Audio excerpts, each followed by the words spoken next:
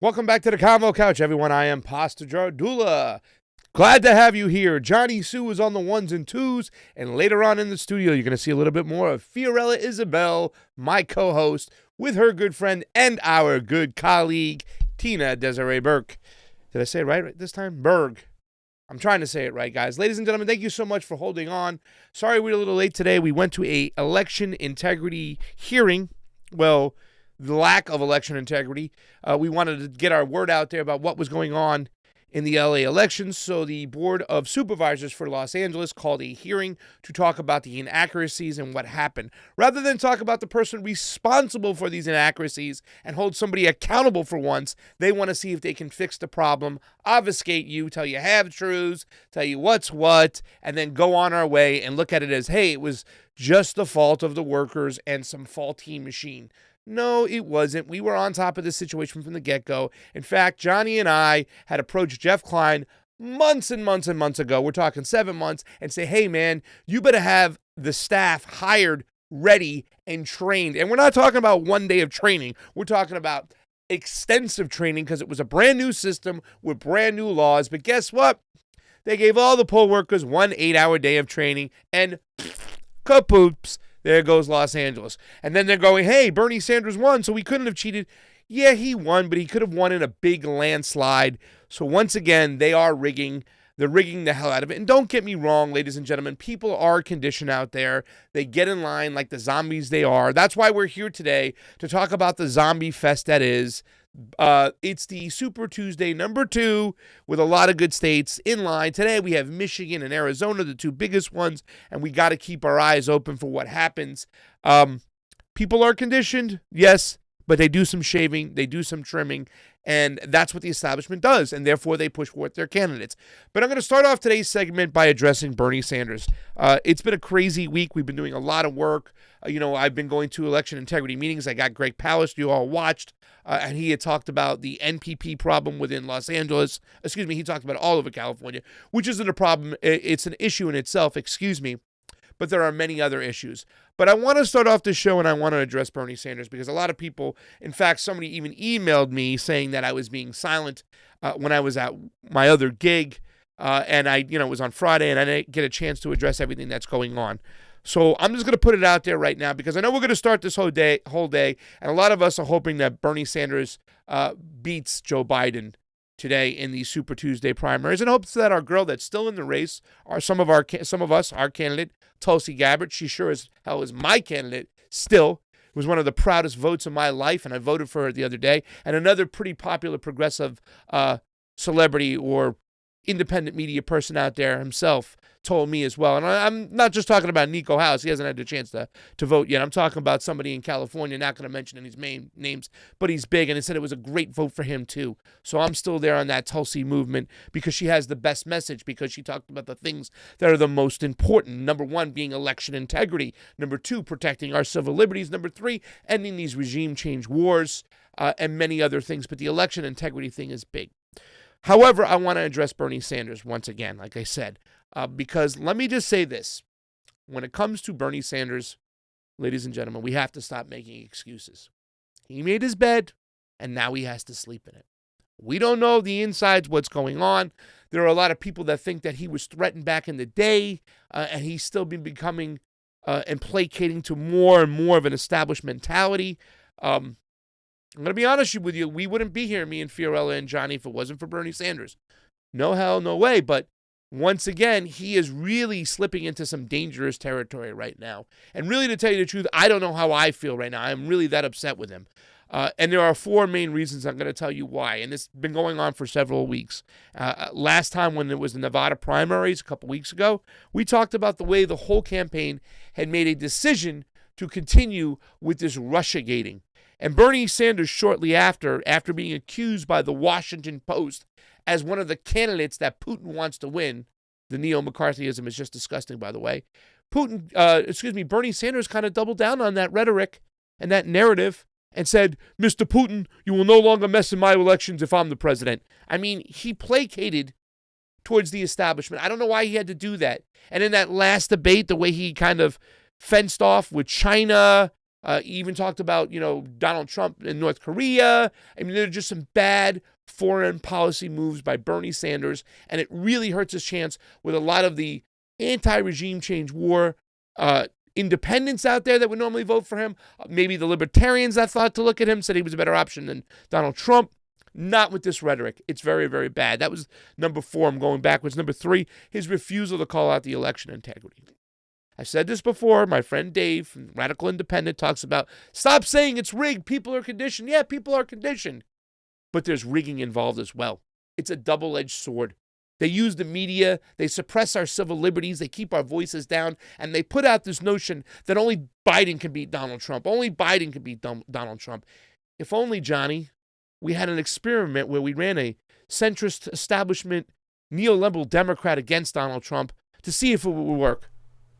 It didn't work last time. It's not going to work this time. But that's part of the double-edged sword. And people buy into it. So they go and they mark the ballot for Biden. But also the rigging that's involved too. Bernie Sanders needs to come up with an election integrity bill. We know Tulsi Gabbard has that best bill out there when it comes to election integrity. I even kind of asked her about it last time. She's great when it comes to election integrity. She wants to have open primaries, not only because it's more transparent that way, but the fact is that now the Democrat has to talk to everybody instead of being so tribal and demonizing.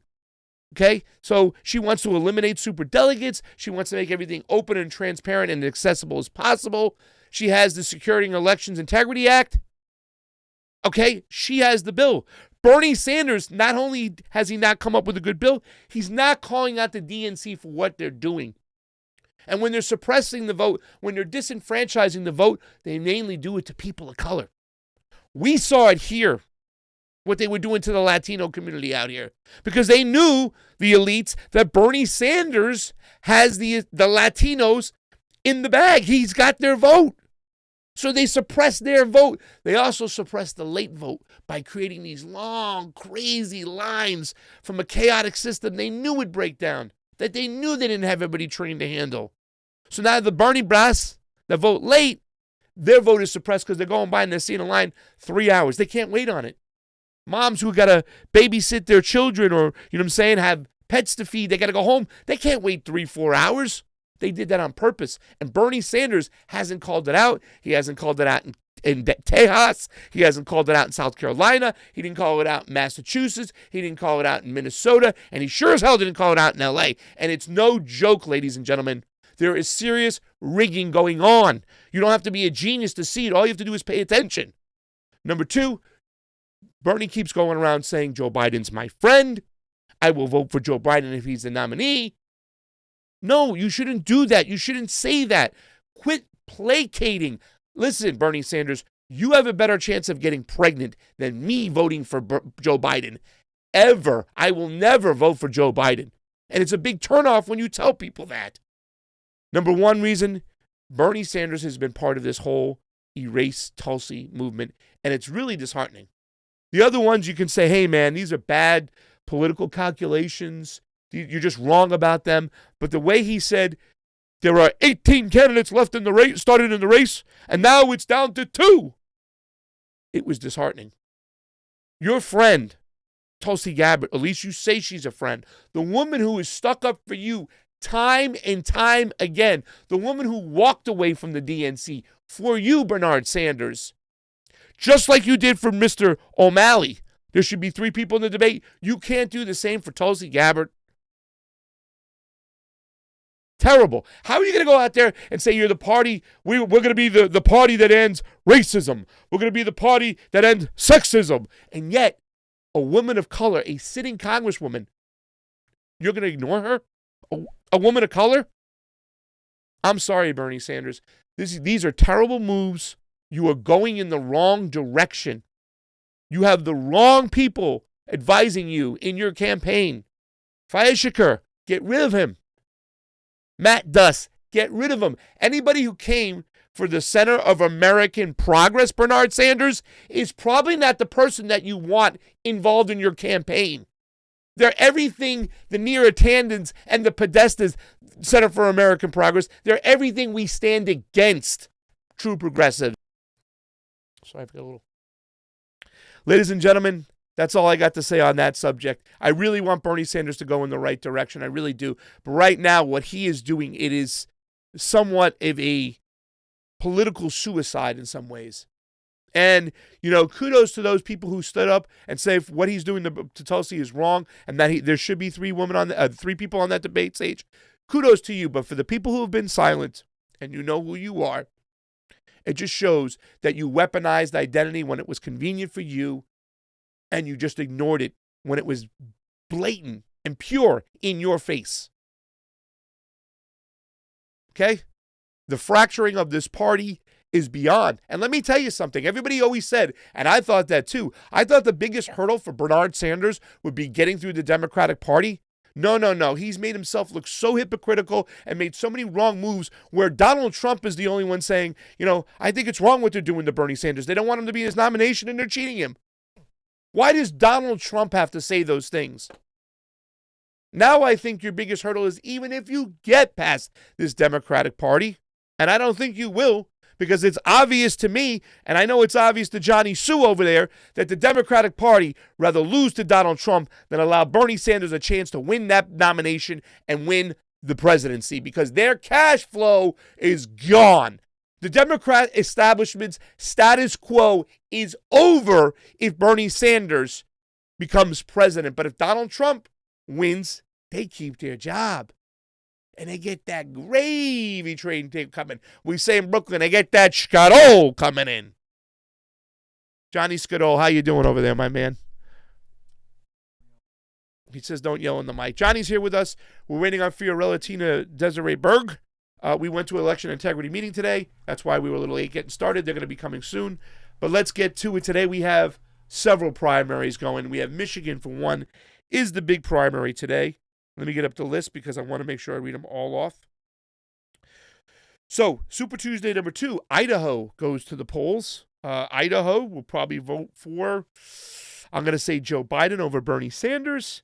Michigan, that's the big one up for grabs today, ladies and gentlemen. A lot of delegates coming out of Michigan. I'm going to say that Bernie Sanders edges it out. I remember when Bernie Sanders won Michigan back in 2016.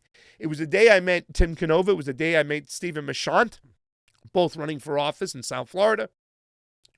Tim CONVO was running against Debbie Wasserman Schultz. And it was also the Cubans for Bernie rally. And it was all sons of immigrant Cubans that were now pro-Sanders. And it was so crazy to see that because growing up, a lot of the Cubans were very Republican in Miami. They were anti-Castro. They hated anything with an ism. Well, they like capitalism, I guess wrong. They hated communism. They hated socialism. So they were very Republican in a way. And they couldn't stand Bernie Sanders just because he was known as a Democratic Socialist. But their children, they were down there. So I was down in Miami for the great rally. Then we went over and we opened up the Bernie Sanders campaign in North Miami, I believe it was. There was only 2 in the state, 1 south, 1 north. And when we were going right there to open it up, they were just announcing that Bernie Sanders in an open primary had beaten Hillary Clinton. It was amazing. I'll never forget that night. I met a lot of great people. I sat on a table and I got people registered to vote as a Democrat and got them to sign up for Tim CONVO's newsletter or email list. It was quite a night. I'll never forget it. And it was just something special because we were hugging for joy and high-fiving that Bernie Sanders had pulled up a big upset. But I'm going to say he's going to pull up the upset tonight. Mississippi, it's going to Joe. Missouri, it's going to Joe. North Dakota, going to Joe. Washington, the other big primary of the night. I just said Arizona. Arizona's next week. Let me take that back. I'm sorry.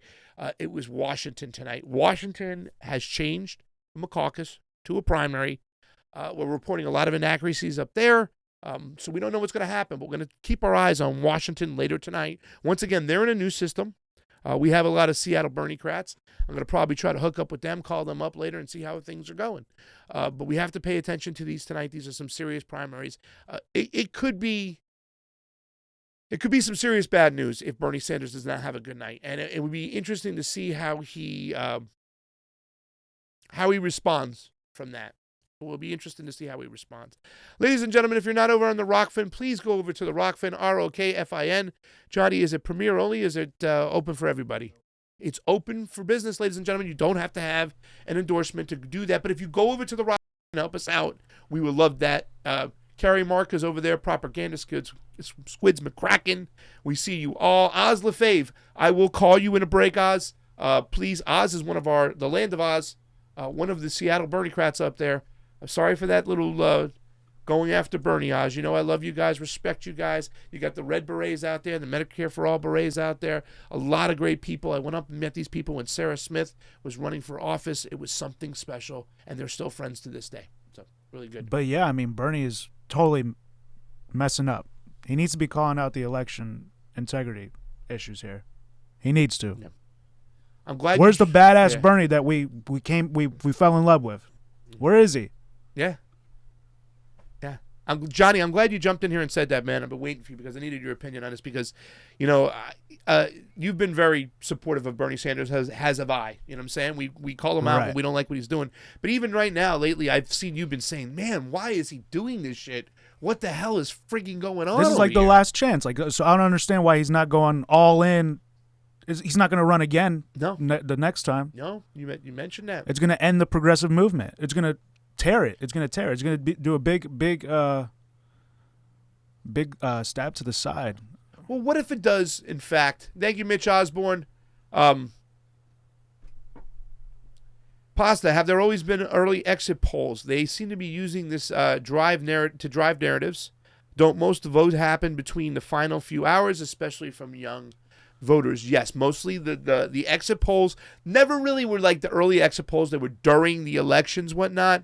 But they had stopped in 2016 because the exit polls were looking so fugazi against Hillary Clinton. You know, she was like, wait a second, Bernie Sanders is getting cheated here, that they just stopped them. So now they're manipulating them and using the narrative to put it forward. So on the screen, these are your predictions, right, Pasta? I just wrote them down. Okay, so I said Biden's going to get Idaho. Oh, no, I have them opposite. I got him. I think Bernie's going to win Michigan and Washington. Those are the two I think Bernie's winning. Yeah. I don't know why I did that. Okay. It's okay. I think Bernie's going to win Michigan and Washington. Yeah. Those are my predictions for tonight. What do you guys think? Hit us up. We all have YouTubes. Tweeters. Mine's at Yo Pasta. Johnny, what's yours? At Sue? No, it's it's long. It's just put in Tsunami and Johnny will come up. You'll see him there. It looks like Bruno Mars with glasses. Jesus. Guys, if you haven't gone over to our ROKFIN, please do so. Mitch Osborne, thank you for the super chat contribution. It's always appreciated on the couch. We're going to have a long night, ladies and gentlemen. We're going to have some cool downs, some calm downs, some craziness. Watch these results come in. I want to send a big shout out to the Washington Post, believe it or not, because on their election 2020 page at the top, they have Tulsi Gabbard still in the race at +2. Everybody else has kind of lighted out and said dropped out. So I think that's kind of great that they're at least doing that. But that's about all I can say for when it comes to them. Okay? So let's get to let's take a look at what we got right now. So remember when I kept saying, Johnny, that when Bernie Sanders has to stop saying Joe Biden is my friend, I'm going to vote for Joe Biden. He's got to stop this, right? So the first right there, I said Joe Biden is awful. Is that a friend? Take a look at what Joe Biden says over here in this little video.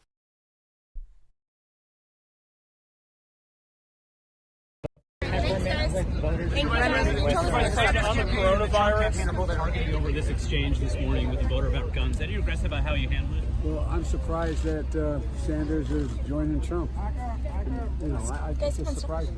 Any predictions for tonight, sir? We're at an American, though. What do you say? Huh? What do you say, Johnny? Is that a friend, Johnny? Is that a friend? Joe Biden is my friend that he compares me to Donald Trump.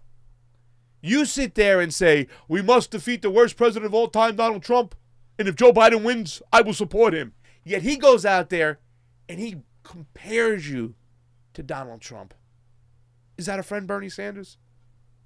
You know, Jeremy Corbyn lost his election because he refused to address certain things which made him look weak. You're looking weak, Senator Sanders.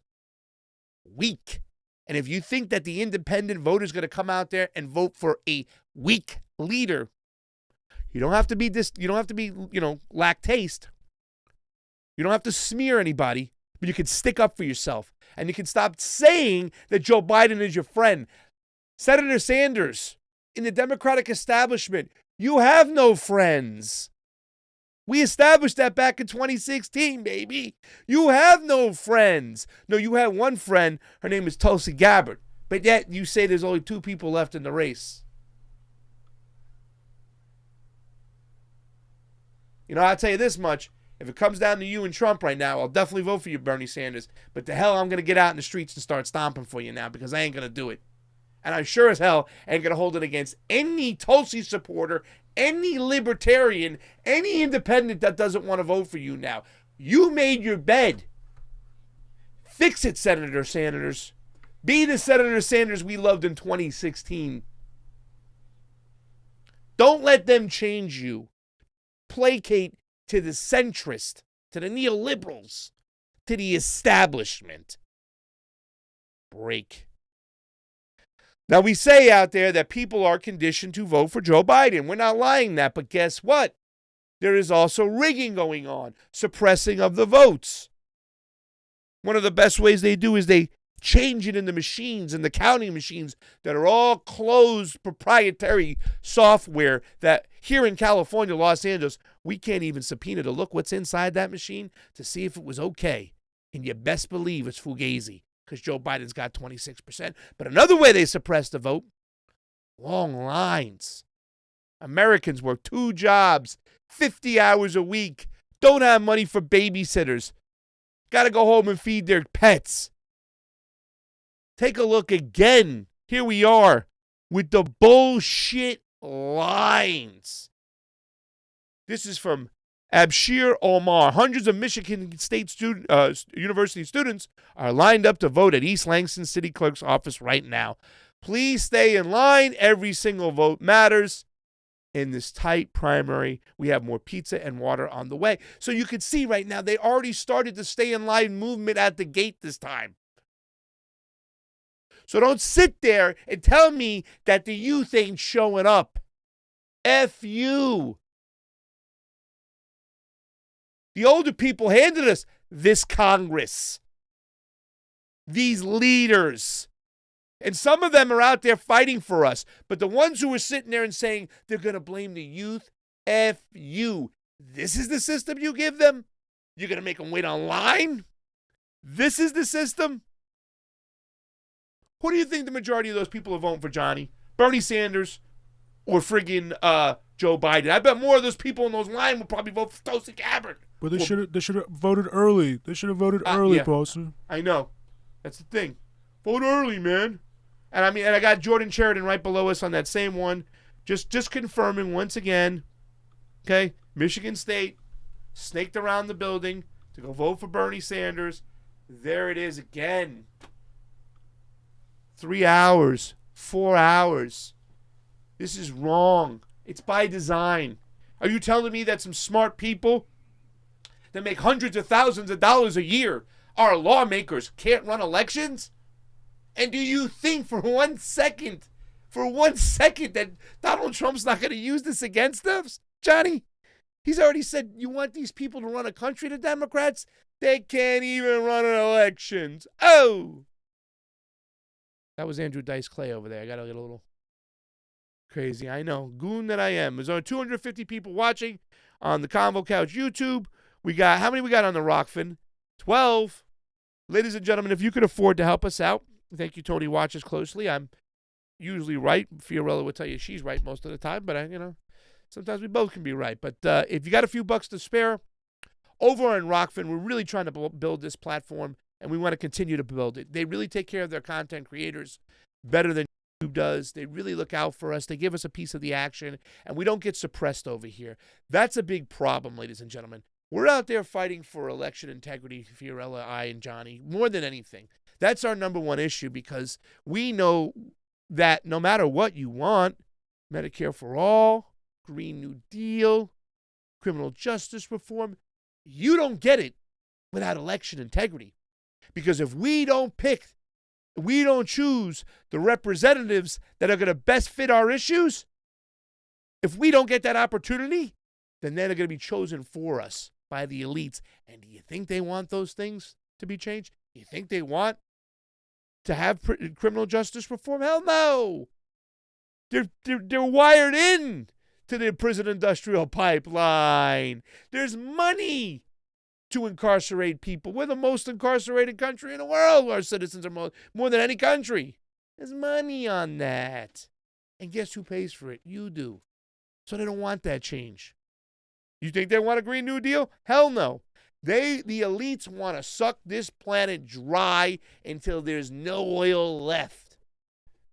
So they're not going to give you a representative that's going to give you a Green New Deal. Why would they? They're going to choose somebody else. Medicare for all. You think Big Pharma and the medical industrial complex wants you to have Medicare for all? You think them and the military industrial complex want you to have that? Medicare for all? Hell no. They want to spend their money over there. So they rig our elections. They suppress our civil liberties. They put their message out there. And you pay the price.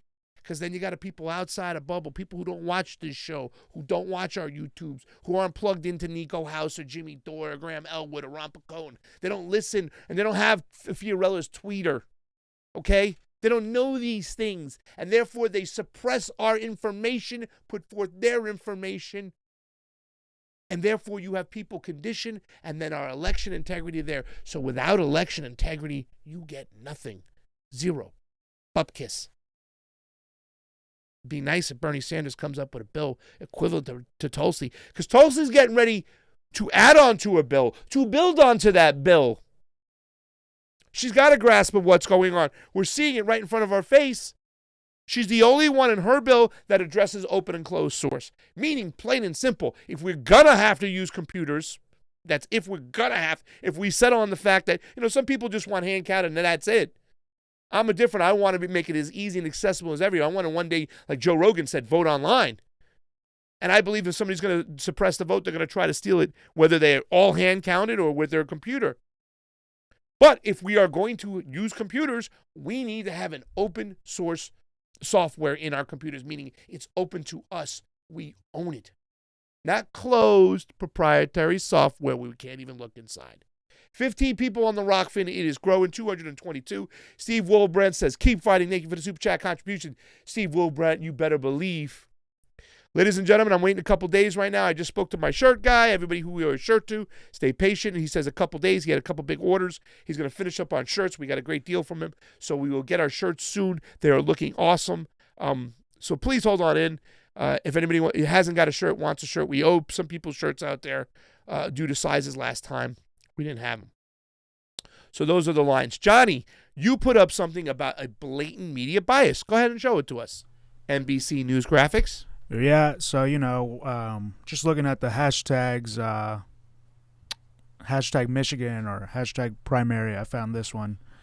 And, NBC News graphics. Election confessions from Mississippi and Michigan ahead of tonight's primary elections. I feel most comfortable with Vice President Biden as the Democratic nominee. I like to see a female running mate. Please. Hashtag Joe Biden. The next one. These are the first ones that they show. Yep. His failure to get in line and support Hillary gave us Trump. I'll never forgive him for that. Hashtag Bernie Sanders. Are you serious? And that's, once again, Johnny, here we go. Who's got the keys to the kingdom? Who's throttling the information, right? And this is what they put out there. They put this out there and out there and out there and out there. And the less informed voter out there, which is majority of them, are working class people because they're freaking busy as hell working.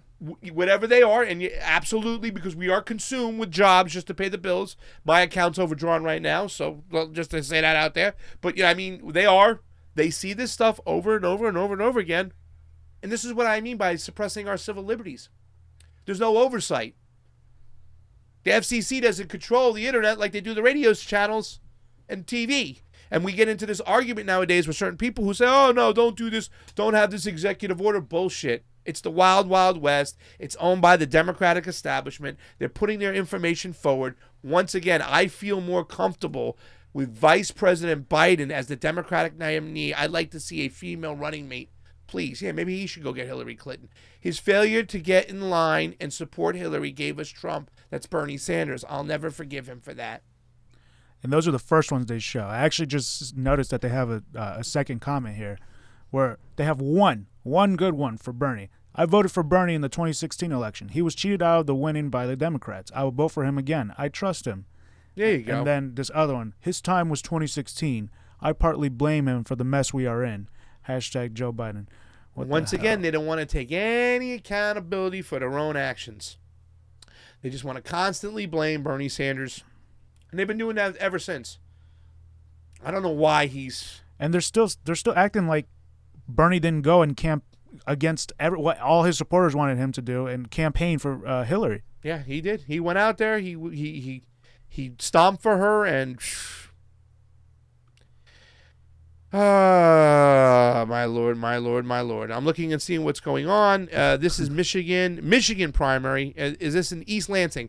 So let me put this up 1 second, Johnny, because we did Michigan State. You can't do Michigan State unless you can't do the Spartans. I'm going to put this, here we go with the lines again. You can't do the Spartans unless you do the Wolverines, Johnny. Blue and yellow, right? That's the blue. It's that small one, right under the two yellows. Yeah. Johnny Wolverine. Here we go, Johnny Wolverine. East Lansing, Michigan. We talked about Michigan State. Now we're going to talk a little bit about Michigan, University of Michigan, Wolverines. Chris Webber went to school there. Remember that, ladies and gentlemen? There it is. Lines and lines and lines. Johnny, why do they have lines of young people voting? Who are the young people going to vote for? Definitely not Biden, I'll tell you that. If you didn't see today, Joe Biden told a guy who was full of shit, a construction worker, got in his face. I think he was a little mad from that soldier who once got him. So, that's it. Ladies and gentlemen, we want you to stay with us today. We are going to be keeping our eyes on the results. We got 280 people watching on our YouTube. We have 15 people watching on a ROKFIN. We're not even on Facebook, right? Nope. Good. Don't want to be there anymore. Gonna share it on Facebook. Tell the people from Facebook to come on over to our YouTube or ROKFIN and watch it. Remember, you don't have to be a endorsed member today. It's non-premium, meaning we're opening up the doors for the ROKFIN for the people who haven't tried it out.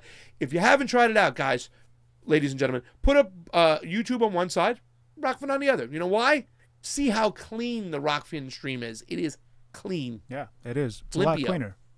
Because YouTube, I don't know, I guess they don't put us on priority, or I don't know. You know, it's not like they don't notify our subscribers or. Don't put us in the recommended queue. We're doing this all the time. Don't put Back us in the recommended days, queue. you watch an independent film, an independent show, and we'll put on another independent show. So in other words, if you were watching Ron Placone and Ron Placone's video ended, chances are, Graham Elwoods would come up, Jimmy Dores would come up, and then ours would come up, in that genre. So now what they've done is they changed the algorithm. The other day I was watching Nico House, and Nico House one video, and I figured, hey, maybe Jimmy will come up after, maybe Graham, maybe Ron, maybe me, us. MSNBC comes up. MSNBC comes up. The worst one, too, right? The worst one. And it was like Joy Reid. Oh, my Lord. So going back to this tweet you showed earlier. Please do. Michigan State University, right? Mm-hmm. Mr. Omar here. We have more pizza and water on the way. I just found this tweet, and he's just bringing boxes of pizzas. Look at this. Heroes. And they're individual, like little small individual pies. It's just ridiculous that we have to do this. Right? It's no, ridiculous. it is. It's ridiculous. And they're going to blame the youth. Guys, we had 25, 24 people who joined up on the ROKFIN. Guys, if you're on the YouTube, go over on the ROKFIN. It's free today. If you get endorse us for $10, $9.99, do so. You can always get involved in the act. You can get some Ray for yourself. It's a co-op kind of sharing type of platform that doesn't suppress our voices. And hopefully, it could be the future. The guy who owns it, or the CEO, his name is Martin Florini. He was the ESPN digital man for many years. He knows his shite, and this site he's built has been awesome. It's taken off like great, and we hear there's going to be some new people joining the platform soon as well. We're waiting for them. Right now, we have Graham Elwood, Ron Placone, Nico House, Tina Desiree Berg. She has District 43. There's some right-wing stuff over there if you want to. If your uncle or your father wants to watch his right-wing stuff, you put it over there as well. A couple people over there as well. We open it up. It's what we call non-establishment media, free-thinking media. It's just a great platform, ladies and gentlemen, and you should check it out. So the pizza is on there. I thought that was great. And we will see what's going on. So, also, Rocky Bellinger, our friend. I'm going to keep an eye on Rocky. Rocky, where you at? Rocky Bellinger, he's out in Michigan. Oh, yeah, where is Rocky? He just sent a tweet. Let's zoom him in. Let me see. I'd love to zoom him in. I'm going to put up a little tweet before my shameless plug. Actually, I'll put it right before the shameless plug, Johnny. And you can share it off there. Your which ones? Right under the blatant media bias. Yeah, these ones? One. Okay, gotcha. Above those two. Okay. Right there. Rocky Bellinger, where you at, Rocky B?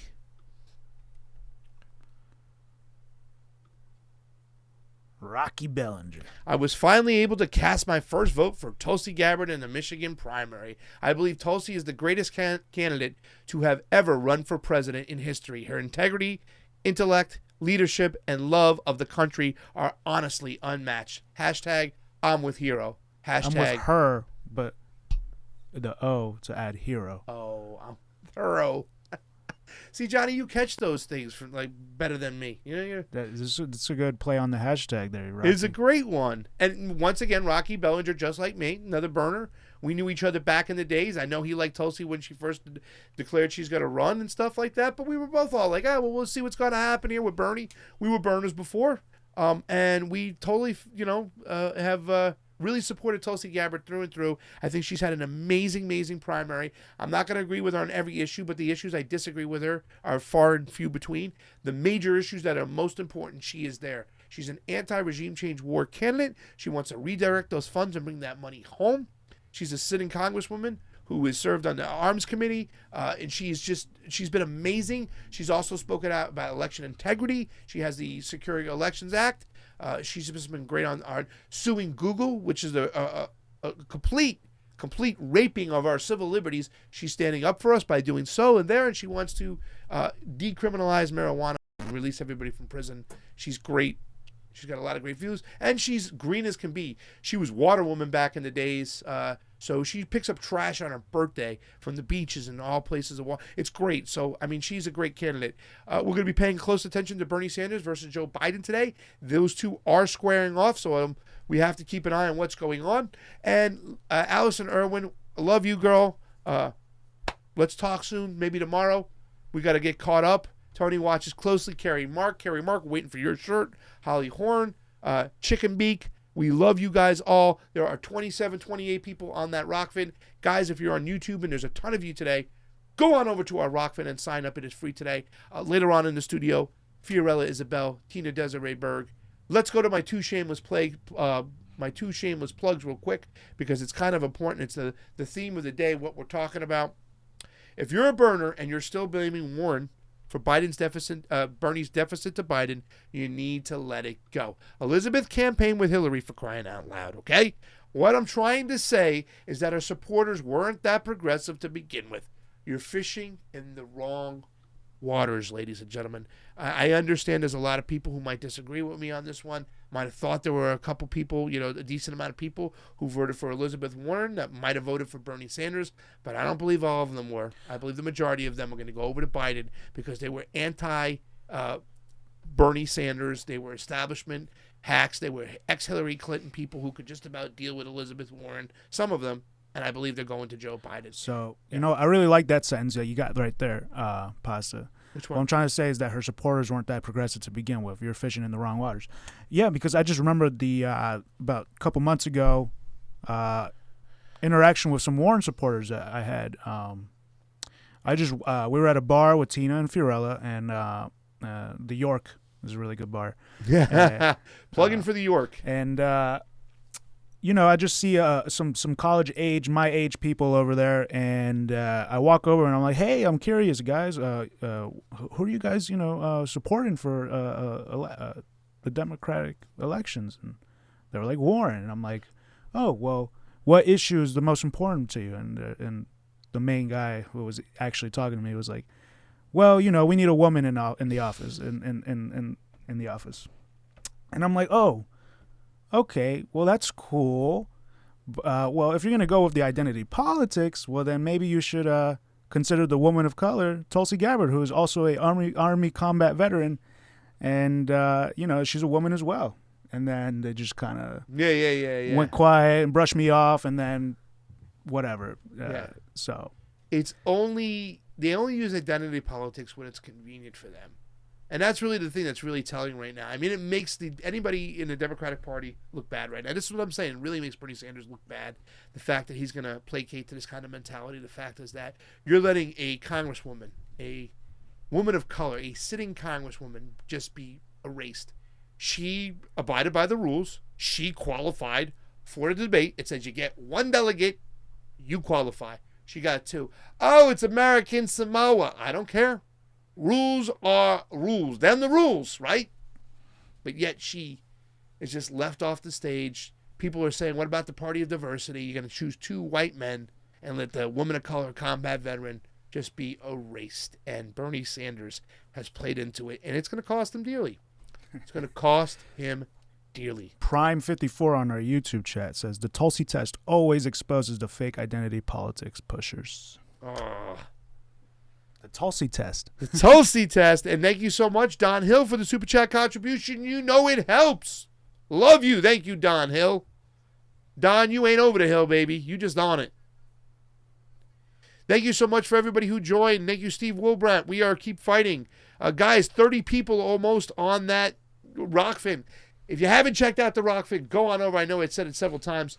Johnny. Well, it's not just us on there. You got Graham, Ron, absolutely. And if you're into MMA, there's a lot of MMA people in there. Yeah. Ben Askren. Chael Sonnen, one of my favorites. I love Chael Sonnen. He always had to talk. My favorite was always Johnny Bones Jones. But Chael Sonnen is awesome, too. He can talk up a game. Chael Sonnen went over to ESPN as an analyst and an announcer. He loves to talk smack, dude. You got to watch some of his fights, Johnny, back in the days. He was a good light heavyweight, which is the most competitive division. Well, it used to be the most competitive. It was the hardest one. Speaking of MMA, wasn't there one of the fight that's going to go into the Hall of Fame, John, that we watched the other day, that we peeked at? We watched the whole thing pretty much after. So what happened was, in the super featherweight MMA fight, no, it was strawweight. Strawweight, sorry, Yeah. not isn't strawweight. There was a fight, and the champion, her name was Zhang Weili, I believe, and she fought out against this a one-time champion, Jerzernik. I can't even say their names. It was an awesome fight. Here it is. Look at it after it. Zhang hang on, and she won on the left, and she had somebody in the ring with her, Johnny. Who'd she have in the ring with her? Tulsi Gabbard. Hey! Tulsi Gabbard, there's actually a picture. She was in the ring with her after. Tulsi Gabbard showed up to support. It was an amazing fight. If you don't like violence, don't watch it.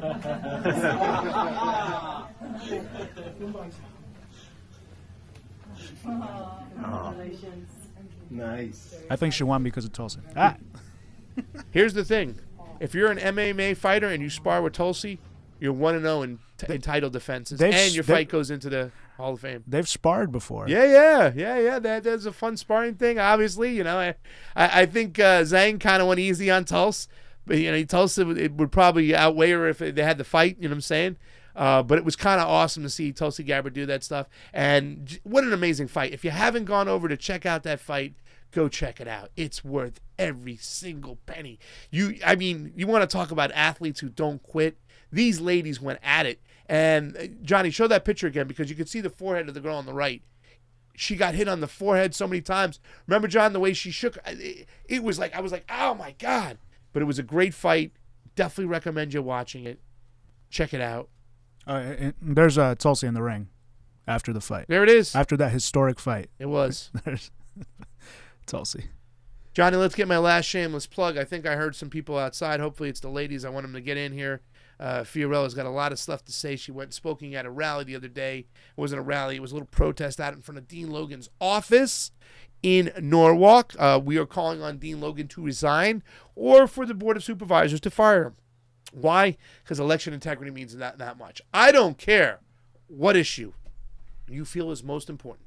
Green New Deal, criminal justice reform, Medicare for all. It doesn't matter, because without election integrity, we don't get to choose the representatives that will fight for the issues most important to you. They will be chosen for us. And ladies and gentlemen, they don't want Medicare for all, the elites. And this is nonpartisan, you know. I don't care if you're on the left or the right, the center, the middle, periphery, center, whatever. You should care about election integrity, because your vote should count. Yep. And you really should be you really should never ever bend on your values, okay? You should stick up for what you believe in. Johnny, I'm going to put up real quick, because the craziest thing, when you start thinking about Joe Biden as the president, right? You start thinking about, listen, the Democratic Party, the majority of the Democratic Party, they want Medicare for all, right? The majority of the Democratic Party, they want a Green New Deal. Look at this tweet, Johnny. Biden opposes Medicare for all, economic change. He opposes vigorously fighting climate change. Biden is in cognitive decline. Biden will lose to Trump. For our future, vote for Bernie Sanders. Biden, and the fact that some of these people are already kind of caving into Biden, and once again, that's what I said, Bernie Sanders' rhetoric helps that, it aids that. It's kind of sad, because the majority of the party wants Medicare for all, the majority of the party wants a Green New Deal. Biden doesn't want it at all. He's got to hide from his own party. You know that his rallies have been like invitation only, because they don't want any more confrontations. And look what happened today. As soon as he got into confrontation, he told somebody to shut up. And if you saw, we'll probably go grab it if I can later on and put it up there, the Flint, Michigan rally. I think there was 62 people in the whole thing. Then you see Bernie's rally right around the corner. Hundreds of thousands of people. And it was breaking news today that both Bernie and Joe canceled their rallies in Cleveland. We heard about that. That's due to the coronavirus, we heard. Which we haven't really been covering it, but we're not so sure what to think about it. We don't have to. We got Jackson Facts covering the coronavirus. Go check out Jackson Facts. Jason Burmis, Jackson Facts. Jason Burmis, he's always over on ROKFIN too. Another guy makes documentaries. Really good stuff out there. Jason Burmis is over there. Guys, we got almost 276 people watching on the Convo Couch at YouTube, and we got about 30 people almost watching on the ROKFIN. If you haven't checked the ROKFIN, go over and do so. And we'll love you. If you can endorse us, we'll love you even more. Johnny, you want to do a calm down, cool down? You want to take a real quick commercial break? We're going to take a quick commercial break. We've been going for about 45 minutes. We got a long way to go, ladies and gentlemen. Pretty soon, the polls will be closing. We'll be getting some information. Certain polls. Remember, we got Washington over here on the West Coast. So it's one of those long nights where you get East Coast primaries, West Coast primaries, and it just makes for a long, long night. A lot of good footage, a lot of good time. Thank you being here with us, ladies and gentlemen. We love our audience. We appreciate our audience. We have a GoFundMe. We got some stuff coming up. We got some primaries coming up in Florida. I know the fams want to go there. We got a primary in Hawaii. I want to get over there. So if you can go up and hit that GoFundMe, please do so. We want to thank you so much for supporting us, ladies and gentlemen. We're 47.07% away from hitting our goal. In other words, we're almost halfway there. 47%, 47.07% today, 47.07 on that GoFundMe. And you guys, it's been amazing. Fiorella went out to Nevada. She went out to Iowa. We all went out to New Hampshire. We're going to go to many more places. We had to cover this primary over here, but there's a lot more stuff to happen, a lot more stuff to go by. A lot of stuff in front of us, ladies and gentlemen. It's an early night. It's going to be a long one. Thank you so much. We're going to take a quick commercial break. For Pasta Johnny, Johnny Sue, Convo break. See you in a few.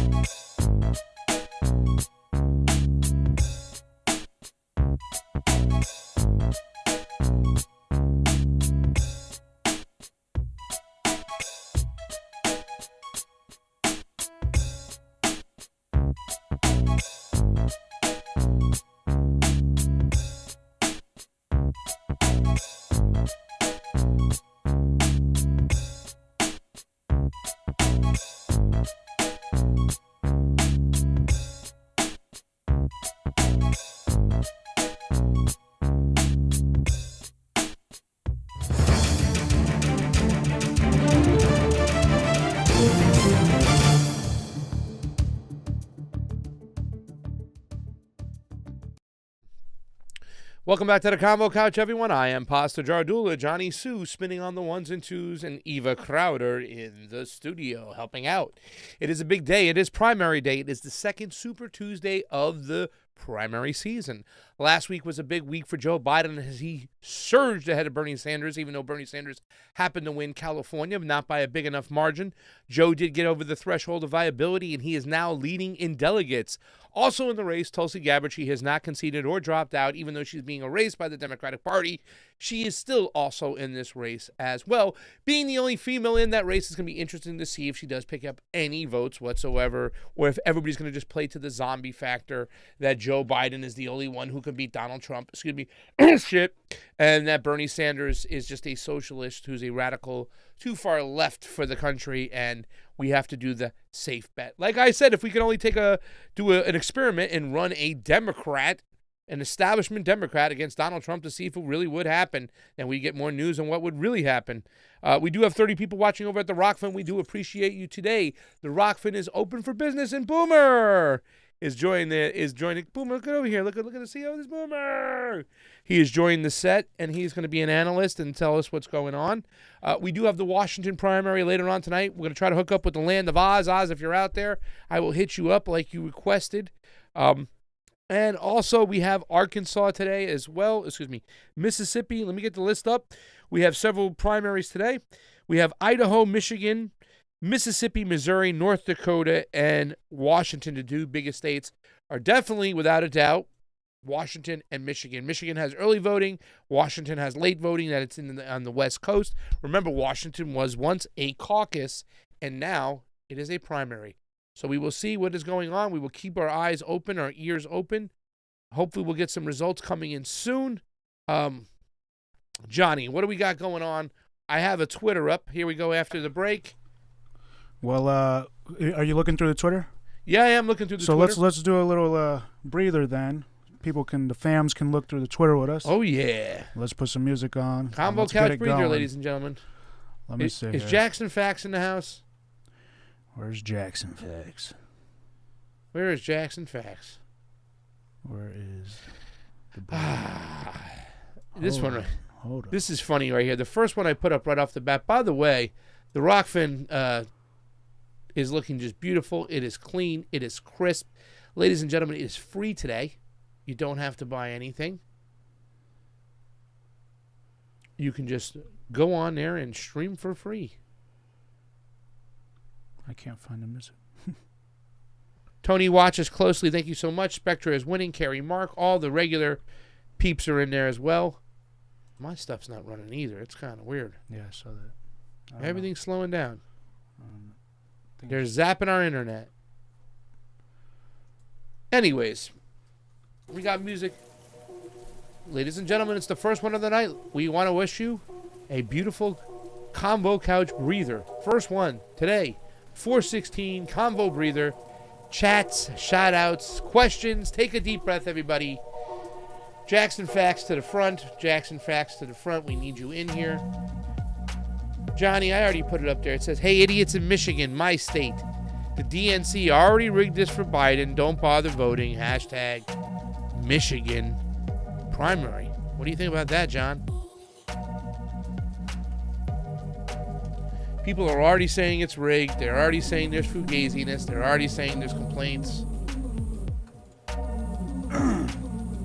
The DNC already rigged this for Biden. Don't bother voting. Wow. Harsh language, man. That's pretty harsh. We are in a convo breather. Dude, everything is jacked up over there on this computer. I'm going to have to restart my computer, ladies and gentlemen. But we want to thank you all for joining here. Today we have some big primaries, ladies and gentlemen. Michigan is going to be the first one to really get it going as far as big. There is Mississippi, there is Idaho, I believe one of the Dakotas. Very low in the delegate count, but, still important. I think Joe Biden is set to pick up those other 3 states. But the really states that really matter today most as far as delegate count, Michigan is number 1. It is an open primary in Michigan. Bernie Sanders won it in 2016, like I told the story. He won it on the night that it was the Cubans for Bernie rally, and I actually met Tim Canova and Stephen Machant that night. It was a great night. We opened up the Bernie Sanders campaign headquarters in South Florida, and it was a big win. It was a historic win. Hillary Clinton was favored to win big in Michigan, and Bernie Sanders pulled up the upset. Today, though, different story, different scenario. It seems like Bernie has not won some of the states he won before. Now, a lot of people said it was because Elizabeth Warren was in the race and actually peeling off victories, potential wins from him. So we have to see what's going to happen tonight in Michigan. Last time he won it, we'll pay attention tonight. Last year he won Minnesota. He won it pretty handily. This year he lost Minnesota. This year he lost Maine. This year he lost all to Biden. Massachusetts, all areas that they thought he would win, he lost. So Texas, he lost. But once again, there's been inaccuracies in Texas. We've been talking about the rigging that's going on across the board. Los Angeles has the rigging. Texas has the rigging. South Carolina, it seemed like a lot of these were all just, they seem fake. They didn't seem real. So we're going to continue to pay attention, and we will bring you up to dates. Results, primaries results. Later on, Fiorella is coming back to the studio. She will be here with Tina Desiree Berg. And we know you love those ladies. They're going to jump on for a little while I have dinner. So we will continue to give you out throughout the whole night. It's going to be a long night. Washington, the old caucus is now a primary. So we're going to see what that's all about. Oh, sorry, over here. Old Gringo says he's in Missouri and he voted for Bernie. Bernie Sanders gets a vote from old Gringo. Ladies and gentlemen, you should go out there and vote your conscience, okay? Don't be bullied into voting for anybody, okay? Don't be told that Biden's the only one who could beat Donald Trump and believe it. And don't even say, if you want to vote for Tulsi Gabbard, vote your conscience. I did. Nobody should hold your vote hostage. That's the least progressive thing you can do, is to try to force somebody to vote against their beliefs. Vote your conscience. Go ahead and vote your conscience, and vote it well. So yeah, we're just going to re-show this this video here. Hundreds of Michigan State University students are lined up to vote at the East Lansing City Clerk's office right now. Please stay in line. Every single vote matters in this tight primary. We have more pizza and water on the way. And you can see this fast-forwarded, sped-up video of the long lines. Again. Guys, hashtag DemExit is trending. So it's 2020, Pasta. Why are there long lines? Because they're just new systems, you know what I'm saying, inaccuracies, faulty equipment, it's bullshit, yada, yada, yada. They don't want you to vote. They don't want you to cast your vote. They want to suppress your vote. So that is what's going on. They did it in L.A. They did it on purpose. It was by design, ladies and gentlemen. We saw it.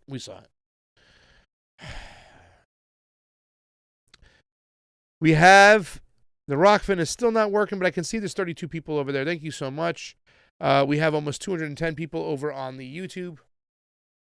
Computer's acting a little cray-cray right now, so thank you so much. Mitch Osborne, I said, I hope to live in a world where we don't need to send pizza to the polls for voters waiting in line. And guess what?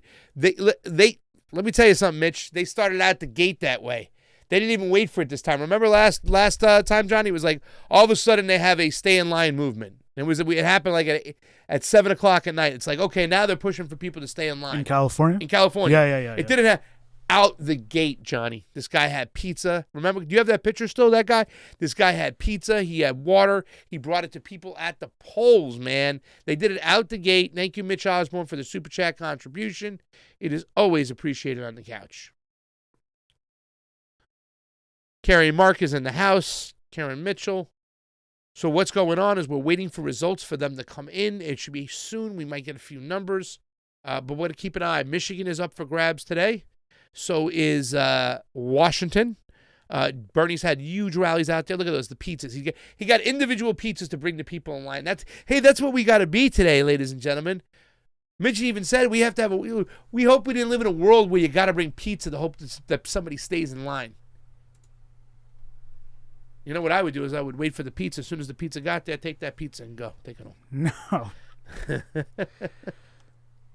So apparently there's a Twitter account. It says at pizza to the polls. Jesus. And that's we send pizzas to polling places with long lines. Send us reports and we'll send in the za. Track the progress on our website, polls.pizza. Let's check it out. I'm going to go into I found something online right now that, oh, by the way, click to that Rob Reiner one. I want to just show you now, ladies and gentlemen, this is the thing that was really disgusting right here too as well, is the way all the elites and the Hollywood elitists got in line. You've had Rob Reiner for a year sitting out, for 4 years talking how awful Trump was first of all said that Hillary Clinton was going to win in a landslide. He wanted to bet thousands of dollars on it. Would have lost that bet. But a vote for Joe Biden is a vote for science, compassion, and decency, the rule of law, and democracy. A vote for Joe Biden is a vote for sanity. What? Rob Reiner, ladies and gentlemen. Oh, God. It just shows you who these people are. Sending sheep to slaughter. Joe Biden. First one who wanted to build the fence, build it so high, build it big, way before Donald Trump even was on the scene. That was Joe Biden. Crime bill, Joe Biden. How many poor people of color did Joe Biden have locked up while Hillary Clinton, the super predator friend of his, putting people on there? There's the dolphin, right? How many people? This is Joe Biden. Rob Reiner's out there stomping for. Iraq War was the salesman up there. Was like Herb from WKRP in Cincinnati showing up your door. Here, I'm here to sell you the Iraq War, ladies and gentlemen. The other day, he just said he knew there was no weapons of mass destruction. How about Joe Biden, Ukraine aficionado, regime change? Gave the thumbs up to Victoria Nuland. Hey, it's okay. Go for regime change. Now Ukraine's one of the most poorest countries in the world. People were burnt on the freaking Maidan. Joe Biden over there, get his son. You fire that prosecutor. You ain't getting the aid. He's the one who withheld aid. He verbally said it. You're not getting it. Joe Biden. You want to find that? Do we want to show that? Which one? That video? I can find it. Oh, yeah. Oh, that's a classic. The hits for that one. I like showing it as much as we can because it's just... I can't get enough of that video. The guy is actually incriminating himself. He says you're not getting it. And that's what they accuse. They try to impeach Donald Trump over what Joe Biden did. Victor just Shokin. Really quiet. Hold on. Ladies and gentlemen, up for grabs tonight. Michigan, Washington, the two biggest pieces of meat on the plate. The most delegates will come out of those two states, but also important, Idaho, Mississippi, Missouri, and North Dakota. Joe Biden can win those other four. He can win North Dakota, Missouri, and Idaho, and Mississippi. Those four states. And still come out with less delegates tonight if Bernie can win Michigan and Washington and win it big.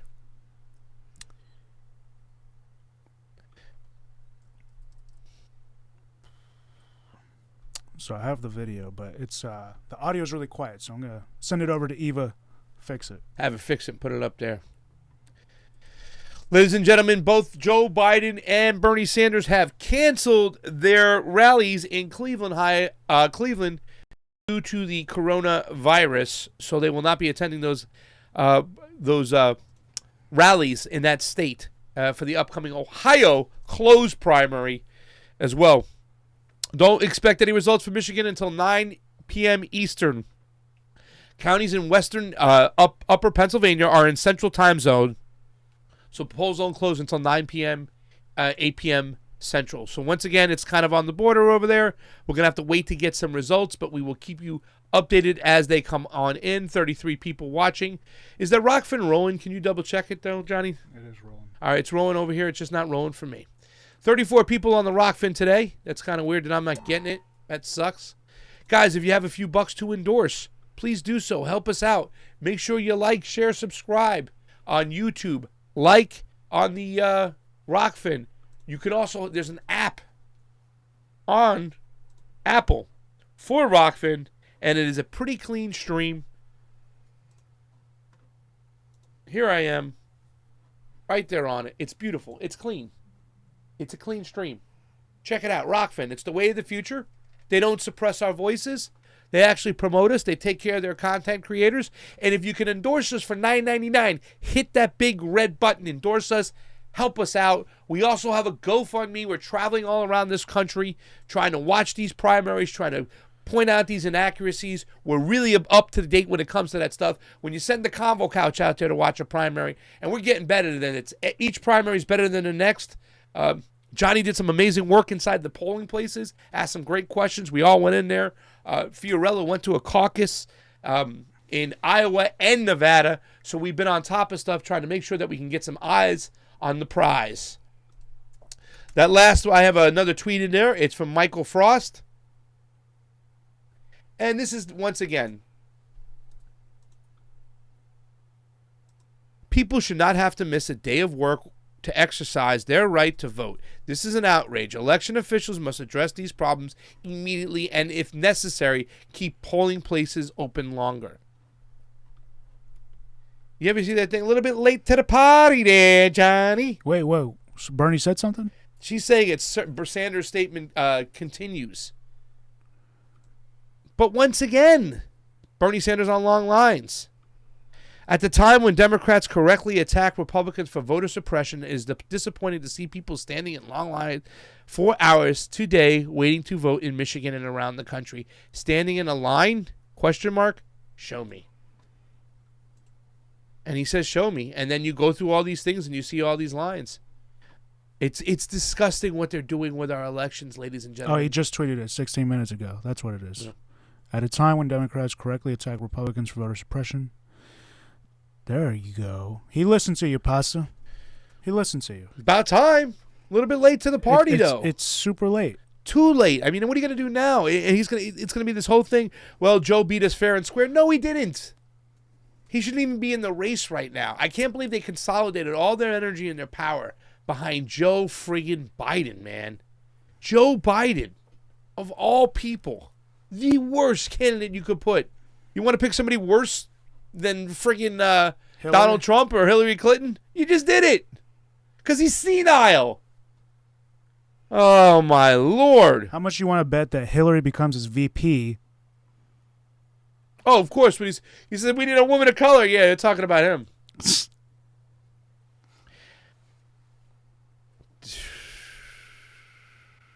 Okay. So Jill Stein says, I'm going to put this up there. Oh, God, Johnny, look what she says. Oh, Johnny, this is what I mean, Johnny. You're going to tell me this isn't by purpose? How are we taking this? How are we not storming the gates? How are we not going crazy? It's like 2016 on steroids. No one's got the money or time for it. They should make time for it, but here we go. So I was trying to hold on today. Look, what's it say, Johnny? You read it. Massive voter suppression underway in North Dakota primary right now. As we saw in California, Texas, and elsewhere, these huge lines and waits created by poll closures always target youth and minority votes. This election is being fixed before our very eyes. Get ready to Dem exit. What she got there? Look at it. Wow. Look at it. Look at it. That's in friggin' North Dakota. The fix is in, ladies and gentlemen.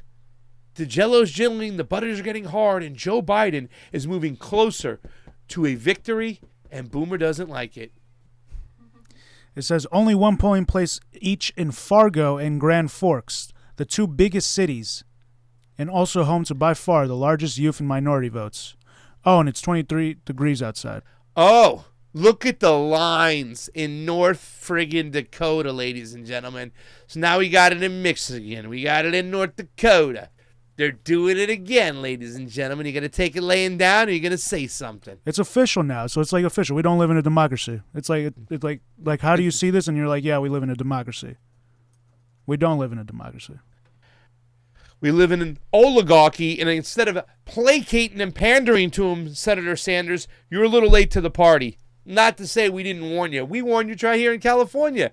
9 months ago, we were begging you to say, don't let this election system go into place. You can't let them certify this.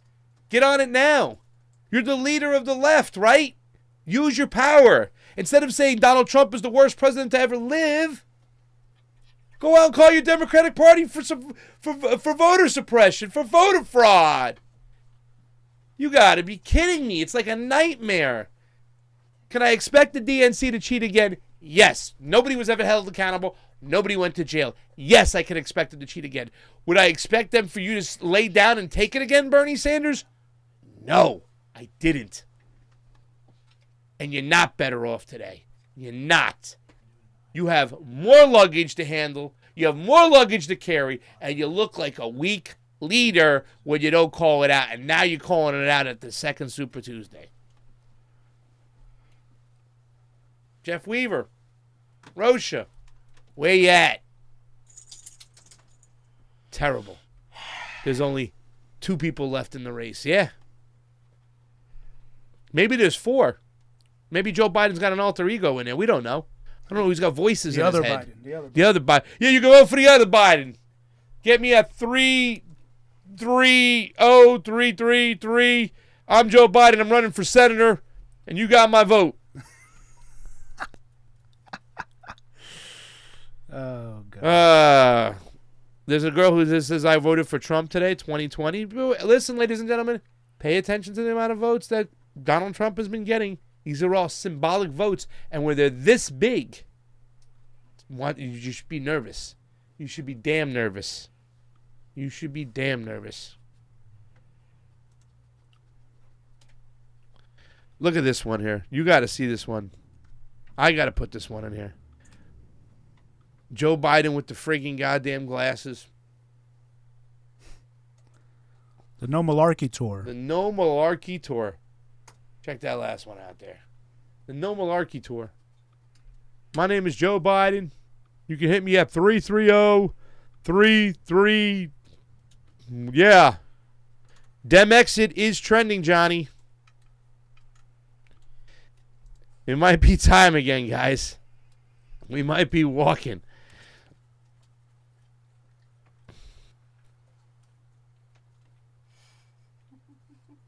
Joe Mentum. Read it first, Johnny. The Michigan primary exit polls do not seem to point to Bernie pulling off a win tonight. Heck, they don't even point to a very close race like we saw in 2016. Washington exit polls also looking very good for Biden. Get ready for a Biden sweep tonight. Let's go, Joe. F that. Hey, Johnny. So I got Joe Mentum. From Ronnie, hashtag Team Anyone But Trump. Yeah. That's going to get some change done into this country. We got to get some Joe Mentum. Close the schools has been trending today all day because of the coronavirus.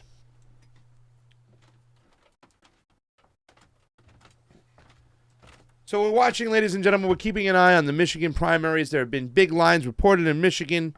2-3 hours in Michigan State, 2-3 hours in East Lansing. That's University of Michigan, the Wolverines. So if you're a Spartan, you're a Wolverine, you are waiting in line because it's a young person's vote. You better believe they're going to suppress your vote. Because why? Early voting, more moderate to conservative. Joe Biden. Late voting, more liberal to progressive. Bernie Sanders, Tulsi Gabbard. So guess whose vote they're going to suppress? And my name is Joe Biden. I got Joe Mentum. You can find me at 33033. Did I tell you I was Obama's vice president? Unbelievable. Unbelievable. We got a guy who is senile, and y'all are ready to crown him.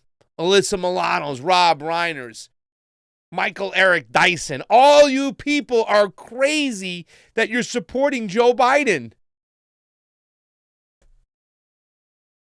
Let's face it. They want Donald Trump to win. The establishment wants Donald Trump to win. Why? Bernie Sanders, Tulsi Gabbard, any progressive ever becomes president, guess what happens? Gravy train gone. They lose their money. You know how much money's tied into the media, which they all own?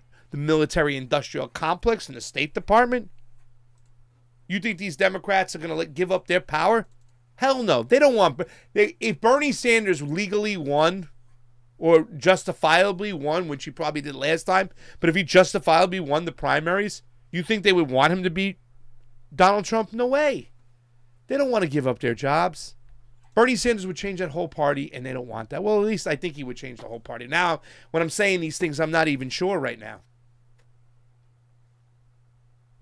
You're wagging your finger at Mr. Putin. Why don't you wag your finger at Debbie Wasserman Schultz? Why don't you wag your finger at Chuck Schumer? Why don't you wag your finger and point and tell Nancy Pelosi that she's not going to mess with these elections? At Tom Perez, why don't you point your finger at him, Bernie Sanders?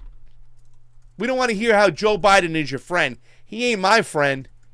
Anybody who was one of the top salesmen of the left for the Democratic War is not my friend. The guy who authored and wrote the crime bill, he ain't my friend, Bernie Sanders. He shouldn't be your friend. Man, oh man. How did we get here? How did we get here, ladies and gentlemen? Let me just show you some of the stuff they put up here. Look at this one, John. Put this up here. Look at this picture they put up over here. Joe Biden is my friend. Right? Joe Biden is my friend. All right, I gotta... Bernie Sanders, nobody in the Democratic establishment is your friend. None of them. Look at this thing they put up. Look what the media, when we talk about your civil liberties, right, Boomer? Here's Boomer.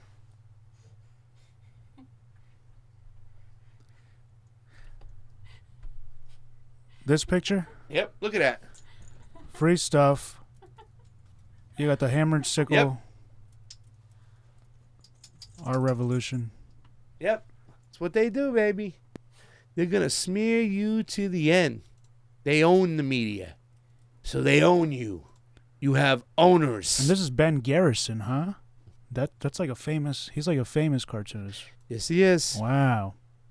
But the sickle, right? That's kind of a big deal, honestly. Holy shit. It says communism killed over 100 million, right? Dead lives matter. Killed by Castro. Died in Gulag. Died Right? of hunger. Killed by Castro. Killed by Mao. Killed by Stalin. That's the Wow. games they're playing, Wow, ladies and wow, gentlemen. wow. These are the games they're playing. They ain't playing games. All that talk about, Donald Trump is playing chess while they're playing checkers. Well, whatever. I don't care. You know what? Bernie Sanders, stop playing tiddlywinks with the Democratic Party. Stop playing hopscotch. Gloves off. It's time. Know who your friends are. Know who your allies are. Get it together, baby. About to lose this whole thing right here today. Man, it's depressing. Time for another combo breather.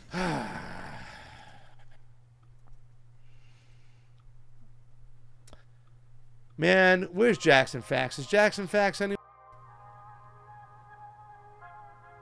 Angie Garcia says, bend over, America. The 1% once again are sticking it up our aces. Aces. Right up our aces. No Medicare for me.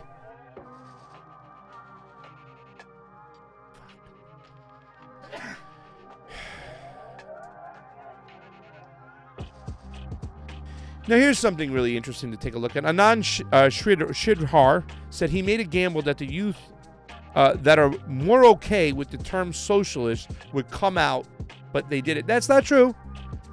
They got 3-4 hour lines. They weren't informed today and everything like that. There's a lot of stuff going on. There are a lot of youths that came. Downward dog time, vegan style. Jackson Fax is in the house.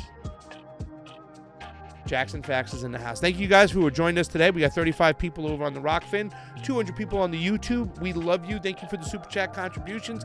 Thank you, everybody, for the lovely GoFundMes. You guys have been helping us out, getting us around. Thank you for the endorsements on ROKFIN.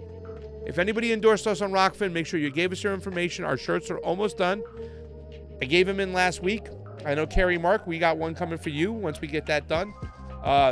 If anybody endorsed us today, I'll send you a shirt.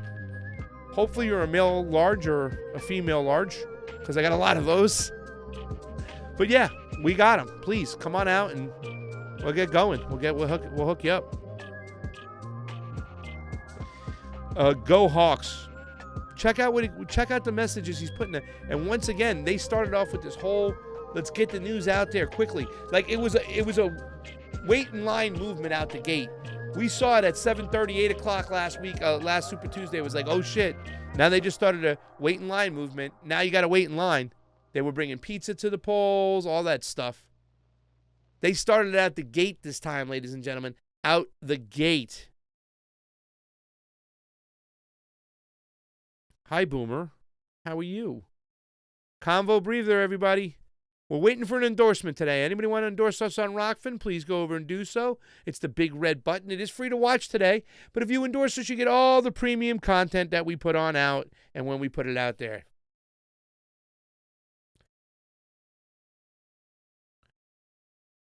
Are you taking? Oh, whoa. Oh, yeah, I saw you going over there. You looking at that? Somebody, Aaron Holloway?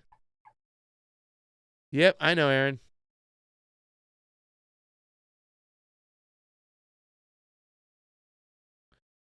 Boomer, got to take it easy. We got a long night to go. Johnny, you got music playing? Because I want to hear some Johnny Beats. Who wants to hear Johnny Beats? And I put something out there, too, as well.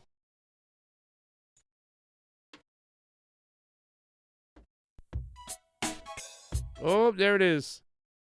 Oh, that's our commercial one. He doesn't want to play it twice, though. He wants to play it twice.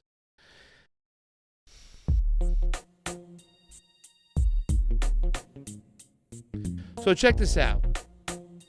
Check out that last tweet I put up there. There's a couple last tweets, and I got one I'm going to put in right below it, too, as well.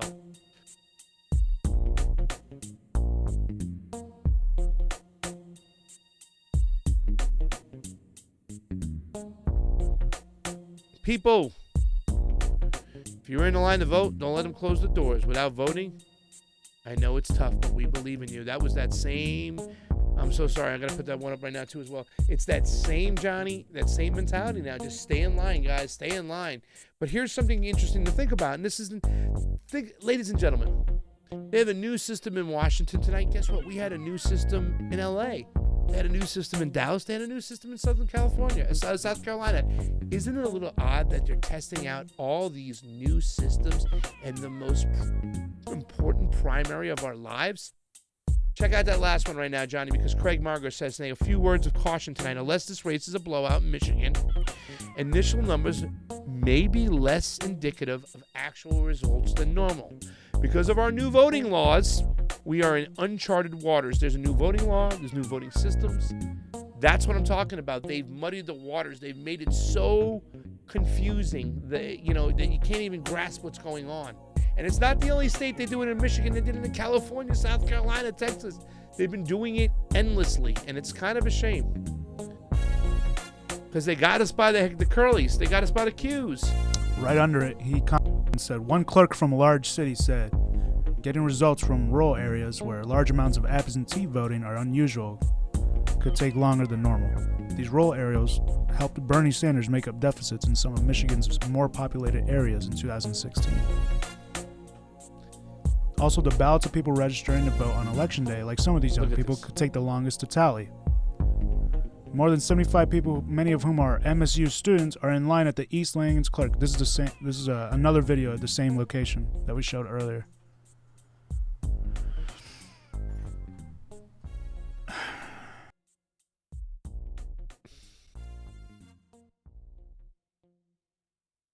Democracy, right, Johnny? Democracy, ladies and gentlemen. It's a shame. If you're a burner and you're still blaming Warren for Bernie's deficit to Biden, you need to let it go. Elizabeth campaigned for Hillary, for crying out loud. What I'm trying to say is that a supporter just weren't progressive to begin with. You were fishing in the wrong waters. I put that up, and then I got a comment from Aaron Holloway, of course. The same can be said for Gabbard and her supporters. I don't know. I thought we were a lot closer. MSNBC saying Biden favored in Mississippi primary. There it is. They're showing the worst, these exit polls.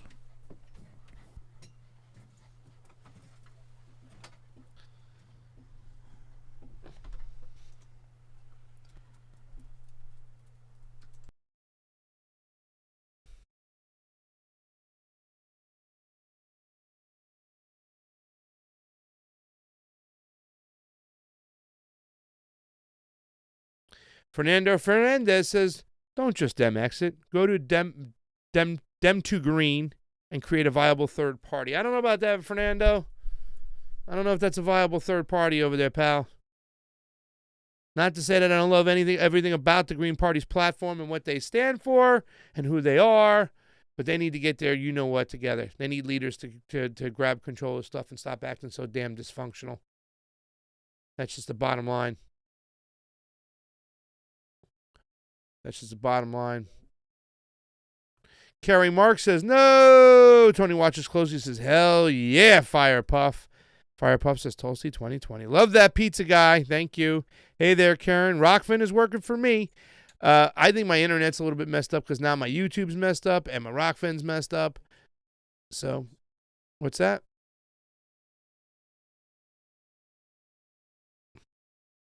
As soon as what's her name touched it, it broke it. Love that pizza guy. Hey there, Karen. ROKFIN is working for me.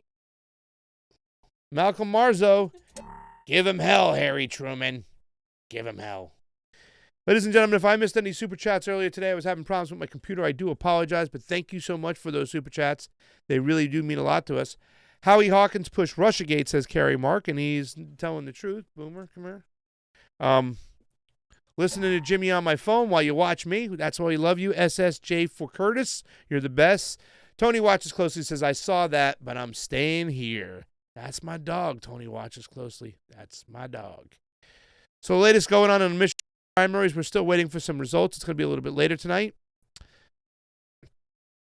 49% of voters in Michigan primary want a complete overhaul of the current economic system. That's dramatic and definitely favors, or would appear to favor, Bernie Sanders. But you know what doesn't favor Bernie Sanders? The fact that the fix is in and the establishment has their thumb on the scale for Joe Biden big time, so don't worry about it. But you want to vote any blue will do. Joe Biden is my friend, and I will vote for him. Don't say that shit. Oh, we really need Bernie Sanders to pick it up for Joe Biden against Joe Biden today, because if he loses that, ladies and gentlemen, it could be the beginning of the end. And if you have a chance, go over to our ROKFIN, ROKFIN. We got 180 people watching, and we have some super chats, I believe. Did I get them all? Give him hell, Harry Truman. Give him hell. There are 32 people watching on the ROKFIN. We are waiting for some results. Right now, we have some early primary results coming in from Mississippi. It appears that Joe Biden has a lead there, and he might win that particular primary. We will find out more in the long run. We've had long lines in Michigan, long lines that were reported by Jill Stein in North Dakota, just like we had big lines the other day. Mariah Carey said some stuff. Should we put her on? Let me give it to her. I don't know what she says because I got my thing on mute, but I'm going to put it into the folder. It's in the folder. Mariah Carey, I got to see this. Here we go. I don't know. This might be bad. This might be good. I hope I didn't just zoink myself, Johnny. Zoinks. Give me the zoinks.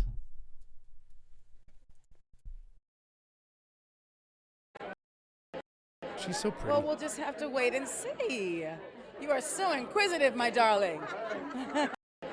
Well, we'll just have to wait.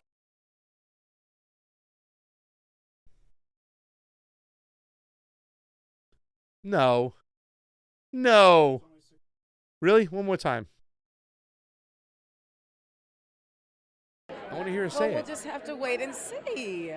You are so inquisitive, my darling. Ooh. Well, we'll That's it? And they put all those primaries? They have, Johnny, we have baby footage from when you were a kid. I'm going to paste it up right here. When you were a child, when they told you something about Joe Biden.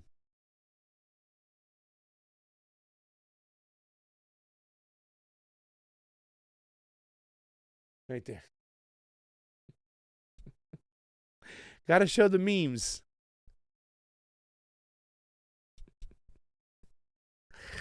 Wait. So let's take a look at this because supposedly. Yeah, you didn't see this today. We have to. Everybody's been playing this. Check this out, John. You got to play this here. Watch how he acts like such an asshole. These union workers that have been working countless hours under the Trump administration, I'd like you to explain how you plan to not only keep us working, but how you intend on getting the union vote when there's a large portion of the union workers that are gun enthusiasts, and you are actively trying to diminish our Second Amendment right and take away our guns. You're full of shit. All right, thank you. No, shush. Shush. I support the Second Amendment. The Second Amendment, just like right now, if you yell fire, that's not free speech. And from the very beginning, I have a shotgun, I have a 20 gauge, a 12 gauge, my sons hunt. Guess what? You're not allowed to own any weapon. I'm not taking your gun away at all. You need 100 rounds. So when you were in Beto, when you said you're going to take our guns, that I means did what? not say that. That's not true. I did That's not a say viral that. video. Well, it's a viral video like the other ones they're putting out there. They're It simply was a lie. your voice. You said that you're taking the gun. Well, he just clarified it. Wait. It's the same Take your thing. your AR-14s. Okay, this is not okay. Hold on. All right. Hey, let's You get went Don't up tell and me you to did the leave, same Al. thing I to want to you. go outside. There's a lot of with you. guys. You're wanted. working for me, man. I'm not worried. Hold Thank on. you so much. Give me a Thank break, you so man. much. Don't be such a You're horse pushing guy. up on me. Hey, there's a lot of Hey, trade. hey, hey. Speak to Joe. Look, here's the Go deal. ahead, go. Here's the deal. Are you able to own a machine gun? Why on a machine I said, are you able to own one? Under the law. Machine guns are illegal. That's right. So AR-15's illegal. How is that a machine gun? No, it's not. Semi-automatic. Yeah, do you need 100 rounds? Do you need 100 rounds? Deaths in America from handguns than there are what you call assault rifles. Why are you advocating for assault rifles when people are dying by handguns? Hey, Johnny, you're full of shit. So Very presidential. I've seen people that are on the left against guns who are like applauding Joe for this. Yeah. It's controversial. I mean, It's not how you talk to somebody. You're full of shit. And he gets all mad and everything and stuff like that rather than talking to the guy. And then Well, yeah, guess yeah, what? no, He's no, the one who said the shit. You own it, man. Because he's been, here's the problem, John. Because he goes out and he panders over here. The guy panders over there. We should call him Kung Fu Pander. That's what we should call Joe Biden. That's all he's been doing his whole freaking career is pandering. When he said I was going to build a fence really high, he was talking to a bunch of people pandering for Scott Olin money. He'll tell people what they want to hear to get them to vote for him or give him money. Joe Biden is more dangerous than Donald Trump with his dementia right now. Can you just see it? Joe Biden hit the red button and launched a nuclear weapon. Thought he was ordering a hot tea. Jesus Christmas. This is who you want to push? Rob Reiner? It's a vote for sanity? No. The man ain't sane at all. Jesus Christmas. What do you all think? Oh, my Lord. VC, Squids McCracken, Roshan, Karen, Bigotry Flynn, Old Gringo, Squad Plus, DS, Karen M, Deep Space, Manuel Saliva, Joseph Sereno. Let us know. What do you think, ladies and gentlemen? Can Joe Biden, does he even have the marbles? Richard Cunningham. Kerry Mark, does the man have the Kung Fu Pander? Fire Puff. Oh, my Lord. Alyssa Milano. My God. Rob Reiner. Michael Eric Dyson. These are the people as of late supporting Joe Biden. Beto O'Rourke, Amy Klobuchar, Cory Booker. Do me a favor, please, Rosario Dawson. Send somebody's walking. Because you don't know what it's like, John, in my neighborhood. That was my Cory Booker. What'd you think? Ladies and gentlemen, thumbs up, thumbs down for my Cory Booker. That fake phoniness from Bergen County, where the 1%ers, the 2%ers live where he's from. He ain't from Newark, New Jersey, my friend. But it's interesting because Rosario Dawson, why the hell is she dating him or married with him or whatever? Oh my God, John! Why do you have to remind me of that? It just gets more and more depressing. Everybody I think about, I don't know who, it was so depressing when I found out that John Cusack was really just a hack. Really, a hack? Because it's interesting. The what was it? 21 hours ago, she posted this on her Instagram. What did it say? Not me, us. I got to. Well, the pictures. Isn't it the picture of her with the clipboard of Bernie Sanders, I think? No. The picture is a tweet from Eric Garcia. It says, absolute thinking is very dangerous regardless of political leaning. You're either all in or the enemy. The enemy is always wrong. Anyone who helps the enemy is the enemy. Jesus. We're never wrong. Don't agree with us, and you are the enemy. So then she goes to write, not me, us. I got to vote for Bernie again, and I did. Whoever it is that you're supporting, I hope that you're doing it consciously, with heart, and with a ballot. Talking about things helps, but actions speak louder than words. To all of you on the sidelines, we need you. Please register and vote. Make this election one on the history books. Turns out it needs to be historic to drive home the message that we stand for something bigger, truly stand for each other. No more bullying, no more mocking, no more trolling. Hold on. She says something about P.S. Upset about our primary/electoral system. Elections and much else aren't fair. Voter suppression efforts like redistricting, gerrymandering, and voter purging, among many other issues, she should have said the long lines, have long since made that clear. That's why voting is only one of many ways we can transform our system for the better.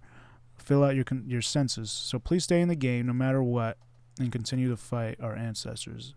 Yeah, I like how she addressed a little bit the election integrity, and then it's interesting because I'm pretty sure Booker's going to endorse Biden. Or He if already did. Yeah. Okay. Well, there you go. It's depressing, ladies and gentlemen. We are at a depressing stage. Oh, yeah, but the last tweet, Johnny. Check out my last tweet. I just put it in there. Don't worry about it, ladies and gentlemen. Right here. Don't worry something. This is voting for children in America. Voting for kids. We got pizza if you need it, though. Stay in line. 2-3 hours. Anybody need pizza? Literally, you got to bribe kids to stay in line for 3 to 4 hours to fight for their future with pizza because they broke this system on purpose, ladies and gentlemen. This isn't like accidents that there are long lines. This isn't even incompetence. And if it's at the best, it's incompetence. People need to go. This is by design. And it's not, there's so many new voters voting. That's not it either. No, and that's what they'll say. There's so many new voters. They'll blame the poll workers. They'll blame technology. They had all this time, the most important election in our lifetime, primary voting, right? This time, so important. New systems in California, new systems in Michigan, new systems in Washington, new system in South Carolina, new system in Texas. What do you think, ladies and gentlemen? The most important elections of our time, and we have new systems.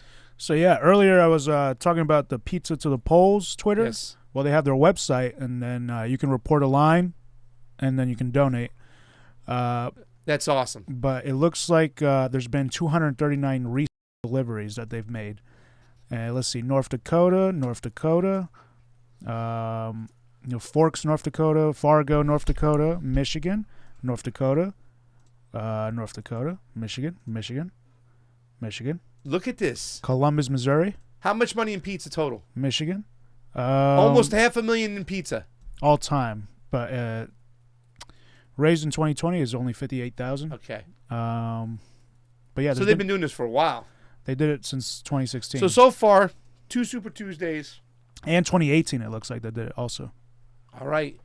So almost 60,000 in pizza. But you can see Michigan, North Dakota, Michigan, Michigan, St. Ann Arbor. What's the matter? They sent a lot of pizza to that address over there. Oh, and here's where L.A. L.A. Oh, all the L.A.'s locations. What's the locations? I can't even see. Let's see. North Hollywood, Northridge, Westwood, Normandy, L.A. Avenue, L.A. LA. Western Ave, Yerba Linda Boulevard, Fullerton. That's Orange County, so one place. Santa Monica Boulevard, L.A. Colorado Boulevard, L.A. Alverstone, L.A. L.A. Is that Winnetka, L.A.? L.A. Watseka, yeah, and LA. Laurel Canyon, LA. and Studio City, L.A. Vermont Avenue, L.A. Laverna Ave, L.A. Mont Vista Street, L.A. Selby Avenue, LA. San Marino, L.A. Child's Way, Los Angeles, LA. That's where Jeff Epstein lives. Bellevue, L.A. State University LA. Drive, Mesa Road, Irvine, Irvine, that's 2. Juniper Ave, LA. Long Beach, L.A. Sherman Oaks, L.A. New Hampshire Avenue, L.A. Sherman Oaks, L.A. Magnolia, LA. North Hollywood, Northridge, Northridge, L.A. Burbank, L.A. Burbank, L.A. LA, Olympic, L.A. Placentia? Pacoima. Pacoima, That's L.A. Long Beach, L.A. Santa Fe Springs, L.A. Irvine, L.A. 3 for Orange County. West Hollywood, L.A. Burbank, L.A. Woodland Hills, L.A. Yeah, there's a lot, and then there's one for Texas there. Wow, but a lot of these are in LA. L.A. So you can see what they did. They broke it on purpose, Johnny. We called this. I mean, ladies and gentlemen, I started writing an article. I'm halfway through with it, but it really captured what me and Johnny did when we realized on the first day that we went out with the first thing, we looked at each other. And I think it was the last thing that Johnny looked at before we said, okay, we have no hope. Johnny realized that on the map that only 23% of them, and we were looking at it, of the 1,000 polling places were even open. For the 11 days. For the 11 he days. said there was only going to be a few, less. He's like, not all of them are going to be open, but it's like how many of them, you know? Yeah. Once again, he made it sound like it would be a decent amount open that you can vote at. But L.A. was broken. Look at that pizza thing. It was all L.A., L.A., L.A., L.A., L.A., L.A. Jill Stein reported in North Dakota today, ladies and gentlemen. In North Dakota, they're screwing you. In North Dakota. 2020. How are we having 3-hour, 4-hour waits to vote? Democratic Party. And Donald Trump is going to go around and telling you want these people to run a country that can't run an election. Can't run an election.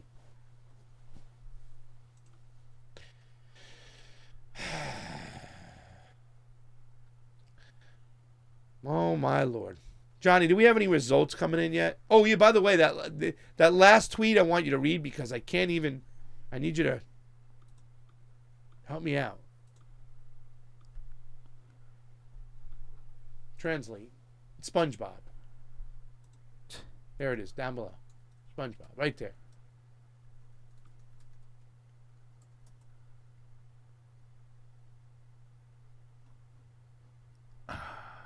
Ernest? What the fuck? I don't know. I've never seen that word. Okay, hold on. Está bien. And it looks so funny because it's like he's getting blow dry.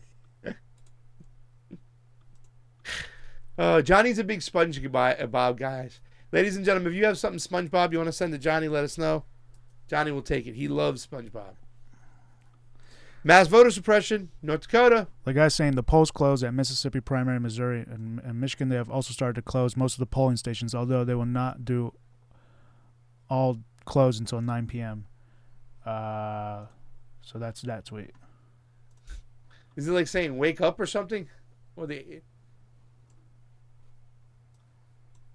hate it when they're going to try to blame the youth on this one. This is just not fair, man. It's just not fair to blame the youth, dude. I mean, look what they're doing to them right now. Gig is up, ladies and gentlemen. Gig is up.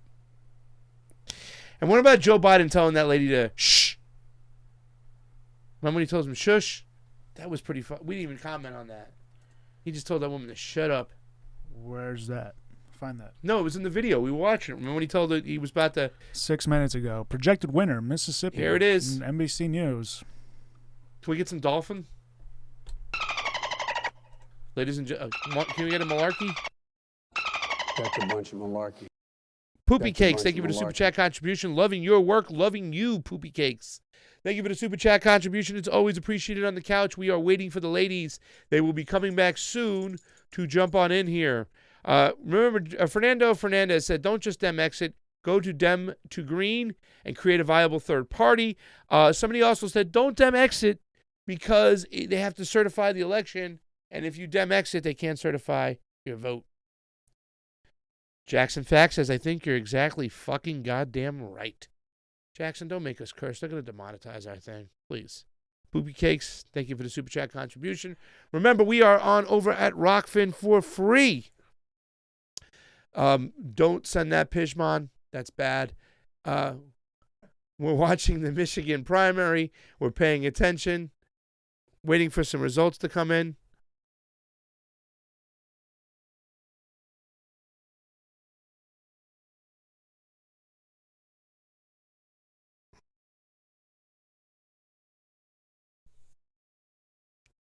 Even Fox News agrees. Can you? Okay. All right, guys. We're here watching the primaries. Keeping an eye. This is a ROKFIN exclusive. Convo Couch YouTube. Johnny Sue, Eva in the house. Karen, go have dinner and come on back. We'll hold the seat for you, okay? Gringo's going to lay down. He's a long, stressful week. Gringo, take a nap. Come back. Let the thing run, though. Let it run. Let it run. And come back, and we'll have some results later on. It is still early out there, ladies and gentlemen. It is... Did we lose an hour? Did we fall back, or we sprung forward? So Johnny says, every single time that we do daylight savings, we always lose time. We never gain it. It's like, when's the last time we gained it? Last fall, did we? Nope. They fooled us. Hey!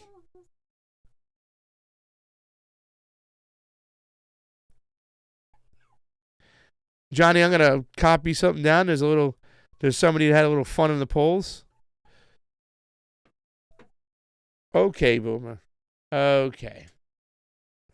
Check out that last tweet.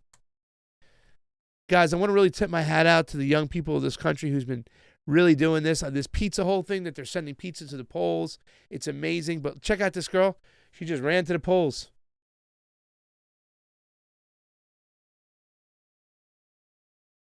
Hey y'all, I'm here with Bar, who's out of breath.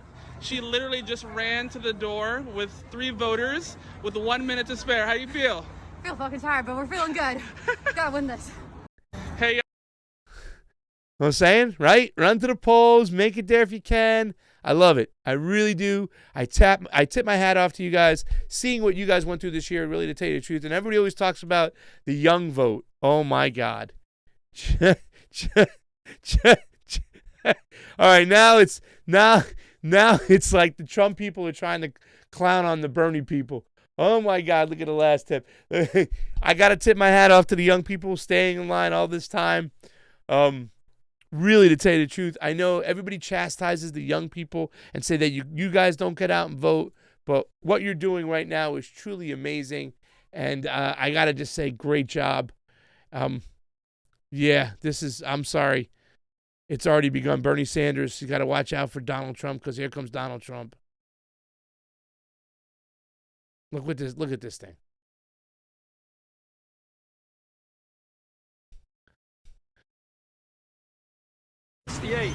When he stated...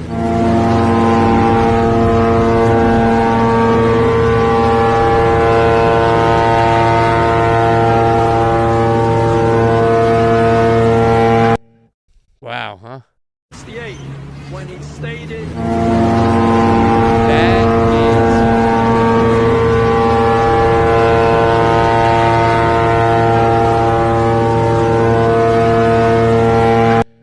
Johnny, check out New York Times or something real quick. I'm seeing some people saying that they're calling Michigan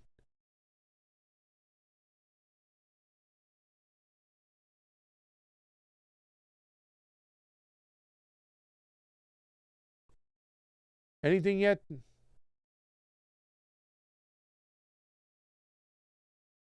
We're looking at the results, ladies and gentlemen. I'm going to try to bring you up-to-the-minute results. As they come in, we will bring them to you. You do not have to watch the mainstream media. You watch us, and whatever the mainstream media has to put out there, we'll be able to report. From what I'm seeing is that the Michigan primary has Bernie Sanders up by almost 7. And if this is true, this is a big one. I'm seeing that Biden wins Mississippi up here. Biden wins Mississippi. But right now, I'm getting news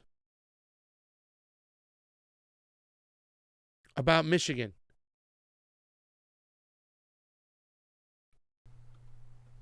It says that Biden has 60% of the vote and Bernie has 19% of the vote. And it's estimated 0% in, so that doesn't make any sense. So Yeah, that's kind of weird. We're going to look for some results. We're going to see what's out there, but they have a new election system in Michigan. And no, they went from caucuses to primaries. yeah. That was in Washington. Oh, Washington, my bad. Washington. My bad. Yeah. Is Michigan an open primary? Michigan is an open primary. Bernie Sanders won it last time. He upset Hillary Clinton. Waiting. We're waiting here. Somebody's saying that here's the results. Hold on. Let's see what I got.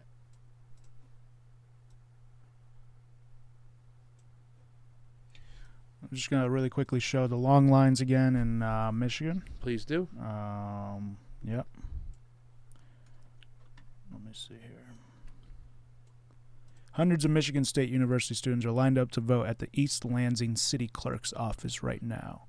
And that was as of 4 hours ago. You can see there's a long line here. MSU.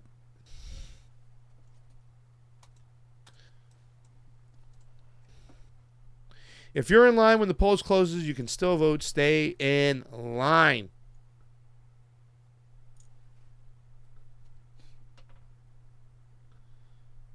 So somebody says, oh, yeah, the Michigan primary polls just closed. I can't wait to sit down on the couch and watch any freaking thing else. Well, you can sit down on the couch with us because we'll be reporting all the results tonight. Yeah, NBC, CNN giving Biden Mississippi. Yes, we are now reporting the CONVO couch has now called Mississippi for Joe Biden.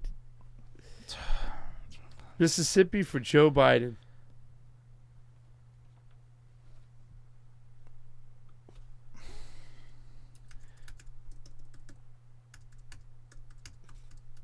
This is kind of cool right here, right? So if you look at Oakland County, Michigan, Joe Biden has won that. He's got 16,376. Bernie Sanders got 12,912. Third place, I believe, Tulsi Gabbard with 234 votes. Nice. Where's that at? I will send that to you right now. So Mississippi's like deep south, huh? It's shit kicking south. I don't even believe the South Carolina Last results. one. Oh, no, neither do I. Neither do I. You got to be kidding me with that shit.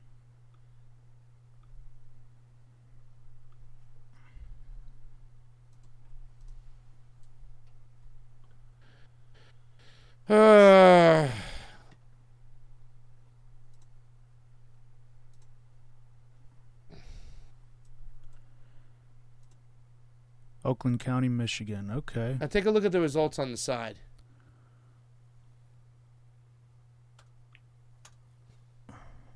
Yeah, voter turnout.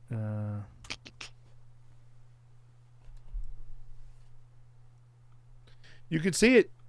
Tulsi Gabbard got 234 votes.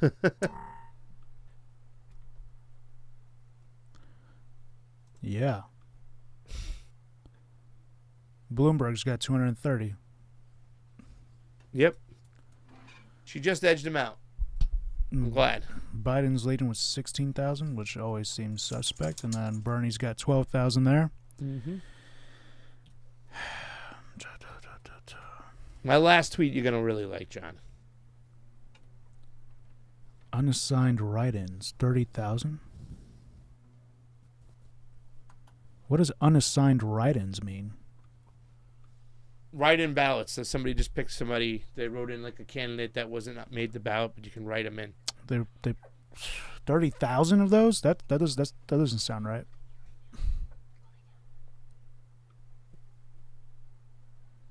You sent me something else? Yes, I did.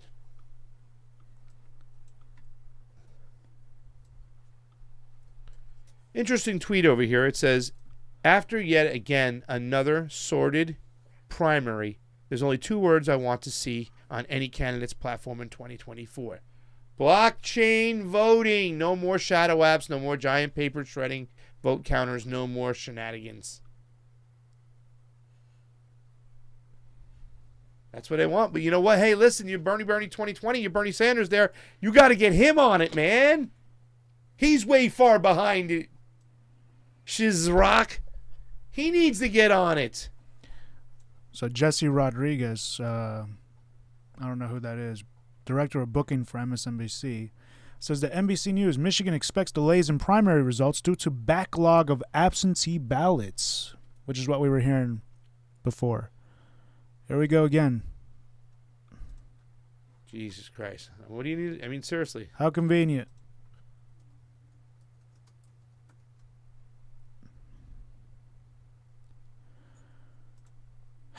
Okay, so every state that we know that Bernie won in 20, right? Pretty much everyone that he's won in 2016 and that we're expecting him to win, there's been problems.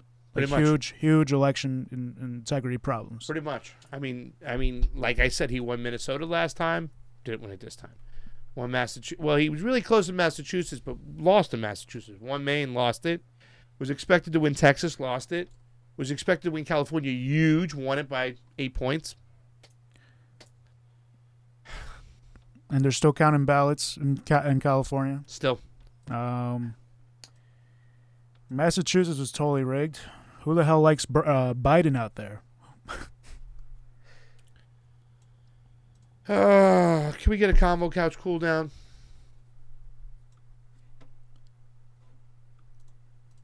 Somebody put, had enough? Vote Republican. Huh. You know, you laugh, but sooner or later it's going to work. Pidgeon asks, yes, that's right, Boomer. Are Americans actually thinking about 2024 and why? Because they've already mailed it in for 2020. Jackson Facts to the front, please. Jackson Facts to the front. What pose is it?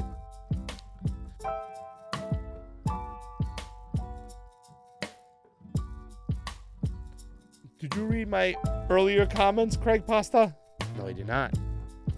Pop those chill pop pill bottles, everybody.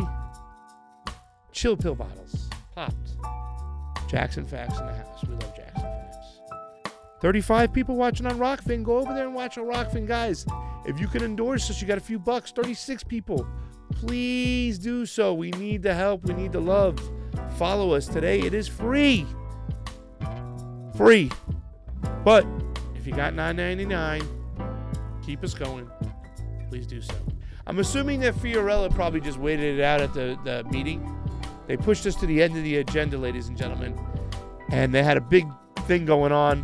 So we showed up to talk about election integrity, to state our cases. You only get 1 minute. There were some people who were willing to give us a couple of their time, which you can hand over your minutes. So maybe me and Fiorella might have got a 2-minute speech. I left to come home, start the stream, and she was waiting it out.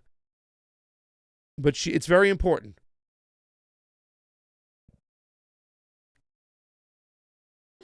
So the shirtless pundit, he voted in a Seattle, Washington primary. First time voting GOP in the presidential election since I turned 18 in 22. Finally and forever done with crooked, the Democrats' STEM exit. I got you, buddy, but you could have voted for Tulsi Gabbard. Should have voted for Tulsi Gabbard. Change your name, too, because you don't go shirtless anymore.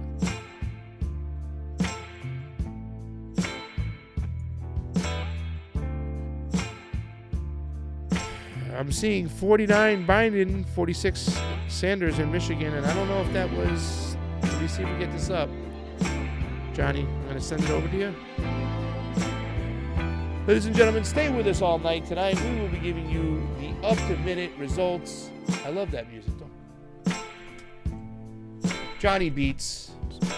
According to CNN, we have 1% reporting, and Bernie's leading 48.9% to Biden's 48%. Tulsi Gabbard's got 0.7. Whoa.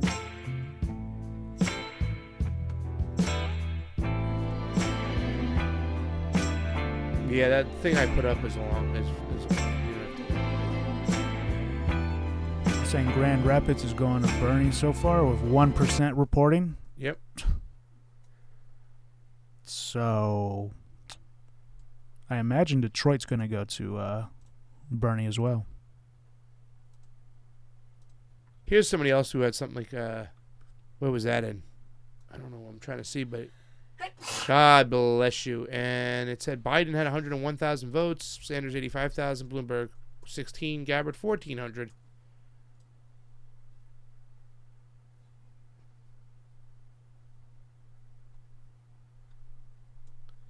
In the Washington results, they called it for Donald Trump. Ah.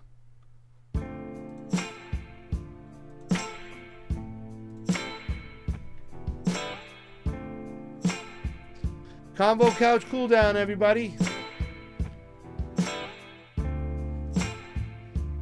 Convo couch cool down. Steve Warwick is saying that Joe Biden is leading in Michigan. Game over, man.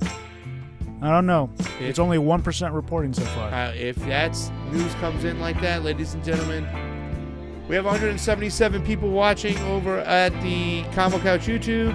We have 40 people watching on the ROKFIN. That's awesome. It says, at Greg, I can't take much election analysis seriously at the moment. Keep saying out loud, you forget to preface this with the fact that this shit is rigged and turn off. Dave, we know it's rigged. Dave, look at me. We know it's rigged. We know. I mean, really, to tell you the truth, you're going to believe that Joe Biden really is getting all these votes? You got to be a special kind of stupid. I don't believe it one bit. Stay in line. If you need pizza,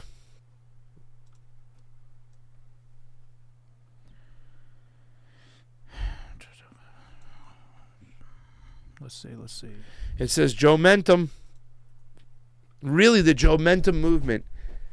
I mean, God damn it, ladies and gentlemen. Oh, my Lord. Where's Tulsi at? Is she anywhere around? Let's see where she's at. I'm gonna hunt down Tulsi Gabbard.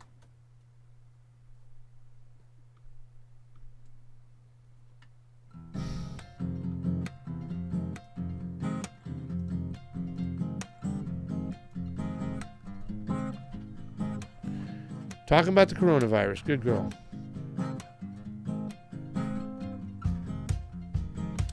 Ladies and gentlemen, we got to 27,000 subscribers today, and I want to thank everybody who was a part of this whole long journey. I remember one time when Johnny joined the thing, we had less than 100.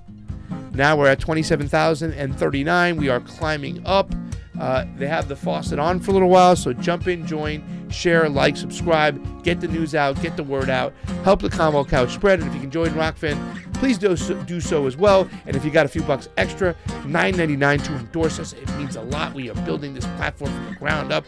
It's a platform that is a co-op kind of revenue sharing where they don't suppress the content and the finances of the content creator. So if you want to help us out and be a part of something special, join our ROKFIN, ROKFIN. They have a beautiful app for your Apple phone. And like I said, we are building it from the ground up. Also, we have a GoFundMe. We are going around to these primaries all around the country. So if you want to help us out there, you can help us out there as well. We are waiting for the news for the Michigan primaries. We should be getting in some information soon. As we hear information and we get up to the minute results, we will pass them on to you. You don't have to watch the mainstream media. You can sit here and watch us. We'll take care of it for you.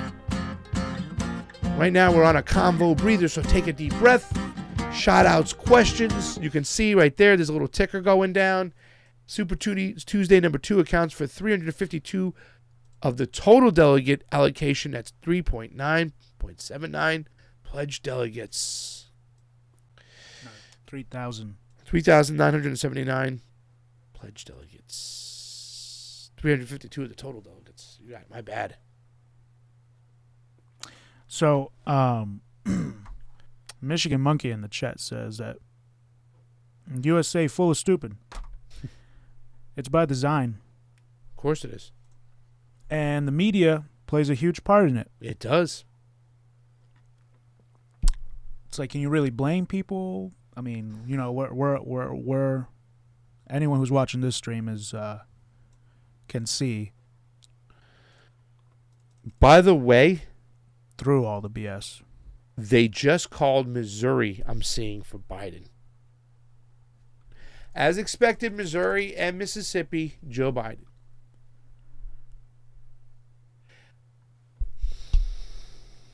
Burners. CNN is saying Biden wins Mississippi. I'm seeing that Biden won Missouri, too. It says 0% in, though. So it's somewhere else. Here, let me put it up for you. It says Associated Press. Here, I'm going to put it on the thing.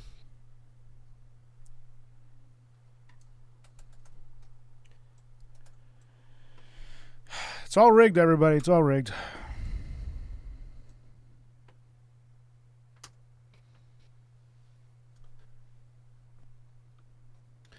Burners, how you feeling out there? I know you got to be a little depressed when you see this here, man. This is really heart-wrenching. I just put it in there, Johnny. It doesn't look good for... It doesn't look good. Doesn't look good at all. What are you going to do, Bernie? You knew this. You knew they were going to rig it. You had the app in Iowa, and that's still up in the air. See, now click on that one right in the middle of the picture. Oh, the Google results. Yeah. The AP, they're taking it off the AP. It says right there, Missouri. Why does it say that he won with 1% reporting?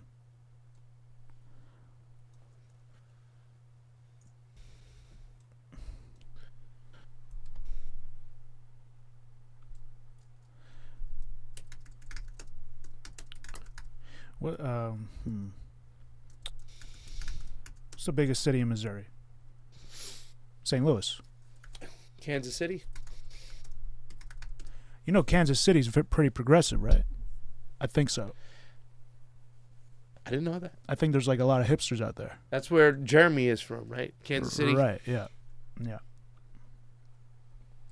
Yeah, Kansas City is the largest city in the U.S., state of Missouri, by population and area. Okay. So let's see what county Kansas City is.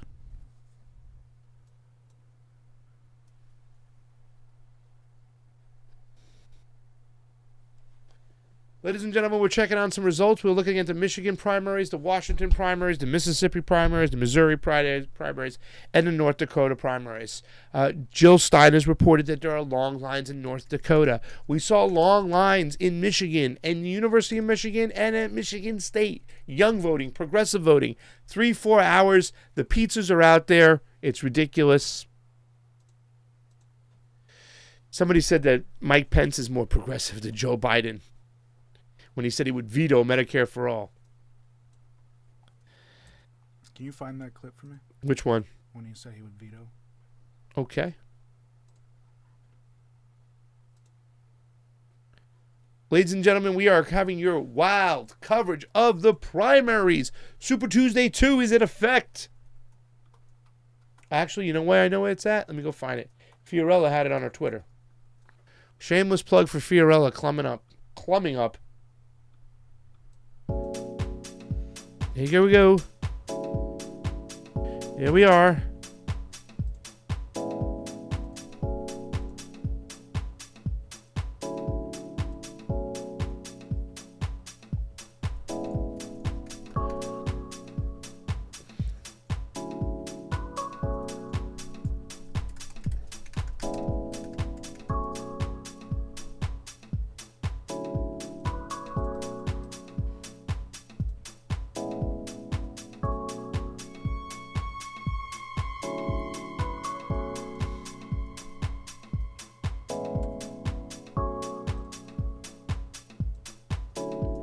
I got it up for you, Johnny.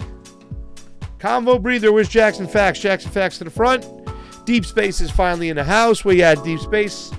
Good to see you. Cam Schwari Kate. Again, great to see you, Dave. Namanyam.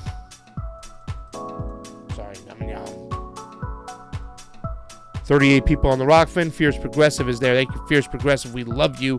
Fire Puff. We know you. You know we love you. How many voters are in Mississippi? There better be more than 400. Says Carrie Mark. I got that Joe Biden video up at your ledger, sir. At the end of this... At the end of this breather, we'll get to it. This is sad, ladies and gentlemen. This is sad. What we are seeing, democracy in front of our very own face.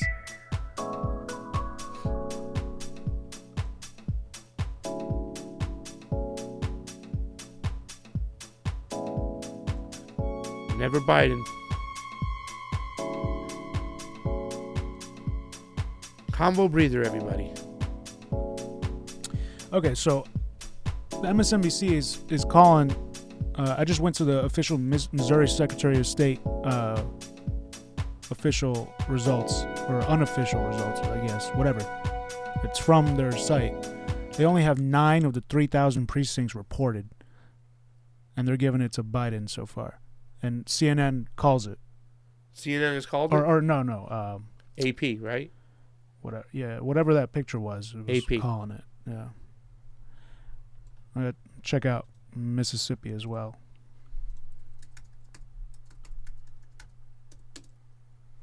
All right, let's take a look at that Biden video. Yeah, and I'm going to put another video below it, too, as well. Just a little picture below it.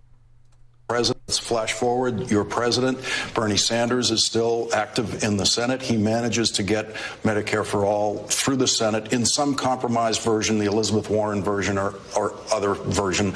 Nancy Pelosi gets a version of it through the House of Representatives. It comes to your desk. Do you veto it? I would veto anything that delays providing the security and the certainty of health care being available now. If they got that through and by some miracle, and there was an epiphany that occurred, and some miracle occurred that said, okay, it's passed, then you got to look at the cost. I want to know, how did they find the $35 trillion? What is that doing? Is it going to significantly raise taxes on the middle class, which it will? What's going to happen? Look, my opposition isn't to the principle that you should have Medicare. I mean, everybody, health care should be a right in America. My opposition relates to whether or not, A, it's doable, 2, what the cost is, and what the consequences for the rest of the budget are. How are you going to find $35 trillion over the next 10 years without having profound impacts on everything from taxes for middle class and working class people, as well as the impact on the rest of the budget? There you go. You know what that translates to? No. We can't afford it. No. You don't get it. And I just want to say thank you so much to Audit Press, who says Pasta really good at this live shit. I appreciate that. And then Holly Horn asked Pasta, who do you think Biden VP will be? And Pijman answered it for me. Hillary Clinton. Hillary Clinton, ladies and gentlemen. We're calling it now. We're calling it right now. We're going to call it. 1,000% unequivocally, if I had a guess, it would be Hillary Clinton. Eva, what do you think? Joe Biden's vice president, who does he pick? Stacey Abrams, Hillary Clinton, Kamala Harris, Klobuchar. Those are great guesses. I put another tweet up, Fiorella. That was her tweet right below it. There's another one. It's Steve Kornacki. The picture, he's on MSNBC, and you can see they got him right in front of him. They got him. They're pushing it. Ladies and gentlemen, if that becomes official and that comes out, what's your plan B? Hey, Sanders supporters, burners, what's your plan B? My plan B was to get in the streets and go stomping for Bernie Sanders if Tulsi Gabbard didn't win the nomination. So I got to look at a plan C. Can you tell me what your plan B is so I can match up my plan C with your plan B? Because right now, if Bernie Sanders doesn't win Michigan, CONVO couch pillow. Screwed, ladies and gentlemen. Screwed. Said nothing about voter suppression in 2016. Said nothing about the Democratic Party screwing you over. They did it again, Bernard, Senator Sanders. And what did you do? You turned your back on on Tulsi Gabbard. You placated the Russiagate narrative. You kept on saying Joe Biden's my friend while he's comparing you to Donald Trump. And right now, you're about to lose the primary if Michigan comes in for Biden. You're in trouble. You're in deep trouble, ladies and gentlemen. Deep trouble.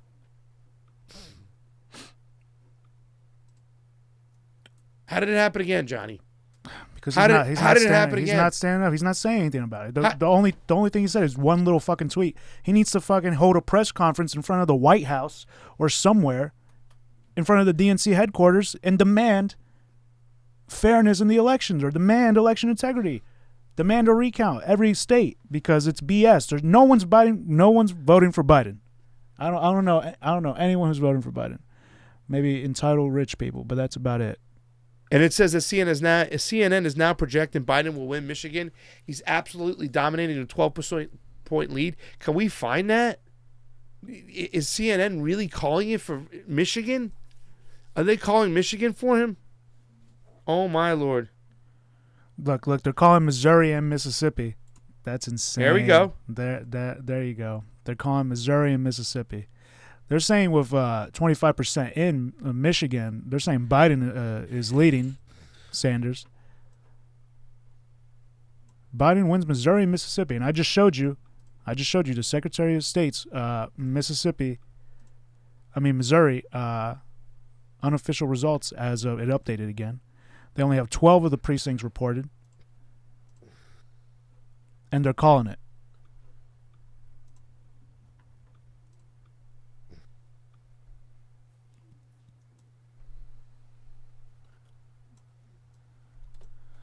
This is crazy. All right, I'm going to take a little quick break right here. It's right now it is, what is it? 5:39. We'll be back at the top of the hour, probably before that. Ladies and gentlemen, let me just report right now that if Bernie Sanders does lose Michigan,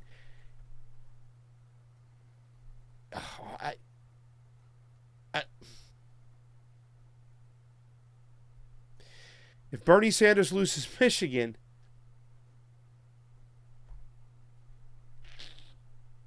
we're in trouble.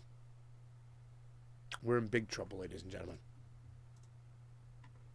But maybe that's what we need, right? Maybe that's what we need. If you really want to believe that the nation went out there and voted for Joe Biden, that's fine. But, before we go to the break, Johnny, maybe what we're talking about is really coming through. Maybe there's a price to pay for turning your back on Tulsi. Maybe there's a price to pay for not calling out election integrity.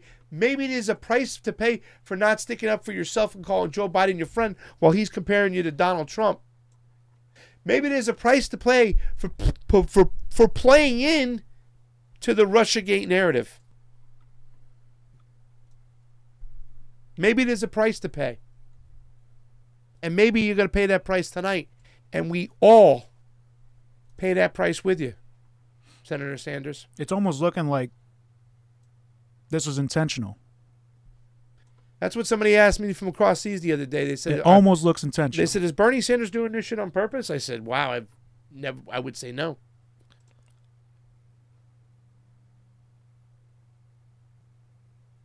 It's the establishment people in his campaign. What is going on? What is going on? What is going on?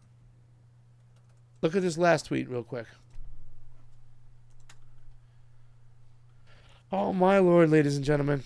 Oh my Lord.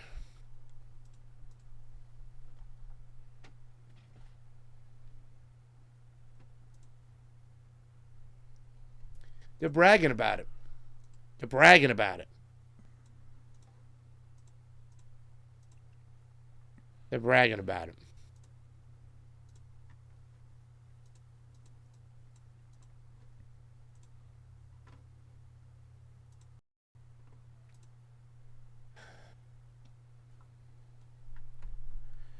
We're going to take a quick break.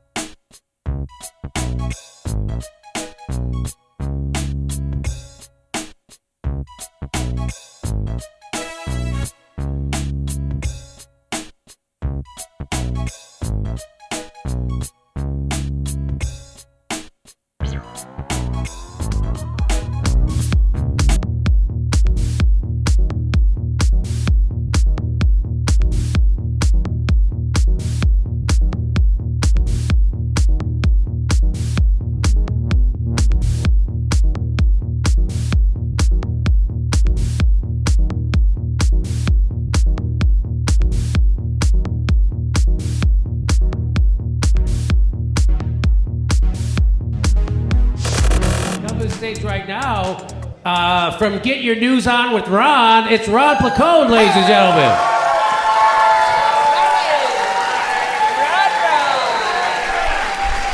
Walking on with a guitar. What's up, Portland? Thanks, buddy. All right. We got a little protest music for you right now. How's that sound? So this first one's a re-adaptation by, you guys know the legend Phil Oakes, I'd imagine, right? Yeah, some of you do. Oh, look at that. He's the guy who, he described the American liberal, someone who is 10% to the left during the best of times, 10% to the right when it affects them personally. And we're seeing the remake of that today, you know, blue no matter who will protect my tax brackets, so... So if you know this one, sing along. We revamped it a little bit.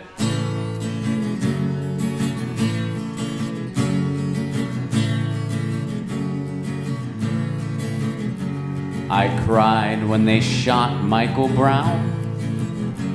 A chill ran down my spine. And I cried when they shot Timmy Rice. Was like I lost a child of mine. But Colin Kaepernick's just disrespectful. And most of the cops are just fine. So love me, love me, love me. I'm a liberal. You guys get it.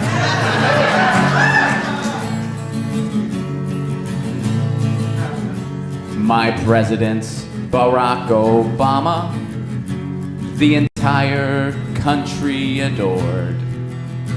He brought us our hope and our change. And 30 million left uninsured. And I don't care about fracking or drone strikes, 'cause that ain't gonna happen next door. So love me, love me, love me, I'm a liberal.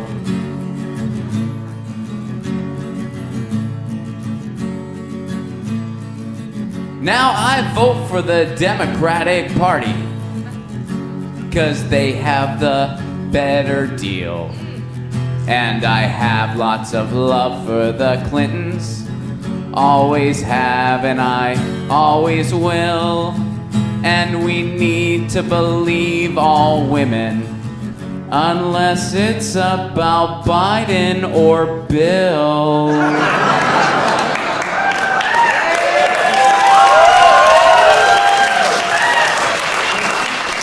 So love me, love me, love me, I'm a liberal.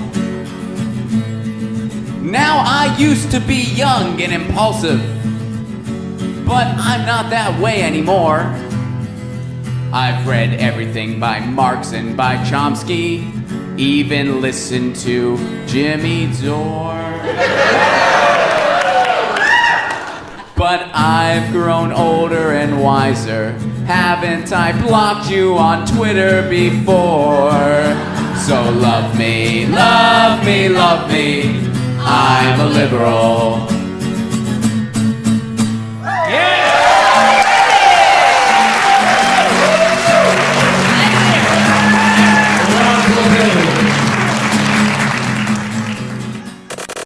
Welcome back to the Convo Couch, ladies and gentlemen. Pasta Jardula here, and with electoral season heating up, we thought we'd give you a little taste of one of the hottest districts in the country, California 12. That's right, Nancy Pelosi's district. And her challenger, our man, Shahid Buttar. Check him out. Plan to address, if you were elected, changing Washington systemically on how it's operated. Do you have any mental note? Because I think really some of us in this room, I'm just so disheartened about what's going on in Congress, and we can talk about all these actions we can take and whatnot, but what do we get somebody in there who really wants to change stuff systemically? So there's a couple different answers to this. I can think of like 2 or 3 takes on it. But so the first, I've spent 10 years in Washington in 2 different 5-year stints, one of them leading the National Civil Rights Organization. And I know how co-opted the process is. The policy-making apparatus in particular is especially corrupt for lots of reasons, not the least of which is you can send insightful voices to Congress like Ocasio-Cortez, and it's one voted 435. Which is to say, it matters to swap us out, but it's not enough by a long shot. On the Hill, if you talk to any member of Congress, their challenge is getting enough visibility for their legislative agenda outside their district to be able to move the needle. So replacing a seat is just the first in several steps. Among the things we can do structurally, one of them is to work and establish transpartisan consensus around the middle, which is to say, you might think of the left versus right divide as the salient one. Increasingly, I think it's the center versus the periphery. You can go to rural Texas and you'll talk to libertarians and they won't see eye to eye on us with the Green New Deal. Yeah. They won't see eye to eye on us with probably Medicare for all, but they will see eye to eye with us on dismantling mass incarceration, dismantling mass surveillance, legalizing cannabis. These are big deals, getting money out of politics. These are important structural issues. Civil liberty. Right? Not everything, but a lot. And if we work that consensus, we can delegitimate the center. And I think that will create very compelling opportunities. Another way to think about this is that an anti-establishment sensibility emerges as progressivism in a city. It's libertarianism in a rural area. The difference is, do you see your neighbors enough to recognize your liberation is bound up in theirs? And if your closest neighbor is a quarter mile down the street, you probably think of liberation as an atomized individual endeavor. If your neighbors live on top of you and you cross 5 of them on your way to your front door, you'll probably recognize that liberation has to be a collective endeavor. I think that's the biggest difference between progressives and libertarians when you get down at the root. And the recognition of interdependence that is entirely implicit in progressivism that libertarians deny because their neighbors aren't in front of them, I think is one piece of it. Another part of it, money in politics, is a big one.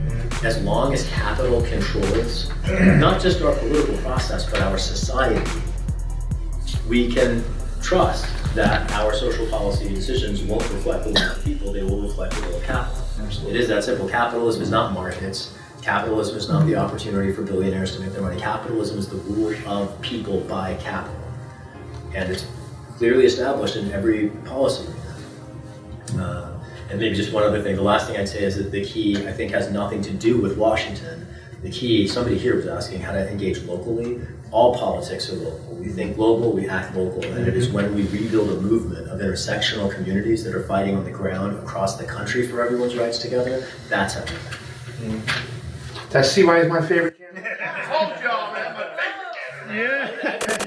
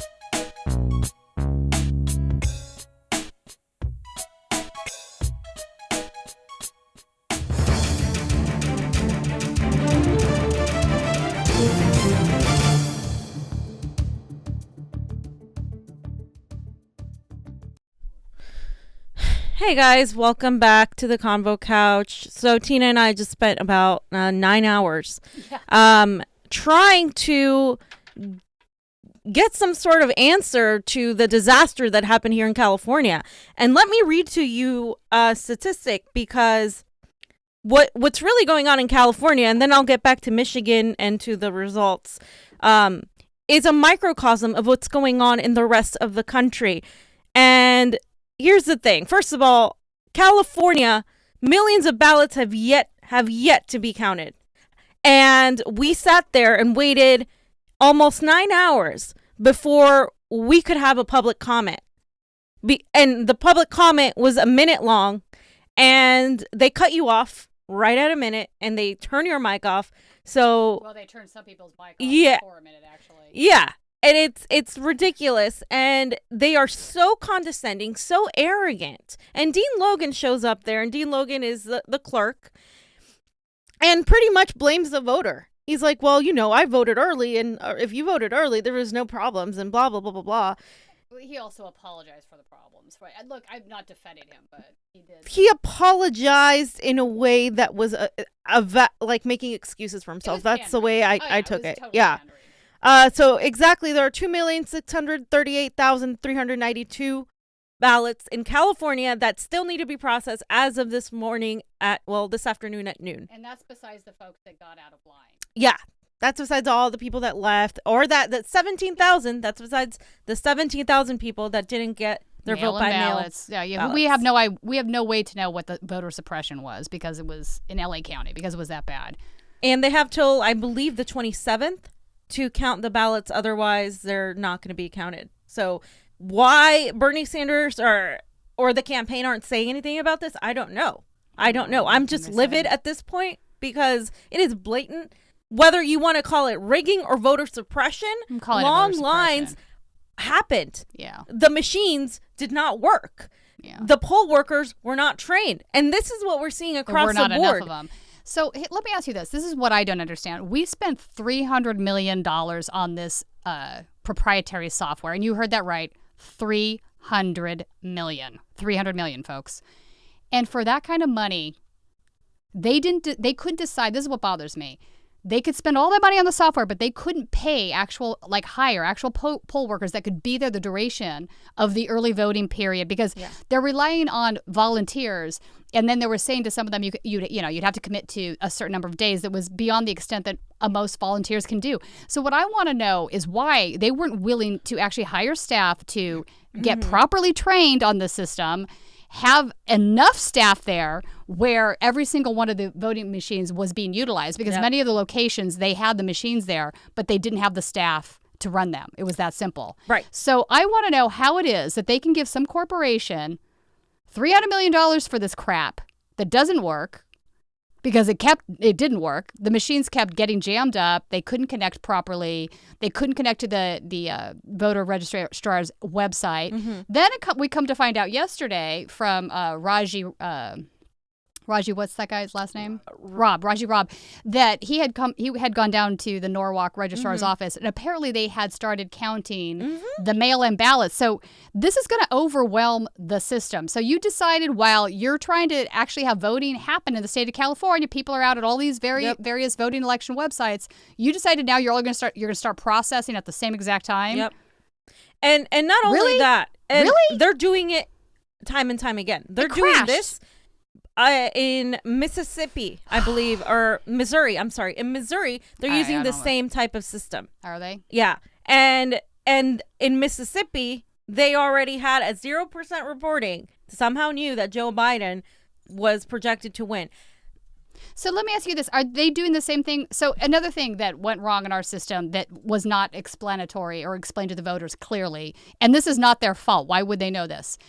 When you finish voting, a sheet would print out, right? Yeah. And what you had to do is take this sheet and scan it back in through the machine. If you didn't scan it back in through the machine, your vote wasn't counted. This is really important. So people thought it was a receipt. Yeah. They thought like, And they okay, I ran off with voted, it. I pushed this, I voted. And they were leaving the voting site without having scanned the sheet, right? Yep. So now what happens next is one of the poll workers would chase them out and say, no, you can't leave. We have to scan that in. And they'd be like, it's a receipt. And the poll worker would say, no, it's not a receipt. We have to scan it back in. Otherwise, your vote's not going to count, right? They go back to the machine to scan it in, and they can't scan it in because there's a new voter there that's already started voting. So now what happens? Now what happens is the poll worker has to go recheck them in again, and it comes up on the screen, this voter has already voted, when that's absolutely not the case. So now they're given a conditional ballot. Not a provisional, a conditional ballot. This happened, according to Emily, the poll worker that was at the UCLA site. This happened repeatedly. She says by her own guesstimate from being there the entire duration that they gave out 80% provisional conditional ballots that night instead of official ballots. 80%. This is inexcusable. This is inexcusable. It's voter suppression. all Any be way you angry. want to. We should be It is out voter in the suppression. streets. we should absolutely be out in the streets. I mean, Missouri this morning, my friends couldn't vote. The machines weren't working. They were trying to give them provisional ballots. And then we have one polling station in Fargo. What kind of bullshit is that? I saw the line. The line was ridiculous. They just decide to close these stations the day of. Because they're disenfranchising poor people. And it's always in the poor. I guarantee this shit wasn't going on in Beverly Hills. No. It was going on in college campuses, and it was going on in Latino. I want to say X, but I can't. Some people say that's bad. Some say it's good. I don't even know what to say. You tell me what to say. I just say Latino. Communities, because this is what they do, and we should all be so angry right now. And being at the Board of Supervisors today for the duration of that. You just lose faith in lose everything. faith because now the next thing that they were arguing, the Board of Supervisors was arguing. They're saying they're going to investigate the situation. I did speak to one of the deputies of one of the supervisors who didn't want to go on record, who basically said they were not a fan of Dean Logan and some of the things that he'd been doing. So that's a good sign. But now they're going to argue that they want to have a system that's 100% mail-in ballot. I have a problem with this for two reasons. The first reason is the ACLU actually sued our Secretary of State in Northern California for throwing out mail-in ballots the last election cycle. And the reason was people, you have to sign, right? So they were saying they were mismatched signatures, but some of these signatures have been on file since somebody first got their driver's license, right? They're 30 years old or so. So of course they're not exactly the same. Okay, that's understandable. But the problem was, instead of these folks going out of their way or making any effort whatsoever to contact the voter and give them the chance to certify their ballots, they just threw them out. They simply threw them out. Yeah. And I know this happened in LA County. Yep. I know it happened in Orange County, and it absolutely happened in Northern California because that's where they made the case and won. So, they were forced to change the law after that. But again, there's always something, and it shouldn't be this goddamn hard to vote in the United States of America. We should all be automatically registered at the age of 18. We should simply be able to walk in and vote.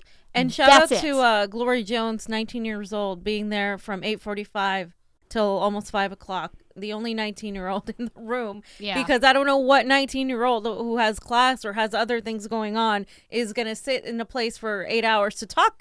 She sat there for as 1 long minute. as how some people waited in line to vote just to talk for 1 minute to complain about how long they waited in line. And shame on the dais, because I will say some of the attitude. I almost got thrown out of the Board of Supervisors meeting today because I know that's shocking to you all. Because they were throwing attitude, and at one point, I don't know which supervisor told somebody to shut up. So I turned to her from behind my camera and I said, "How dare you? That is your constituent." Yep. So the next thing I know, I had the sheriff in my face.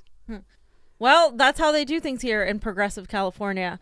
Johnny, we have Michigan. CNN is reporting that Biden is hard to believe. Biden lead. I can't, this I can't believe. Yeah. Because number one, NAFTA got a lot of people out of work in the factories in Michigan. Flint, Michigan. Are you kidding me? They still don't have clean water. Obama and Biden did nothing for them. No, they pandered. I mean, look, Obama turned that into a photo op. He showed up and drank the water and said, "Look, I'm drinking it. It's fine." It's not fine. It's not fine. The people in Flint are still suffering. It's disgusting. It's absolutely disgusting. And shout out to Jordan that's still reporting on it. He's the only person still reporting on this. He's still reporting on that. And you know what? Let's look at the crowd sizes and what happens when Biden goes to see people versus when Sanders goes. I'm just not buying these results based on the fact the exit polls and the studies that multiple election integrity activists are doing every single day to bring attention. Very similar patterns that we're seeing in the other states, not just in California, but in Massachusetts, in Vermont, in New Hampshire. And it's a little ridiculous now that this is a pattern, because in the exit polls we saw in the beginning that Bernie was ahead, and then all of a sudden have we seen, because I've been locked in this Board of Supervisor thing all day, have we seen any photos or video of long lines in Michigan? Any sort of what's the stuff we're seeing?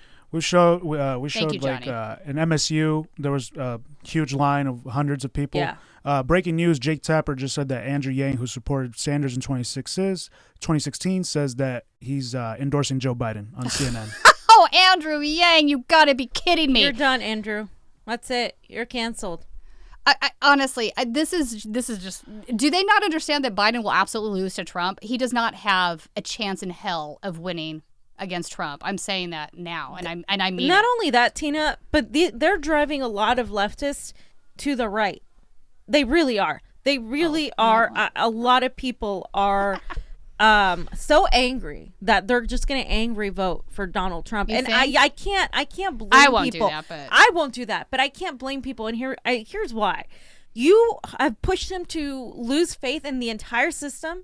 You have pushed him but to. I get that, but he's part of the failed system. He's no better. Like that makes no sense but to their me. whole claim that Biden is better is just maddening as well. Okay, like yeah, but they're both trash. They're both trash. But so yeah, so don't vote for either of them. Be smart. But here's Come the on. thing: Joe Biden is to the right of Trump when it comes to trade. Joe Biden is to the right of Trump when it comes to cutting Social Security. I don't agree with that. Trump is going to campaign on that. Absolutely, he absolutely is. I wouldn't vote for him, but Trump. I think they're on equal footing on both of those measures. I wouldn't say he's more to the right. I'd say they're on equal footing. Trump they didn't both have shit support records. NAFTA. That's the thing. Yeah, but his new bill isn't any better. It doesn't matter. It's perception, and a lot of people are going to see the impeachment, are going to see NAFTA, are going to see what. All right, that I agree going with you to on. Bernie, I think the perception is and not good. he's. But gonna I'm making a campaign plea. on I'm that. making a plea to people to actually look at policy. That's all I'm saying. And look, here's my thing: if you're going to do that, don't do that. Don't throw your vote away. Vote for a third-party candidate or somebody that agree. you actually agree with. I Have agree. some sort of. I have done it multiple times, and I've been yelled at for it. I voted for Jill Stein in 2016, and I don't regret it. I would do it again. Me neither. I would do it again. So especially come now. yell at me. I'm one of those Russian assets. I'm Bernie or best at this point, and here's the thing. I think Bernie Sanders needs to do something right now. He needs to call out what's going on with these elections, talk about election integrity. People are angry that he has not addressed these long lines. People are angry that he hasn't addressed even the voter suppression. I'm not even talking about the machines and the exit polls. He hasn't even addressed the voter suppression. Well, to be fair, he did file the restraining order here in California to keep the polls open. So that was something. And they completely just... But here's the problem. Okay, so here's the other thing that happened. Can we get back to that for a second? In my interview with Emily, the other thing I discovered was that even though that had been the case, they hadn't bothered to contact at least her polling site to let them know. So they were turning people away, not knowing that because nobody had bothered to tell them. So yeah, I'm just. Is this a line in? Where's this at? Tweeted out an hour ago. Polls are officially closed in Michigan, but the East Lansing City Clerk's office is still packed with students. Holy moly! Who have been waiting on average 3 hours to vote. Yeah, this is insane. You know what? Look, my fellow Americans, can I just say this? Get angry. Rise up. This is not democracy anymore. We live under a corporate oligarchy. We live under, I'm going to say it, the plutonomy. I know that you make fun of me for that word, but it is what it is.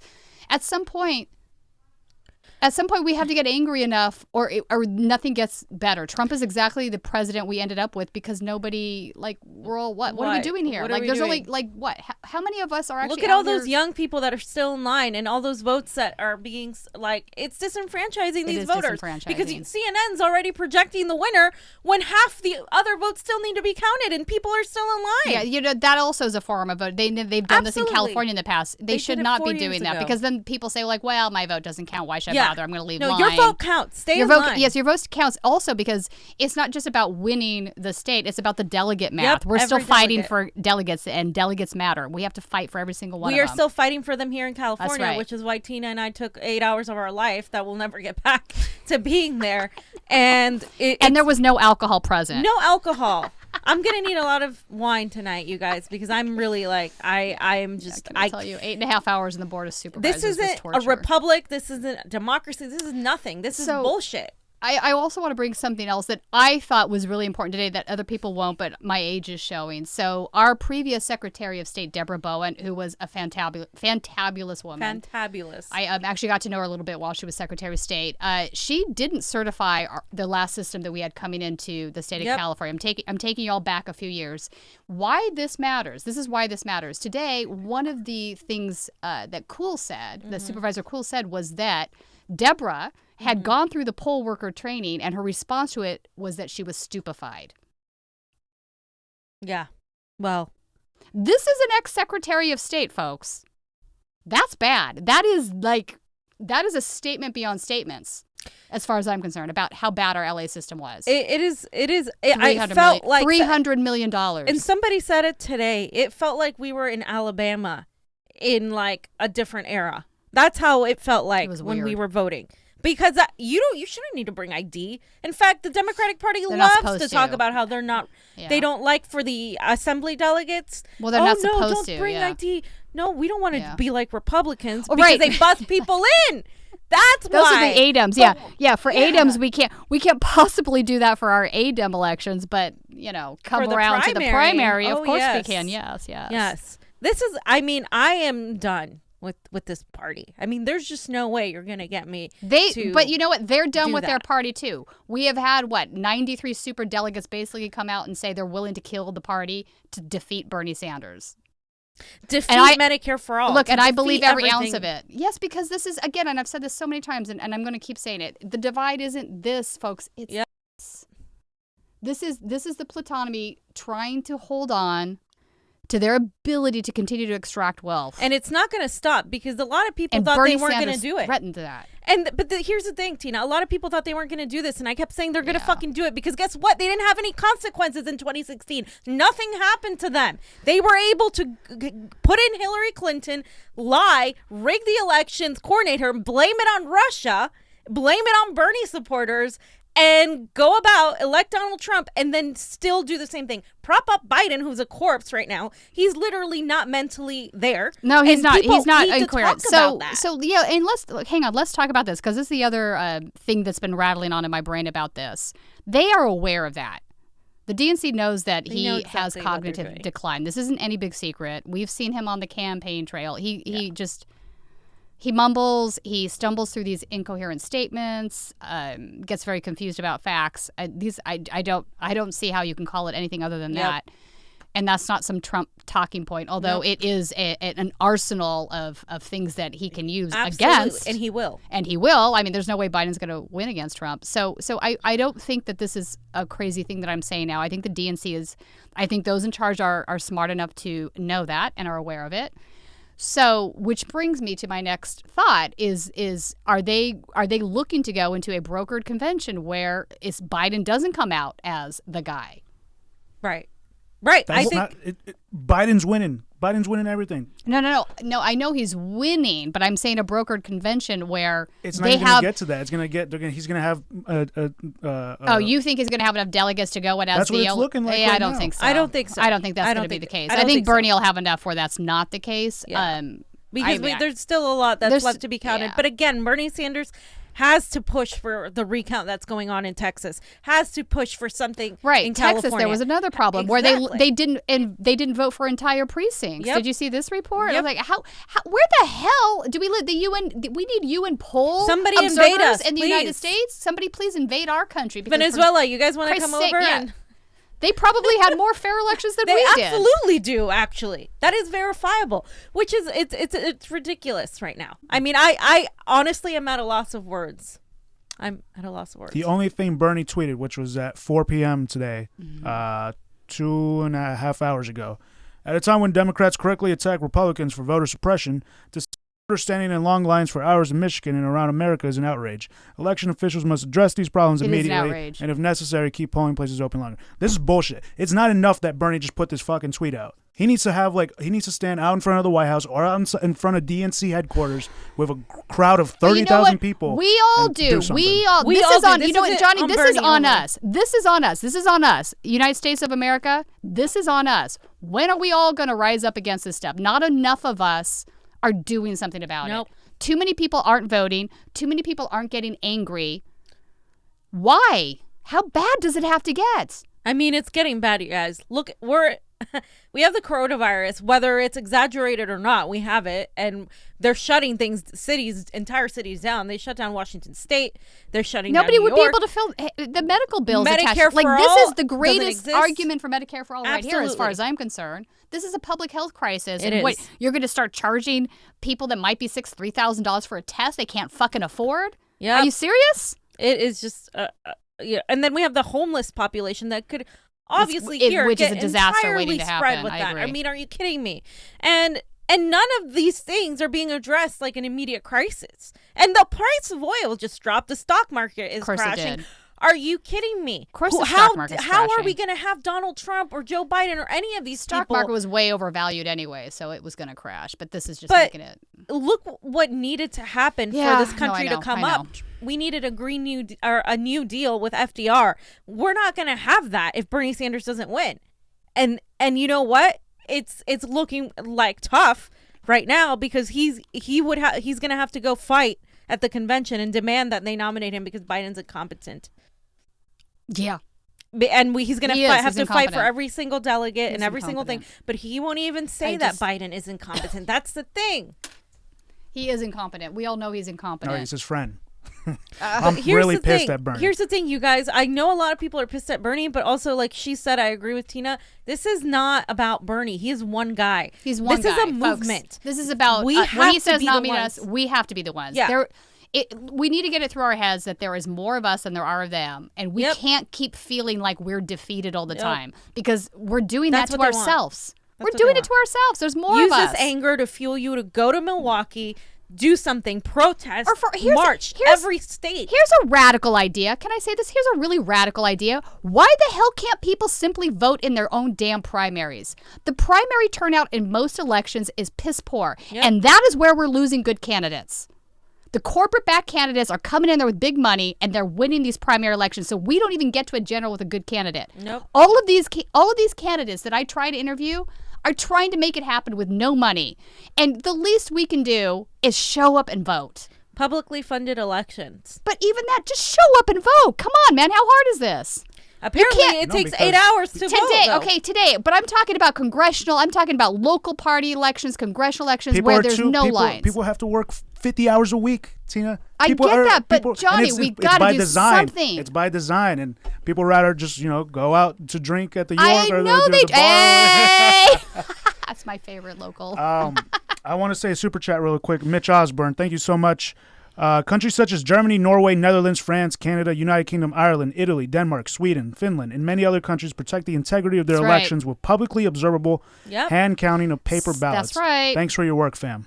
Yeah. Thank you, sir. they do. My family's actually from Sweden, so I will attest to that. Yeah. This shit would not This happen in is Sweden. I'll third tell you that right world now. or But less. can I tell you, the people in Sweden wouldn't allow this to happen. Like, there's That's a the thing. cultural disconnect, and I don't know Yes. what to do about it. Americans aren't used to going to the streets for economic issues like that. Sure, they'll go and march, wear pink pussy hats because they hate Donald Trump, but they're not going to go out in the streets and actually stand up for their elections, stand against war. We used to have an anti-war movement. Where has that gone? I mean, honestly, I'm ready to make the 1968 convention look like nothing. Yeah, Look this is like it for me. I'm ready. This to- is it for me. to do that. And the Democratic Party can go fuck themselves. Pretty much. Just they can. They don't give a fuck about you guys. They literally want Donald Trump to win. It is evidence that they want Donald Trump to win. That's how it appears to me, at least. So I'm done. I'm done with any sort of, well, you have to vote for Biden because babies in cages. Wait, hang on. But babies in cages was happening under the Obama administration. This didn't start with Trump. So let's just have that conversation. None of that is going to be effective. Biden has a bad record. What they've effectively done here is really That's an tuned out all of these Bernie voters. They're not going to come around for Biden. It's going to be worse than 2016. Worse. This is going to be worse than Hillary. It's going to be a landslide. How do they not see this? No, they see it. I think they see it. I think they don't care. I think they honestly would rather have Trump I agree. than Bernie. I think they see it because too. Bernie is an attack see his directly on their cognitive decline. pockets, on their power structure, on everything. He is the threat. He is the only real threat that they face. Which is why we're back to square one. Rise up. Let's take a quick combo breather. I'm gonna play some music. Play some music, and you guys look through tweets, okay? And everyone else is gonna also look through tweets. Okay. Let me find some music. Okay. Let's look through tweets. What, are we getting too crazy over here? I'm going full weather underground in a minute. I'm ready. I need to take a breath.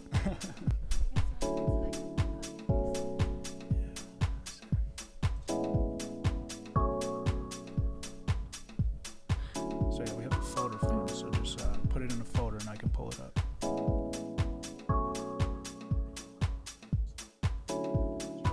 Oh. Can you pull up video that I shot on my phone today? Because from some of the Okay, photo so stuff. really quickly, there was people were mentioning this to me a while ago.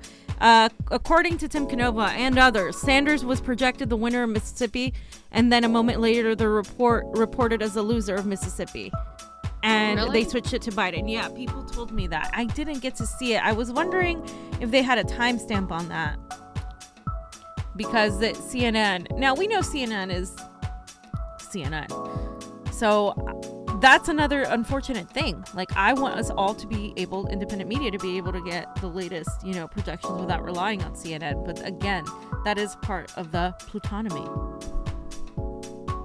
Of course it is. Why isn't this charger working? I'm going to try to airdrop you some stuff, Johnny. Put it in there too. Oh, yeah, maybe that's better. Wait, hang on. Hold that thought.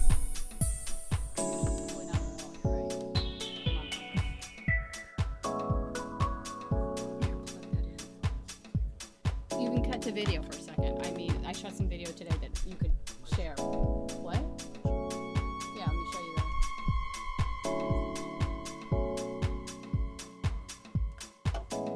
How do I airdrop again?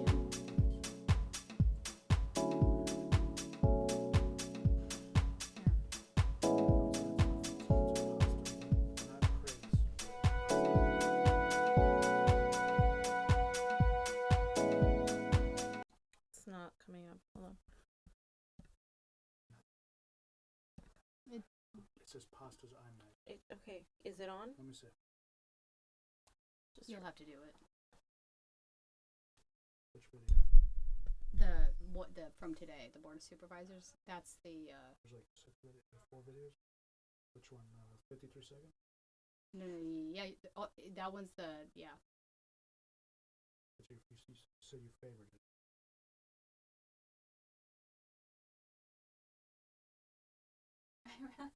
Literally crazy.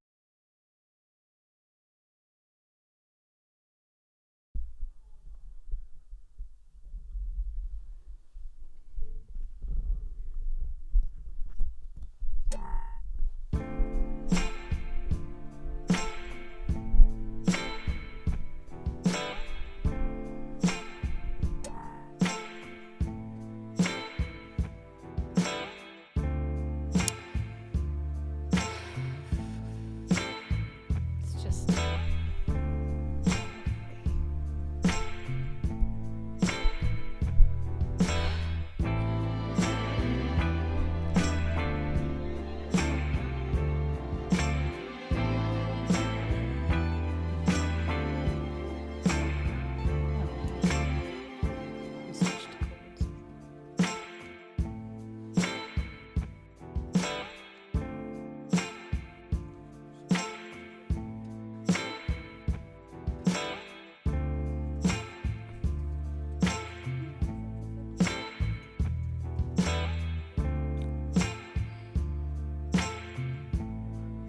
Okay, I have one. 2. How should I put it in the folder?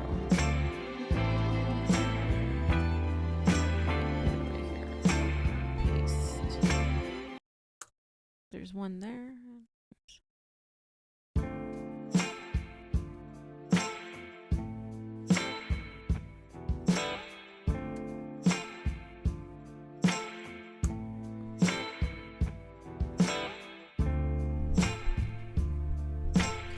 The last 2. Sema and then Roseanne tomorrow.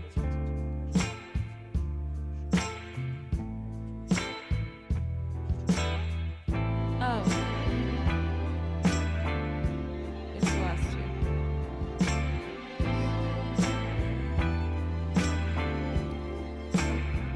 Sema and Roseanne. Sema. Alright.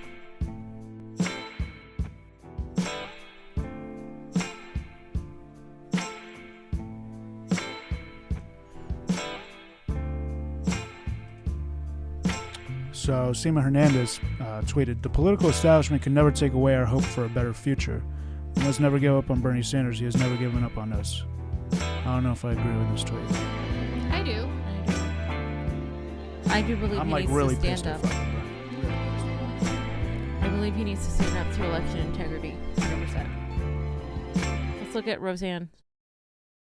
Roseanne's tweet. Roseanne tomorrow. I love her. I know, me too. She says no one has 1,900 delegates, and yet the same political establishment that created a country of inequality is telling us to get out of the way. Really? And they are credible. Why? Nope. Hashtag see you at the convention. And I agree with There that. we go. I agree with that. We need to I'll give that a fight for every retweet. single delegate. Why? Because these elections were not fair. It was they not a weren't fair fair. shake. So therefore they can't say, "Oh, well, they just won." And I hope Bernie Sanders stands by that, because he should understand that we're not going to vote for Biden, even if he tells us to, even if he begs us to. Okay, but we're not all right, going to do so that. I know we're not. But let me say this. I understand why he did this in 2016. He got the URC out of the deal, Yeah. and that was a worthwhile trade. I can't possibly imagine the DNC coming back with anything as good, equivalent, or worthwhile at this point. Well, they still. I think it's they a different conversation. They were now. still able to do this anyway, and they know they're still going to be able to do it if he No, makes it's any worse. sort of deal with them. Exactly. I So didn't it's think California election could be worse than it was in 2016. It and was. it was. It was.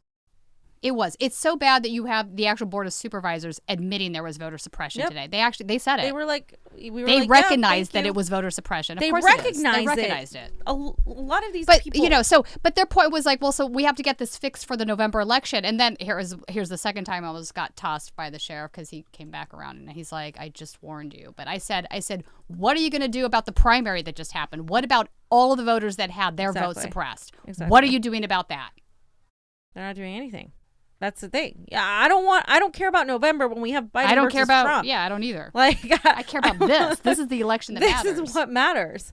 And they're like, oh, it's okay, we'll fix it for next time. No, you need to be held accountable for what happened this time and freaking fix it. Tell me this isn't by design on some level.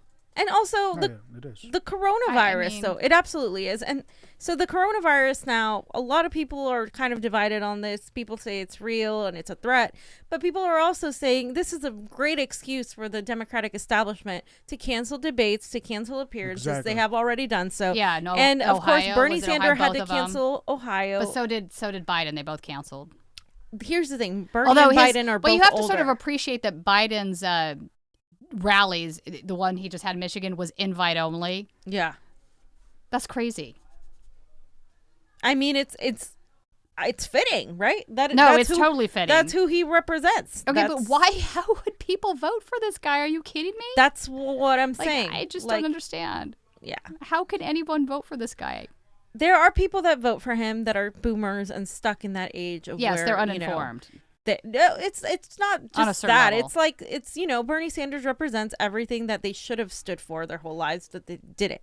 Instead, they played the game and they let this idea of capitalism and wealth accumulation define who they are. And now here comes Bernie Sanders, the sole guy, the one that was marching against the Vietnam War, marching for civil rights, and he's proving them that they were wrong. Yeah. And it's this cognitive dissonance that I think a lot of these older generations aren't going to change from unless something directly happens to them. And that's the unfortunate reality, that it is the youth that is the one that is suffering, but it is also the youth that is also tuned out and cynical in a lot of ways. I mean, yes, there is rigging, there is suppression, but a lot of our people, our peers, Johnny, don't vote. And why don't they vote? Because the moment they try to vote, they have to sit in 7 hours to cast their vote, or they're given a provisional ballot that hasn't even been counted yet. Or in previous elections, there's no one to inspire them. Right. And they say it's rigged. I mean, I talk to a lot of young people, and they're like, "Oh yeah, well, why should I care?" Okay, but that's only the case with the presidential election. I'm going back to the case I was trying to make about the lower level elections, because these matter so they do. But they don't teach us in school, that you should pay attention to that. If there's, I'm sure California has civics classes, but Florida doesn't. Can y'all start some movement with your generation to get them to be really clear on how much this matters? It matters so much. I had so many friends that didn't vote at all. It matters so much because every time one of they these think really their vote great, doesn't count, and they're right. But it's like a catch-22 though. It is. But these so hear me out on this. These smaller elections that I'm referring to, like I'm talking about city the council, primary for city council, Well, primary they rigged for the, your the- assembly person, your state senate. they don't necessarily interfere with these in the They same rigged the level. 2018 one, as was what Raji was saying. Raji Rob. Brad Sherman. Brad Sherman, yeah. He followed it to the Supreme Court, and Brad Sherman is a whole can of worms for another day. But they rigged that one. They rigged that one. Yeah, That's what I'm saying. They he's a rig big everything. money. He's a big money. Well, we can't just say throw our hands up the air and do nothing. No, I'm not saying to do that. We need more people out in that protest that we were at yesterday. And that's the thing. This is where, Bernie And we're trying to Sanders, do the media thing, but yet YouTube is suppressing us. Yeah. And here's the thing. Facebook suppresses us. Bernie Sanders so get off corporate media and get onto ROKFIN. Hello. Hi, ROKFIN. Bernie Sanders, though, he's somebody that people listen to, right? And if he were to be like, no, we need to have a protest right now, national, these elections aren't, people would follow his lead. We think on our own. We're not, we understand that the movement is not me, us, and etc. But not a lot of people are like that. Some people are waiting for Bernie to say something, and they're only going to fight back if he fights back. So that's why it's so important that he does.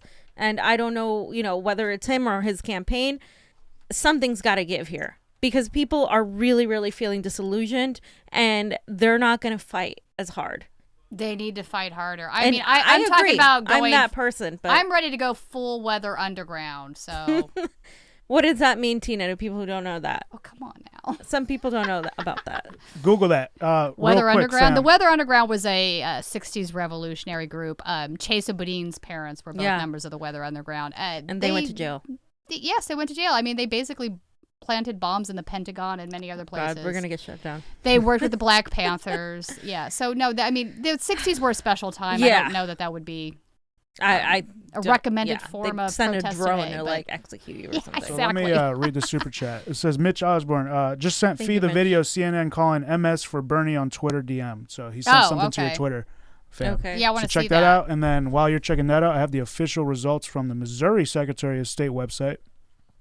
Let me update it. And it says 1,352 of the 3,653 precincts reported. It says they're giving Joe Biden 123,000 votes to Bernie's 66,000 votes. So Biden would be 59% there, and Bernie's 32%. What percent of total vote has been counted? I can't see the screen. 1,350 out of 3,653. So that's like what? Yeah, but 30%. what percentage? Okay, I want to see the percentages. Oh, wait, there you go. It's like I want to see if it's 60% and 50% and 40%, and what's the? All it says is 1,352 of the precincts reported. Scroll down to each one. There's there. See there on the right? Yeah, that's what it said. Biden has 59%, and Bernie. Oh, that's has not the percentage of counted votes. Like, so how do they not have that information on there? They have 123 votes that were counted out of the 1,000 precincts that reported, and there's 3,000 precincts. No, I know, but I don't believe that each one of those precincts is fully counted, is my point. Usually there's a way for you to say, like, this is the percentage per precinct that's been counted, like 60% reporting. No, I mean, are they at 100 already? I would find that hard to believe already. It just says that there's 1,000 precincts that are reported, so that's all it says. Which is really annoying. Yeah, well. Hashtag just saying. You used to be able to find all that information. I haven't been able to find it yet in any of these states' websites. Do you want to show that video or no that I sent you? Or are people just not interested? I'm just saying this is the video I shot today of inside the Board of Supervisors. It's just a video of Dean Logan. That's Dean Logan on the gentleman on the front of the table there. She went through her training, and some friends of mine went through it with her at the same place. They said it was stultifying and insulting. That's what Deborah Bowen said. Can't really hear it. What did it say? Yeah, that's on my phone. I have it on my Canon too, a better video, but I thought I'd send it to you. This is the Deborah Bowen who had gone through the poll worker train. For her to say that is, Yeah, she's a board of supervisors. Dean Logan just sat there pretty much. He apologized, but in a very pandering way. It was very pandering way. Yeah. I guess I have the video of Mitch Osborne. I put it in the thing if you want to see. Where's it at? I do want to see it. The very last. Thank you, thing. Mitch. I do want to see it. I just see Roseanne Demore. No, you have to refresh it. It's there.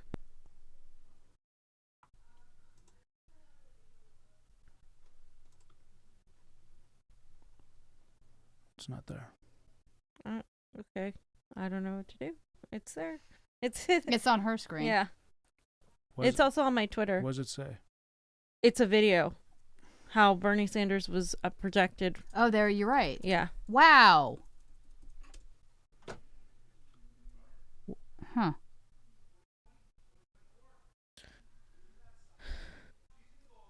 Yeah. I mean, Delegates are in Dakota. 118 delegates are on the line in those 3 states. This is the first test of the night for Joe Biden and Bernie Sanders. And we have our first projection of the night. Bernie Sanders, not happening right now. Joe Biden is the winner of the Mississippi primary. Joe Biden carries Mississippi. There we have it, right? Right there. You can see it. Maybe you can't see it. Well, delegates are on the line in those. This is the first test of the night for Joe Biden right when they close, too, and Bernie they report Sanders. it, right? Yeah, 0% reporting. That's what I'm saying. That's not we have our allowed. The night, How are they allowed to Bernie count votes Sanders, before? not happening right now. They use a mathematical formula. I'm not suggesting it's a good idea, but there's. I mean, this is a fucking joke. This country is a joke. I literally want to leave this country. That is just how I feel. Burn it down, burn down the DNC and leave. I mean, I can't. It's bad. I don't know. Any word on Washington, Johnny? Because I know. So, in case you guys didn't know, Washington became an all vote by mail state. Now, I was told by several of my friends in Washington that some people magically didn't receive their vote by mail ballots, just like what happened here in California, and that they were worried. Here's the thing. This is what's important for people to understand. No results yet for Washington. They've been told constantly when we bring things up like this that it's conspiracy theory, right? Yeah. Or that this is not conspiracy theory. It's happening there before your eyes. Our board of supervisor and Dean Logan admitted today that they didn't send out 17,000 ballots. This is a fact of the matter. This happened. Yeah. They're admitting. I don't know if you guys need to hear it. We have the videos. They left measures off of some ballots. Yep. They left candidates' names off of some ballots. This is inexcusable. $30 million. This isn't conspiracy theory. I'm sorry. $300 million. 300.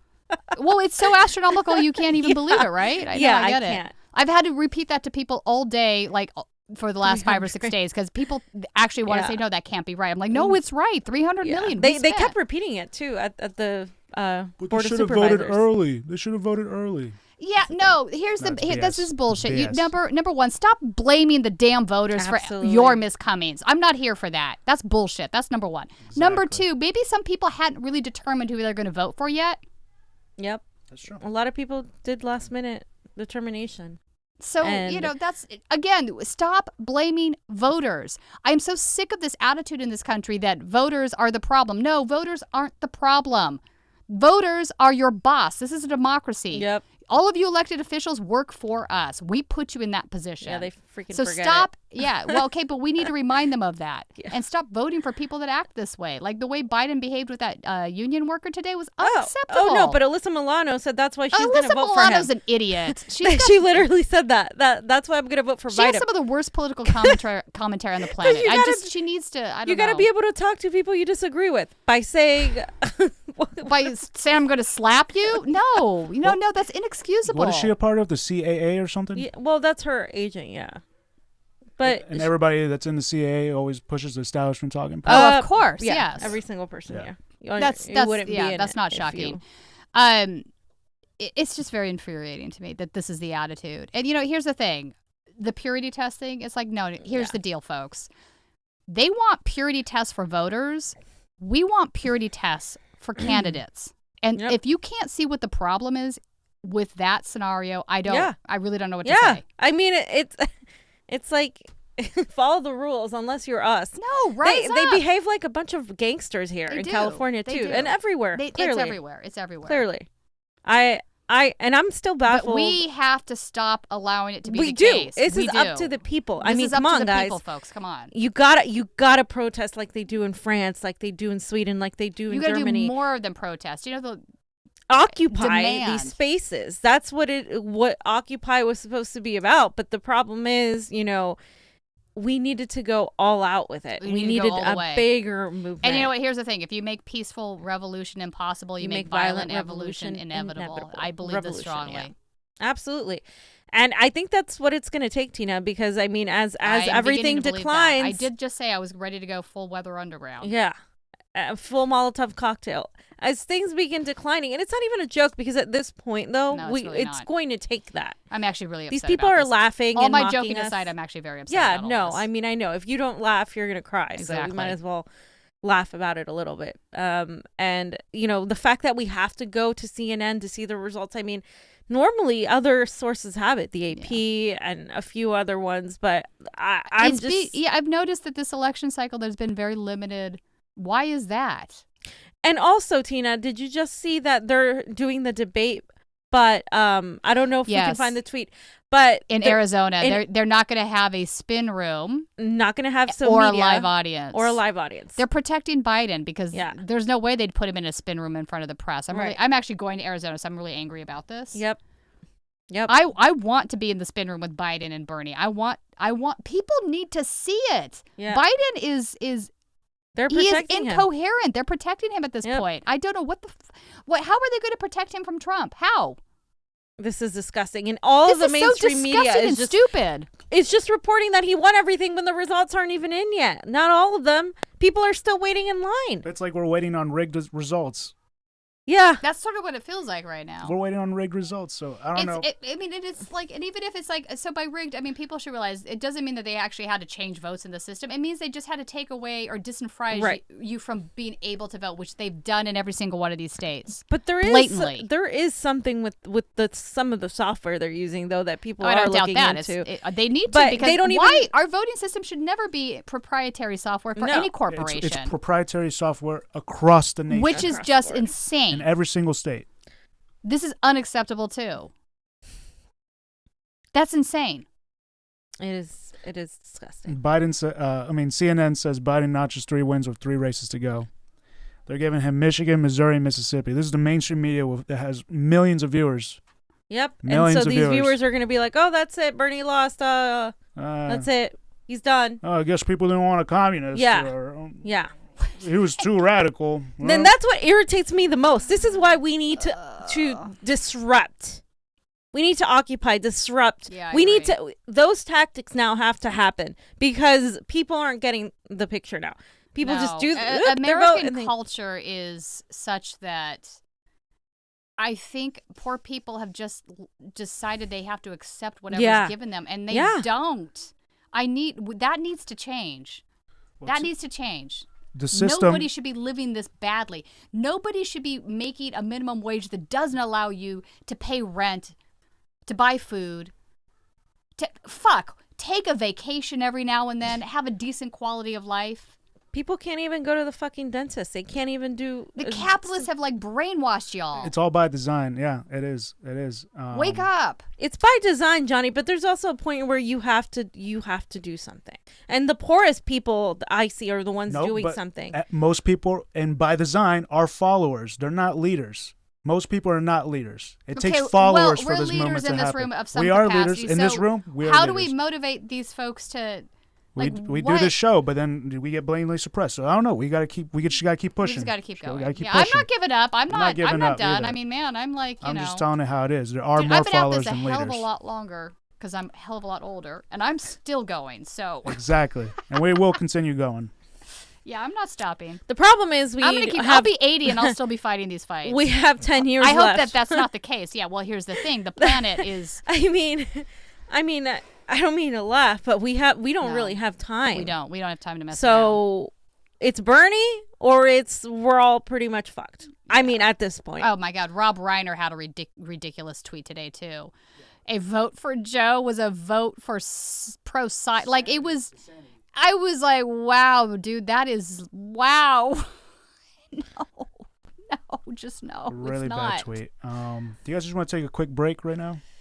Yeah. Yeah. Let's take a quick break. We're going to take a quick break. We're still waiting the Washington results. Washington. We have CNN giving Michigan, Missouri, and Mississippi to Biden. I'm but pretty we sure have to these start are looking at the delegate Fugazi. counts. Sure, these are Fugazi results, but there you go. So we'll be right back. Yeah.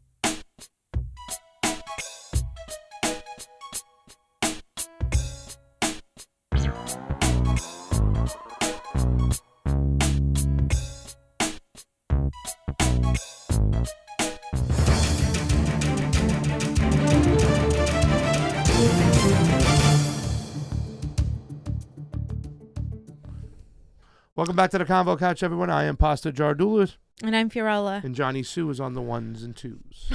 So I have some news from Washington. They're still voting there right now. They're still voting in Washington. And so Washington became an all vote by mail state, and they are still doing that. They are still putting their ballots in there and doing what they need to do. I'm not exactly sure how that works, but they just told me they are still voting as of 7:37. So I think Washington might be something where Bernie does really well. I would be very, very, very, very, very surprised if he does not.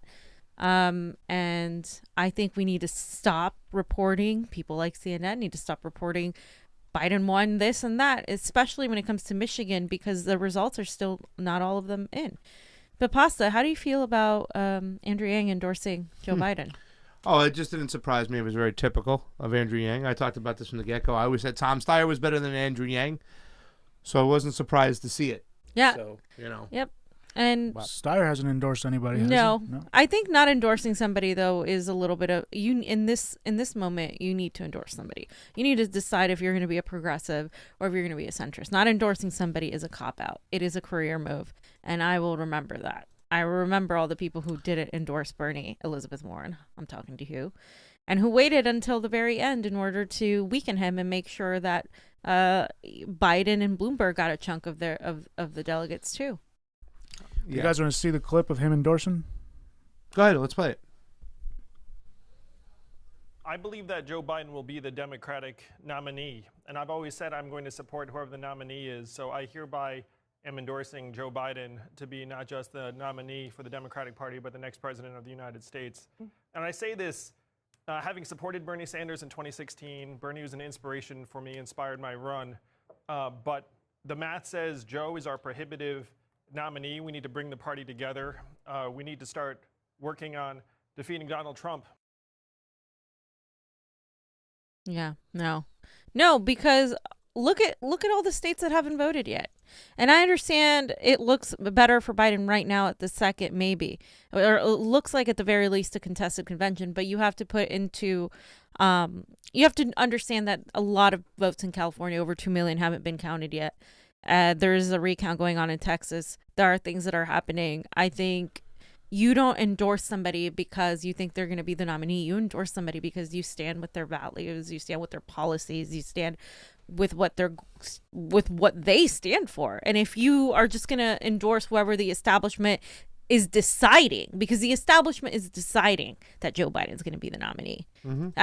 Based on everything we've seen in Iowa, in California, in New Hampshire, in Massachusetts, there's no way. You're not going to tell me that these results are valid. I'm sorry, Pasta. These results are not valid. You were there. I spent 8 hours there. The Board of Supervisors admitting that there was voter suppression, admitting that it was not secure. Let me tell you like this. They're not valid, but they're probably going to stand, if that makes any sense. You know what I'm saying? I think the lack of not addressing this from a long time ago and letting them get away with this, they got away with it in 2016. They have this whole system in fucking place right now, and they're getting away with it right now. And people are dumb enough who are going to buy it and is going to say it's faulty machinery and whatnot. You saw it today. It was flat out voter suppression. And it is. Guess what? It's still going to stand because the American people are going to buy it. There wasn't even hardly enough people that showed up today. No. For more voter people came suppression after. But here's the thing. They suppressed that too. They made us wait almost 9 hours. Identical it's to ridiculous. The election. Exactly. What they did today. It's ridiculous. Sweat you out. Who has time to sit? I got up at 6:30 this morning. Yeah. To go over there. Zombies, fam. And be there for what? To speak for 1 minute? You could at least given us like 2 minutes at the very least. I mean, it's ridiculous. And like I said, shout out to Gloria Jones, who was the only 19-year-old there. Waiting for 8 hours to speak for 1 minute. And she was yelling at these adults. And you know what? They yelled back at her. They were like, oh, were you there for the exit polls? They went after her. I mean, the way these elites treat you, Yeah. It's time for us to take to the streets. It's time for people to actually protest. It's not time to do what Cenk Uygur says and put Amy Klobuchar as the nominee because you want some fucking Democrat to win just because you think that's somehow going to be better than Trump. Yeah. It's not. We have Trump because of the Democrats. I don't know when these people are going to understand that. We literally have Trump because of the Democrats. And we're going to have him again if they get away with pushing and rigging this for Joe Biden. Which, hey, they didn't get they got a slap on the wrist, not even, last time around. So who knows? They'll probably get away with it this time. And what are you guys going to do? Sit back and just let it happen? Well, what happens, how we move forward is going to be the talk eventually, too, and stuff like that. This is listen, but here's what I'm going to say, fam. We're going to have to talk about some of the mistakes that Sanders has made along the line. Oh, the campaign has made grave mistakes, and we're going to have to talk about. He should fire all them of that. tomorrow. If he's going to stay in this, let's hope he wins Washington, pulls it off. Fire those people tomorrow. I have to shake things up. I'm not going to go down without a fight, and I'm not losing to Joe Biden. No. Bring some people in, shake things up. But if you don't, there are some lessons to be learned about this. You know, I mean, fam, when you were. I know you toughed it out today, and you stayed there, and I rushed home to start the stream because we wanted to start the stream. We didn't get any results for 2 hours, right? So we didn't know what today was going to look like, but I started the stream off talking about the areas where I really thought Senator Sanders made some mistakes. Yep. Now, don't get me wrong, fam. We're here because of Bernie Sanders. Yep. Let's not even, I voted for Tulsi, but we're here because of Bernie Sanders. And I said, if Bernie Sanders becomes the nomination, I'm ready to get in the streets with him. But I was very disappointed by some of the mistakes he's made and made along the way. And people like yourself who were trying to hold things together found it so hard because of these simple mistakes. And it seemed like the people within his campaign are the ones who steered him the wrong way. They're people from Center for American Progress. And, and these people have advised him so poorly that they might have been the straw to break the camel's back to get them over to help the cheating to push them over the edge. And there are things we have to address when it comes to this. Why did he continuously going around and saying Joe Biden is my friend? Right. Did you see, Johnny, did you play her I think you guys played it, when Joe Biden compared Bernie to Trump? Yep. He's not your friend.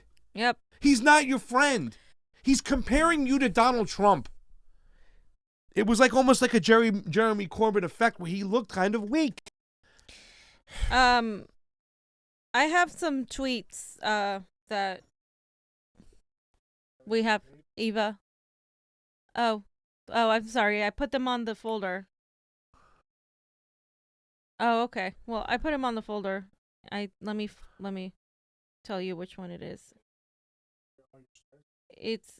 But I wanted to, let's see.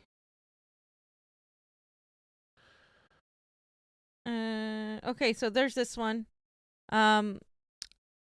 where it says boomers are effectively killing us all, is what I said. Because if you look at the polling from Max on Twitter, on the left you have the 65 and older crowd, and 73% of them are Biden, 23% of them are Sanders. Then you have the rest. 18 to 29-year-old, 82% Bernie Sanders, 15% Biden. Even with the rigging, even with all the stuff, even with the campaign, whatever, it can't be denied that there is an obvious generational divide between the older folks and the people under 45. I would even say under 45, because that's what this is, right? That's who watches CNN. That's who watches MSNBC. That's who goes out and votes. Yes. And that's that generational divide. They are effectively killing us. It's not all the boomers. I'm not saying that it's a monolith, but a lot of these people are stuck in their ways and they're not going to change. And unfortunately, they're killing us because you know what? We have 10 years and we're what? 4 of those years are going to be Donald Trump possibly. And then another 4, maybe a neoliberal or another right-winger because the United States. I mean, it's time to take to the streets. And the funny thing about it is you look at those numbers, Biden has, a lot there, but Bernie even has a bigger one, the younger votes. And here's the thing. Whose the votes did they suppress this election? Right. Who's still in line right now waiting to vote? Getting pizzas. We went over, fam, the pizza thing. Like, people donate to give free pizza to kids in line. These kids, we let you down. We let you down. But you guys got to rise up. Did all those kids today that were there for that other cause, did they stay for the voter suppression talks? Or did they leave? No, they left. Okay, you see what I'm saying? Well, but nobody knows that this is they don't know. They're just not aware, and that their elders aren't helping them become aware. Mitch Osborne just said, I just did the math, and yep, Yang sucks. It adds up. Mitch Osborne, thank you for all these super chats, brother. You really helping us out. Fam, I told you there's a great silver lining about tonight. Everybody's going to start turning even more to independent media now because they're going to say, F this shit after Donald Trump wins with CNN and MSNBC because they had some people that were hanging on. Not anymore. Biden's hairy leg on Twitter. It's on the folder. She's bringing me a little bit of solace right now because this is going to be an uphill battle from here on out. I'm not giving up. But Biden needs 50.6%. Bernie needs 56.2%. Calm the fuck down. How exactly did you think a revolution would go? Use that anger for vengeance. Resist is too busy with avocado toast and box wine. We can take Karens. Oh my goodness. Yeah, I freaking love that. That's an awesome tweet. What is that? Oh, yeah, it's a tweet. I love let me it. see that. Look at the new graph. Nice. Look at Nice Johnny. work You by gotta be Ava. careful. You got to put it up more to the left-hand corner because our pictures. No. See? Oh. Leave Johnny alone. Now it's whatever. Convo Co. The convo. Watch the Convo Co. Convo Q. I mean, we can take Karens. In a revolution, you bet on me. I'll take a fucking Karen or a Susie any day. I'll knock that down. I'm ready, you guys. I'm ready. And I know people are making Yellow West and stuff from Milwaukee, and people are organizing. And, I mean, there's definitely going to be different factions of that because there's going to be people that are ready to go, whether underground like Tina, and then there's going to be people that are, just ready to just say, yay, protest. And then there's going to be people that say, well, we got to defeat Donald Trump. And that's the Bernie people are not a monolith. There's different aspects of the people who understand Bernie's the right thing, but they're scared to fight back. And then there's, the more radical ones like myself who understand reality, really. I mean, we don't have a lot of time. So it's Bernie or best. Max Blumenthal had a great tweet as well. You want to read it, fam?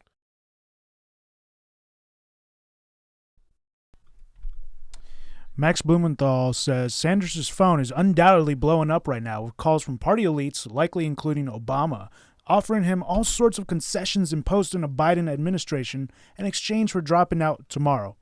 If he doesn't accede, they'll hold him responsible for a Biden loss. They will. He's absolutely right. But they will anyway. Exactly. They will anyway. So he can't give in. And if he does, that's going to be the destruction of this movement, I guess. A lot of people will stop believing. Gloves got to come off.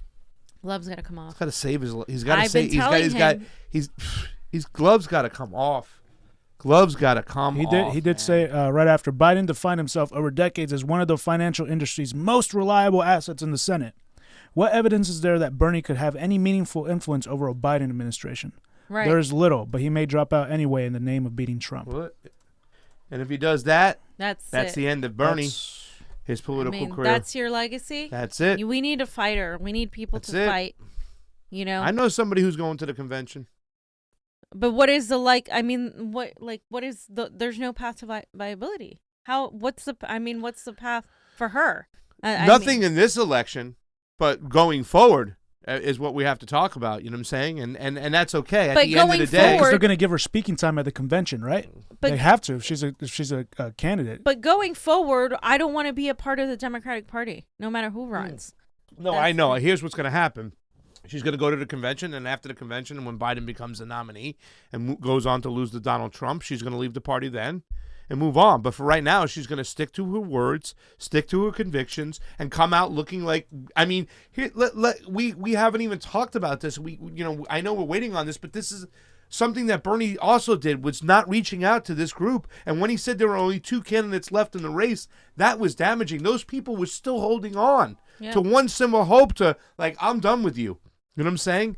She's going to stick to her convention. She's going to go to the convention. She's nothing now, but that movement's going to continue to grow. And she's going to get more name recognition because if they do give her speaking time, which they should. because she's still going to be a candidate, right? I think the Democratic Party needs to die, and Me I hope too. it does. I hope it does. I hope it does. To this convention, I hope it dies, because that's it. I mean, they're a joke. They're a joke. They're just as bad, if not worse, than the Republicans, because at least you know where the Republicans stand. They tell you, we hate brown people, we hate immigrants. Okay, these Democrats, they turn around and they deport people just like Obama and Biden did, but they just pretend that didn't happen. They bomb people, innocent people at weddings like Obama did, but they're still winning a Nobel Peace Prize. I mean, it is that hypocritical and that disgusting. And then they go and they blame Russia and cause us to have more tensions for a nuclear war. I mean, fam, I can't today. I really can't. I know. But the pizza's going to be here soon. And then, we got some pizza for us. Because all these kids getting the pizza. Yes. Somebody's like, what do you want? What should I bring? I'll bring pizza. The Democrats are a bunch of hypocrites. We know this. And yeah. And it's tough. It's tough. It's really tough. You know what I'm saying? Because is that what he just said? How long ago was that put out, Johnny? 4 p.m., so 4 hours ago. He said this. There was a tweet I read earlier. Yeah, he read it earlier. A little late to the party, but yes, absolutely. Yep. Absolutely. Absolutely. Tomorrow he's got to fire his whole campaign tonight. All right, let's talk about that a little bit, because we haven't really fully talked about it. But Los Angeles had terrible Bernie staffers here, and I'm just gonna go ahead and say it, because at this point, that's it. That's the bottom line. We showed Rafa Navarre literally telling Pasta, right? Oh no. You're gonna be able to vote. That what you're saying is incorrect. Actually, you're gonna be able to go in there and vote and get a regular ballot, not a provisional. That's just wrong. Guess what happened? People went in there that day and they were given provisional ballots, not just for being new voters, but for randomly having their registration say that they weren't registered. They weren't on the roll. Their thing didn't scan. They had to bring their sample ballot. Nobody told them that they had to bring their sample ballot. And sometimes the sample ballots didn't even scan. Why? Because the system didn't update. And the Bernie Sanders campaign could have done a better job of letting their field organizers, who were dying to inform people, who some of them went around them and did what they had to do and worked their asses off and did everything they could. But still, they didn't have the support system set in there. They got yelled at for questioning the chain of command. That is not how a campaign who is a grassroots campaign should run their campaign. That's when you start losing the grassroots. The grassroots is over here doing one thing. The campaign is establishment, like a union type of top bottom sort of organizing, and that's not what works when you have a campaign. Yeah. You guys want to hear Joe Biden talk for a little bit? Yeah. Let's see what he's got to say. God. To deliver a bold, progressive vision to the American people, guaranteeing that every American has health care, affordable health care, total health care, not a privilege but a right.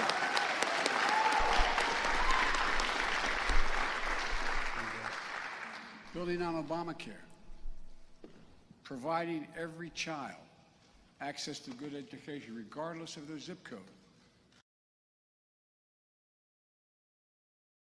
Was it? Okay. Do you want to address that, or? No, I mean, because I didn't hear much of it, but. No, I mean that. Oh, Mitch Osborne says, hope this isn't true, but just DM'd via tweet from Don Winslow. He says he knows Bernie is dropping out tomorrow or Thursday. So, I don't know how you want to look at that, Fee, but that's not. Johnny, let me send it. Thank you for the super chat contribution, Mitch Osborne. I don't buy it. If he does that, that's the end of his legacy. And I think, his supporters are still going to fight and go to the convention and protest everything. Bernie doing that literally sends more people to Trump than ever before. That would literally do that. And if he's listening to anybody, he needs to listen to the grassroots who know. If Bernie drops out tomorrow or Thursday, literally you destroy any faith in anything. You just do. You're not gonna get us to vote for Biden. You're not gonna get us to vote for Democrats, period. And it's gonna be disgusting seeing him go and throw everything behind Biden. I don't buy that. He's If going to that drop out and happens, endorse Tulsi Gabbard. And Glory Jones says we need Savage Burnmaster 1987 to show up if already. he drops out and endorses her, gives her all the delegates, maybe that. I don't know. That'd be crazy. I don't know. That'd be crazy. That wouldn't happen, though. That's not going to happen. But like I said, she's going to keep going on. Her message is going to keep going through, and we'll see what's going on. So we're going to go to a little break right now. Anyways, we'll come back in a little bit. How long, Johnny? All right, we'll come back in a little bit. Okay. See you after the break. Convo out. Bye. Convo break.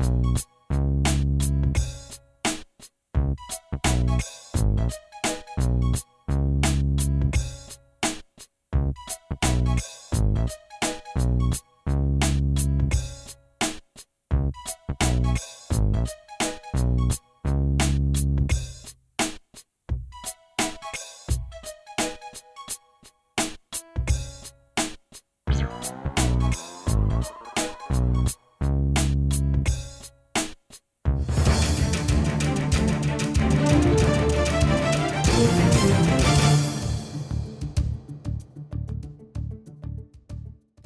everyone, welcome back to the Combo Couch. I am Fiorella Isabel, and I am here with Melissa Michelson and Nick Wathianathan. Okay, so Melissa Michelson worked for the Bernie Sanders campaign as a field organizer here in Los Angeles. Melissa wanted to share some of her experience now that she is no longer working for the campaign on how the structure was and how it went about and where areas where she felt like it could have gone way better. Well, I know you were talking about election integrity and paying attention to the vote. Several of us, many of us actually, were very concerned about provisional ballots being handed out, just like in 2016. It didn't seem like the campaign higher-ups were very much interested in hearing that. They told us, that's conspiracy theory. And then at the very end here in California and Los Angeles in particular, I can't speak for other areas, but I know for Los Angeles, there just wasn't that organization that you would think that would be on top of this, because everything was last minute for us in terms of this. I'm not going to go into everything throughout the 2-3 months that we were on the ground here in California, although we could have been on the ground way, way before. I mean, just look at the facts here. In June, higher-ups in California were hired. There were 3 or 4 for the whole state of California, and nothing we could see really happened until they opened up an office, at least in October, in Los Angeles. They opened up from June to October. I don't know what was going on in California. But as a grassroots member of the community and the Bernie-crats in Los Angeles, nothing was really happening other than, meeting other grassroots people. But that's kind of it. And then, they opened up an office in October. Nothing really happened in that office until end of November. It was just a space with a couple chairs. Again, I don't know why. Was it money? Was it decisions? Was it who was driving this? I don't know. But it was really disappointing to see an empty office in East LA for a month and a half until they hired people. Then they hired people, and then there was a little bit of movement for the past 2.5 months. But so who was hired in upper management, in your opinion, versus who was hired as field organizers and then the regional field directors? Right. So in the lower rungs, there were field organizers like myself that came from the grassroots, that were passionate for Bernie, that were always for Bernie. Most of us, not everybody. And then the people that were managing us were not necessarily Bernie. Really, it was obvious. They were just not. They were not. But they learned the Bernie lingo. And they were able to, I don't know. They did their job. It was a job for them. For us, it was working 24/7, living, breathing, eating, whatever, everything to do with Bernie Sanders and trying to make sure that he won. So it's good that they hired people like me, because they certainly got their money's worth.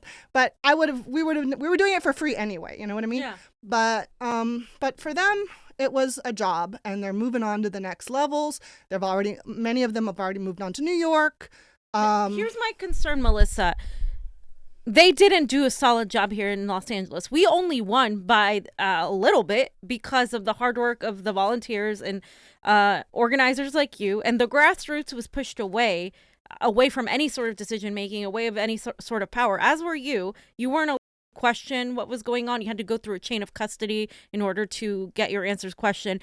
Are these people going to be equipped to deal with a state like New York that Bernie Sanders pretty much now has to win in order to even get to the convention? I mean, my manager, who was named Lewis Myers, and I think the whole structure was very hierarchical, almost militaristic, in that you had to go that chain of command. There was a lot of even the language used, like deployed, redeployed, or I forgot. There's this language used that was like military. So radio silence, I don't know if that's military, but anyway, we had to abide by those things. Otherwise, we would get yelled at, and we were suppressed. Like, I was told one time not to ask questions on a conference call. with the whole state of California. Now, why would I not be able to ask questions? Because Lewis Myers and other people just didn't want to look bad to their higher ups. So it's all covering up, cover your ass, classic cover your ass. So they don't look bad. Now, I wonder, if they're covering their ass, what are they covering up from the campaign? Right. What information does the campaign need to know? Like, hey, we're not really doing that well in California. I don't know if that's true or not, but they're covering their ass constantly. He would rattle off numbers like we made dozens of calls, this and that. And I wondered, like, is that really accurate? I don't know. And just some background. I mean, Fee, can you tell us a little bit more about Melissa's work in the grassroots in California? So, first of all, Melissa was a Bernie delegate in 2016, national Bernie delegate. Melissa was the president of Feel the Burn Democratic Club. She had to leave that. That's a whole other thing. She had to leave that because the campaign demanded that she would have no affiliations because of an FEC rule. But that club wasn't a super PAC. It wasn't a 501c3 or 501c4. Same with the other organizations she worked with. She was organizing at the grassroots Highland Park office, just doing phone. She was told she had to leave that. She was told she had to stop affiliating herself with any sort of groups that were Bernie groups. Not just her, but every field organizer was told the same thing. And as somebody that was heavily involved and had a lot of connections to the grassroots, to me, that was detrimental because she could have used a lot of her friends to help her. Granted, people like myself and Todd and other people canvassed and did some of the things, but it was very off-putting when the campaign used that excuse of the FEC. And I say excuse because in Nevada, for instance, the grassroots had no issue working with the campaign, and neither did they in New Hampshire. And these are areas where Bernie performed extremely well, and areas where I didn't see that animosity between the campaign, where one volunteer was fired from working with the campaign. And it's that sort of structure that I think allowed for less of a cohesive group that was united and felt that sort of passion for Bernie, because a lot of the grassroots felt repelled by the campaign, and it put you in a position where you couldn't just be free to like hang out with people, work with other people, and it just felt awkward. I was told in these exact terms, we cannot associate with, that was the word, with the particular, like the grassroots Highland Park office. We cannot associate with the grassroots Highland Park office, which I actually co-founded. It was a space. I wanted to host events there. We can't associate with. Now, granted, I understand the rationale. However, it was never really explained in terms of numbers, like independent expenditure and whatnot. But I want to make clear that it's not just the campaign. Like I've been trying to be very clear. It's not the campaign, because there's so many levels to the campaign. Right. It's particular people in the campaign. And like you're saying, this wasn't the campaign everywhere. This might have been just Los Angeles.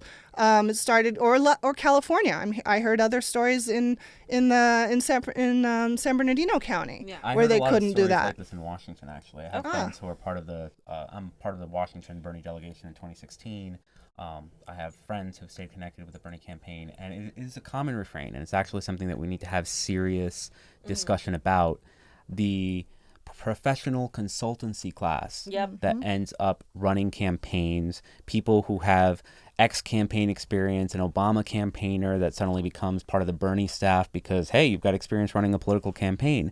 Well, experience running a political campaign is something that's different from having the same aligned values. Yes. And that can very much come into conflict when the aligned values are neoliberal and, hey, it's not really that bad that a few million people die because they don't have Medicare, in comparison to health insurance companies losing good profits. Oh, no. Right? So if somebody has those values and they're put in charge of helping a campaign that is going to go against those values, how much can you really trust their buy-in? How much can you really trust that, sure, they might meet the letter of the law when it comes to the job, but are they really going to be the most effective in terms of actually making the campaign effective? And we have to find a way, because it's difficult. You want to have people who are experienced. You want to have people who can go in and be organized. So it's not like I've been on the grassroots where nobody has experience. We're trying to organize and trying to learn how to organize while organizing. Melissa and I kind of followed different paths after 2016. There was a very big conversation in the delegation about Dem enter versus Dem exit. And I said the Democratic Party isn't working. I want a Dem exit. And I looked into the state of third parties in Washington. I think that libertarians in the United States are law libertarians. I haven't I'm fully into the left libertarian kind of magical gay space communism kind of thing on Facebook, and that party didn't appeal to me. I looked at the Green Party and I realized that there was a lot of infrastructure there. That infrastructure was used as a word to kind of convey this sense of sophistication that when you actually look underneath the covers, you're like, well, you're really good at getting people to sign on to like get somebody on the ballot, but where's the fundraising? Where's the active participation? And the conversation there generally tends to be, well, it has to be driven by the locals because we're a decentralized place. I get that philosophically, but the point that I wanted to make there is that people after these results are going to be looking for options, and they're going to say, do I burn it all down? Do I try to build a third party? Do I go inside the Democratic Party and double work my efforts doubly hard? I think that what you have to be prepared for are very vast differences in terms of even the level of development and maturity. Like once you start going outside the party structure, you have a lot more freedom to say, well, this is what it should be, but then you have to figure out how to organize that, how to sell other people on that vision. And if that's not something that you're, constantly practicing in your day-to-day life, that might be difficult. So yeah, a lot of people can't see their existence outside the Democratic Party structure, and I think that's what we have to start doing, is literally building these small community things. Like, people aren't paying attention to city council, they're not paying attention to Congress, and these are the ways we do continue that and empower ourselves that way. The DSA model is also a really good way of doing that. Thank you for bringing that up, because city council, we have Shama Sawant, a socialist alternative city council member who's leading the 2 Million to Milwaukee movement to support Bernie. She signed our state party affiliation requirement. In order to cast your vote in the Washington primary, you have to mark that you're a Democrat or Republican for your vote to count. Otherwise, your vote is held as rejected. I heard about that, yeah. So ultimately, she's effective in city government, and she's an example of a politician that can be effective outside the structure.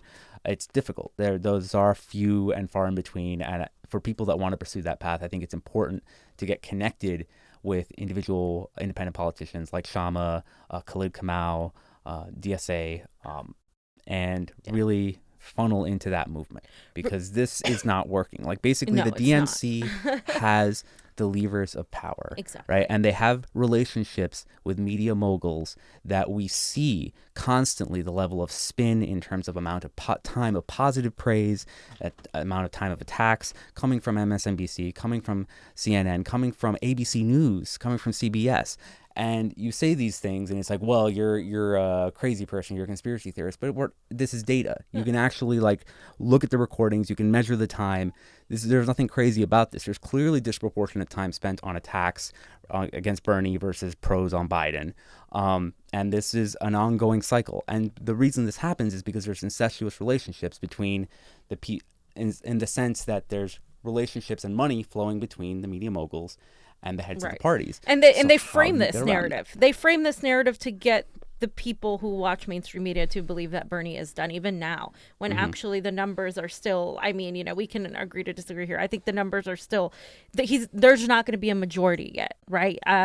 And I think that's what they want. They want to make people feel like, oh, if you're still in line, your vote's not going to count. Yeah, it doesn't even matter. Just end it right now. I would love to see Bernie take 60% of New York and take 60% of Georgia and take 60% of Kansas and some of these other states that are remaining. I think it's going to be a hard haul. Yeah. I would love to see it happen. But I think that beyond that, Nathan J. Robinson is an editor of Current Affairs. If you don't follow that, please start following it ASAP. Current Affairs is a very good online magazine for the left, and Nathan is a very good editor. He's been talking on Twitter about what can the left do to build media like this, like the Convo Couch, and actually get us to the point where people are relying on us to the same level as MSNBC and CNN. Because what I'm seeing from both 2016 and 2020 is I have friends who are not as politically involved as I am, who I can post stuff on my Facebook wall all day. They don't pay attention to it, but they will come and regurgitate a talking point about toxic Bernie bros that they heard on CNN. And then I've been having this conversation on Facebook like day in, day out. I'm like, well, why is this a new thing to you? Right. It's not enough to have person-to-person interactions. Ultimately, we want decentralization to work. We want to be able to say, hey, you tell your friends what the story is. But at some point, we need to be able to have a left news network and perhaps radio shows for rural areas. Like, we need to have strong left media, because really we don't. We're in a level, in the sense, I want to be clear, we have podcasts, we have things like the CONVO Couch. We don't have a major news network. Right. And so there's an entire section of the population we're leaving behind, which are 50 to 60-year-olds who are getting all their news from the cable news. Yep. They don't listen to podcasts. They don't check Facebook that much. And so how do we get to the demographic of people that are buying the DNC spin on Biden? How do we get to those people that are consuming all of their information from these established channels? I think that is a very real challenge, that until the left comes up with the resources and the concentrated will to make this thing happen, it's going to be very difficult for even AOC to get a fair shake in 2024, or any leftist, like on a large scale, to get a fair shake from these media networks. And that's the thing, like, it's not, and I think the left can gravitate towards the libertarian and the independents, because they are also against the establishment, a lot of them, and the status quo. And I think we need to start coalescing, because it's top bottom. And right now, the working class is at a precipice of disaster, because we have epidemics, we have no health care, we have a crashing economy, an incompetent president, another incompetent possibly coming in, or, Trump remaining the president. We have potential nuclear war, and we, of course, have climate change.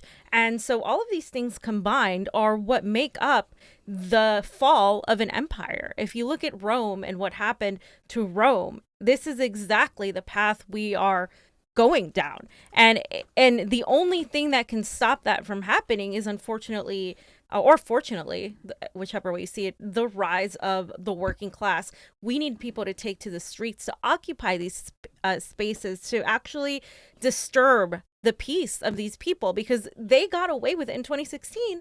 They're getting away with it now because there was no punishment. Right. So, and that's an important point that exactly. I bring up a lot, is that essentially nobody seems to have lost their job in terms of their placement in the circle. Sure, Debbie Wasserman Schultz might not be chair of the DNC anymore, but she's still a congresswoman. She's still very much involved in the clique that's deciding things that are going on in the DNC and the upper levels of the Democratic Party. And there was not a major sense of accountability from the American voters. I felt like if I were running the DNC and I had a result as catastrophic as Clinton versus Trump, I would harikiri. Like, I would professionally harikiri. Okay, I am not good at politics. I'm going to get out of this. I'm going to go be an engineer or something, because I have no business being in this industry, but to make a call this massive a failure. That just seems like the honorable thing to do. That seems like the true believer, rational thing to do. And I think that what we see is a leadership that basically said it was all Bernie's fault, or they made Russia Gate was used as a deflection. Yep. A deflection, rather than talk about. We wore shirts that said DNC leaks because we wanted people to talk about what was in the emails, to talk about the corruption of the leadership, and to demand the leadership change.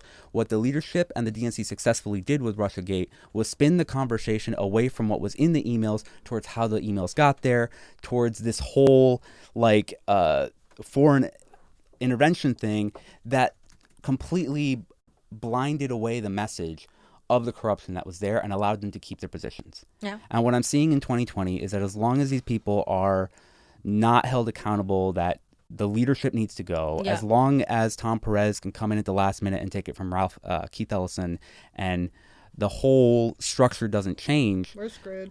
It's going to keep repeating. It's going to keep repeating. So we have to have a strategy as well for having people demand accountability. Right. And that's another argument, though, where burners have to stand maybe perhaps against Bernie and say, we are not going to vote for Joe Biden. We're not going to vote blue no matter who. We don't care how bad you tell us Trump is. Trump is a result of the Democratic Party not listening to their base and nominating somebody like Hillary Clinton. And I think unless Bernie supporters stand firm on that, and stop being blackmailed to say, oh, well, you're being a purist. You're being, you have this purity test. And if you continue to be, you're being gaslit, and you're going to continue voting for somebody like Joe Biden, who has advocated to cut Social Security, which is to the right of Donald Trump. It has actually was for NAFTA, which destroyed jobs, which is why to me it's I can't understand the Michigan thing. Right. And then that's a whole other thing, foreign policy wise as well. And Trump is going to attack him on that. If Biden's a nominee, Trump is going to go all out from the left. You're entirely right. I want to talk about the Michigan thing because you talked about not understanding it. What I've seen in the media for the past couple weeks, and this is again, I go back to this media point because I think it's important. There's way that states are sequenced ultimately has an effect, because when Super Tuesday happens, if Michigan happens before Super Tuesday, people have a very different state of the race in their head.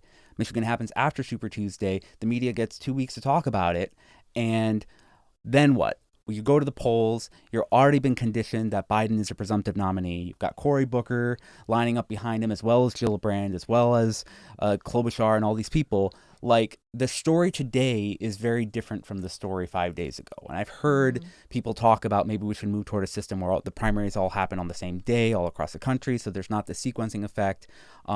That's one possibility. But what we know right now is that today's result is going to affect Arizona's result next week. And it's going to affect New York coming up, because the amount of time and spin that happens from these results changes voter behavior in that interim time. And let me jump in there with, if the Bernie campaign does not pay attention to election integrity, if they don't think that provisional ballots are a problem, or they don't come out ahead of time and prepare the field organizers for that reality that is coming, at least as it was in California, like we were going to do some poll watching, so I heard, but I didn't really know what the plan was. I mean, there was just no real plan on the ground for voting, for the voting day, honestly.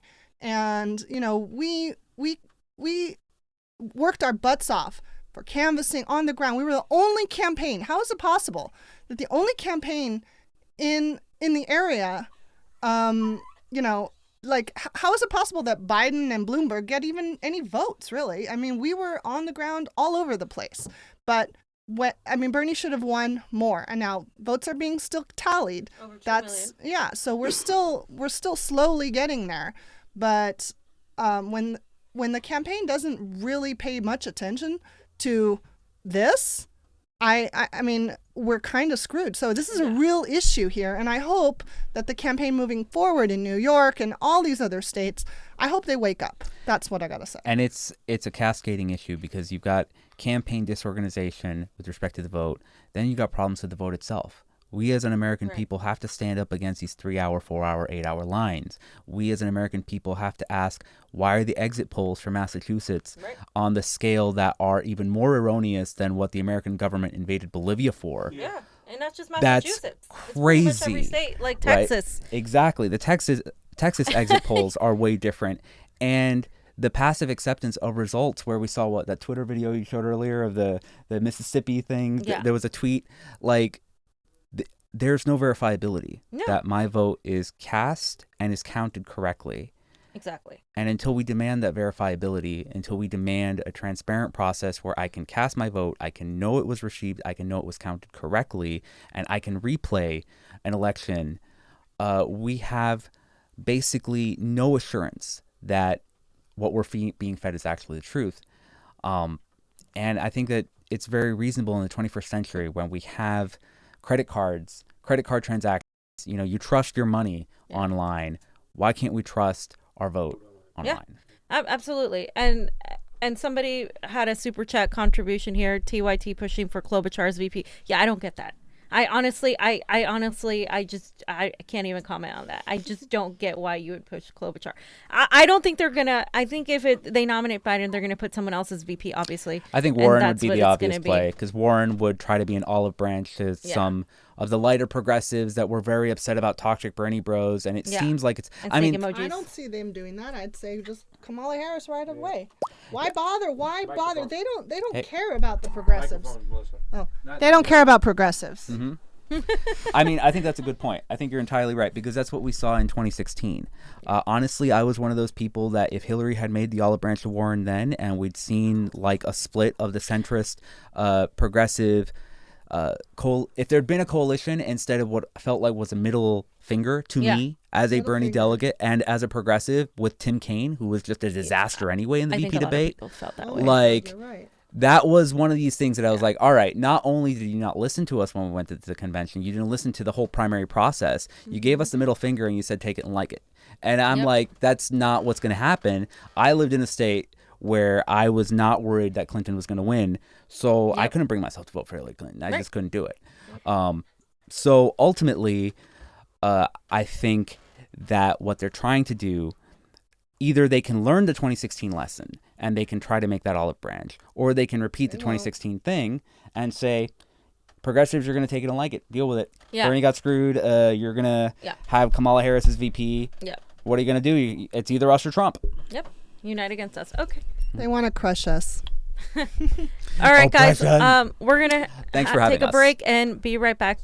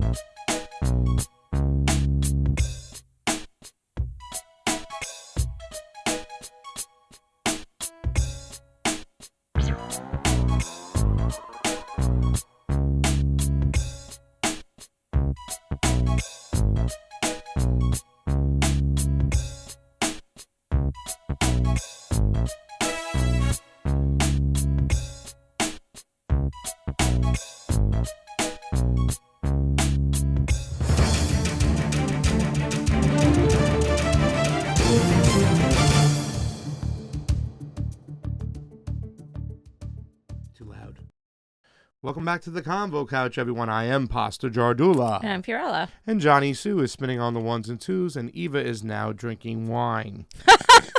Way to sell her out. I'm Jeez. sorry, it's that time of the night. I know the burners are having a hard time.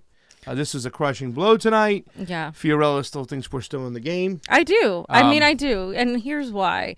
I think as long as Bernie Sanders is in the game, his supporters are going to fight for him. And also Bernie Sanders will still be in the game the more he chooses to address, at the very, very least, Michigan, in California, and Texas. Because those are three states where he should have won big, and he won California, but not over 2 million votes haven't been counted. There's provisionals. There was vote by mail ballots that were never sent out. And then there's, of course, Texas, where there's a recount going on in one particular area, but where we saw the long lines of disenfranchised voters. And then there's Michigan, where they just aren't matching the results aren't matching the exit polls. And I think Bernie Sanders needs to finally start talking about what the hell is going on. In San Francisco, when we were up there, I remember catching a Bernie Sanders staffer, somebody who worked on his news staff. We started talking off to the side. And my question to her was, like, listen, but isn't Bernie Sanders scared that they're going to screw him again? This is back in San Francisco, right? So tonight I met Shahid Buttar dancing on the floor. Your man can get down. Short story long, I said, aren't you afraid? I mean, nothing's changed. Nobody was held accountable. And she was like, they're going to give him another shot. Well, what? That's what she told me. That's what I remember. I told you about that. They're going to give him another shot. Well, chickens is coming home to roost. That shot should have never been given. That's not how it should be. That should have been done. The response should have been, we're going to win, and we're going to do it by doing all the things we didn't do in 2016. We're going to call it election integrity. We're going to listen to the grassroots. We're going to do all of this. And that's exactly what they didn't do. If there are criticisms, I want to ask you what you thought about what Melissa said, because the reality is she experienced firsthand what it was like to be in the Bernie campaign, and it wasn't all, roses and ponies. Yeah. And that's the thing. I don't want to generalize that it's the entire campaign. However, there is a very top-bottom structure, and it's very hierarchical. And it literally, Lewis made me feel like we were like conspiracy theorists. So did Rafa Navarro. Or Navarre, I'm sorry. And he was, and we were right. We tried to warn everybody about how this election would go. And he completely dismissed us. Yeah, and I know this is a hard one to swallow because Bernie Sanders hired these guys, whether it be Jeff Weaver or that's the thing. Rocha. Jeff Weaver and Chuck Rocha are also awful, part of this awful, huge awful issue. Problem. And once again, those people for Center for American Progress, a lot of these things are they're coming back to haunt them. And I live in the house with you, and we, I hear you, Fiorella. And what went on in this campaign was disgusting, and it didn't get any better. It just continued to matriculate in that same disgusting area where the grassroots were shut out more than anything. Seeing the way that Carlos Marroquin was treated overall, and you're talking about one of the most important, one of the biggest inspirations as an activist, Carlos. The way he was just shunned and, he's not let into the completely- VIP areas. He's not let other activists were let into the VIP area. As press, I was able to go in as well, and Carlos was just completely shut out. In fact, they tried to bring in Big Bernie at the last rally, and Melissa Byrne, the grassroots director of California, sent out somebody a volunteer to go tell him he needed to go across the street, so he didn't even bother showing up. This is how you break up the campaign at this level. Right, you use these people like Carlos Marroquin, like Michelle Manis, to do these barnstorms, and then you don't hire them. Not only don't you hire them, you completely belittle them, and then you take all the work they did and say you did this because you patted yourself on the back and you got the grassroots. This is all things that we're talking about now that California has done. And believe me, I wanted to talk about this a long, long time ago. Yeah, you stayed silent on this a long time because so many Bernie supporters thought this would hurt Bernie. I think it hurts Bernie more that a lot of the stuff didn't come to light, and now some of these people are headed to New York where I'm sorry, I don't trust them. Whoever's in New York, if you're the grassroots, please make sure you take charge, because that's the thing. You cannot run a grassroots people-powered movement like a Bernie Sanders movement with the establishment at the top, because you're contradicting yourself as to how you are running. And like we talked about it here, you need experience, but there's a lot of people on the grassroots level who had a ton of experience and who were just not deemed worthy to be in the campaign. And other people who had zero experience were propped up and put up in these positions. And, it's all fun and games until we start seeing these results. Now, I don't put everything on that because I know the amount of rigging, the amount of voter suppression that went on in California and in other areas. And specifically, we're talking about the Los Angeles campaign, California in general, because the leaders in California failed to do everything they needed to do to bring in the grassroots, bring in that momentum. I remember 2016, Bernie Sanders was the guy, and he was having bigger rallies. Nico mentions this even now, that Bernie had bigger rallies back then. He was having even like the rally in Brooklyn, or I think was a huge rally. Almost 30,000 people came out. Yeah. And that momentum was still there, but it kind of broke apart a little bit because there was first the campaign shifted into a more centrist position where, okay, that was good. You're trying to win the centrist. And that's where I think there was a mistake. That's where they went wrong. Because if we look back, Tulsi Gabbard was a part of Bernie Sanders's, people, and she was doing the foreign policy. And Bernie Sanders got so many independents, so many Republicans, so many of these people in the Midwest that felt abandoned by the Democratic Party, and they liked him because they knew he was an independent. And even now, when he goes and performs on the Fox News town hall, he dodged the question about rigging in 2016. He dodged the question about Joe Biden.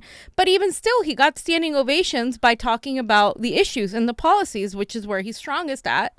And I think if he had somebody like Tulsi on his team, or somebody that was more of an independent libertarian that was able to grab those people, he would win in a landslide. And I think, honestly, that's like the one thing that I think could save Bernie right now is if he made Tulsi VP. Well, he'd have to jump that on right away. He'd have to fire everybody in that campaign. Johnny, if you cue up that Van Jones video, I have to play that for you, fan. Yeah, I mean, touche to everything you said over there, and those things kind of, I believe they cost them. We don't talk a ton about Julian Assange, but Julian Assange dropped all the WikiLeaks information on the DNC.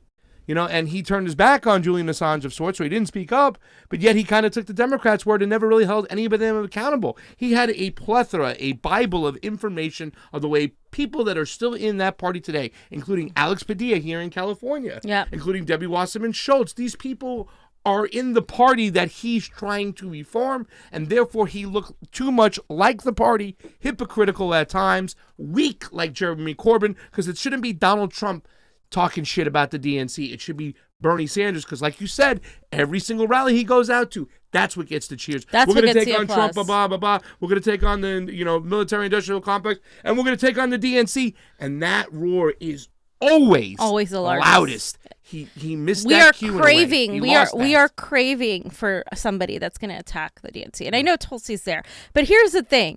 This is where I think a lot of people say, well, Tulsi's not liked by a lot of the left. No, that's not true. It's a set group of people who are the faux-gressives, the Warren people, the the neo-progressives, all those people. They're not really there when it comes to the leftists. But weirdly enough, Tulsi doesn't, label herself as a leftist or anything like that.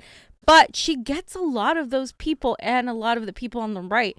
Here's the thing. Bernie Sanders has been running to win the nomination with the centrists, but unfortunately, the majority of the Democratic Party who's a centrist are the people that are going to vote for Joe Biden, no matter what. They went from Warren to Biden, a lot of them. Some of them went to Bernie Sanders because they saw that, okay, if I'm going to call myself a progressive, I got to support the more progressive candidate. But you're going to see that slowly start to change.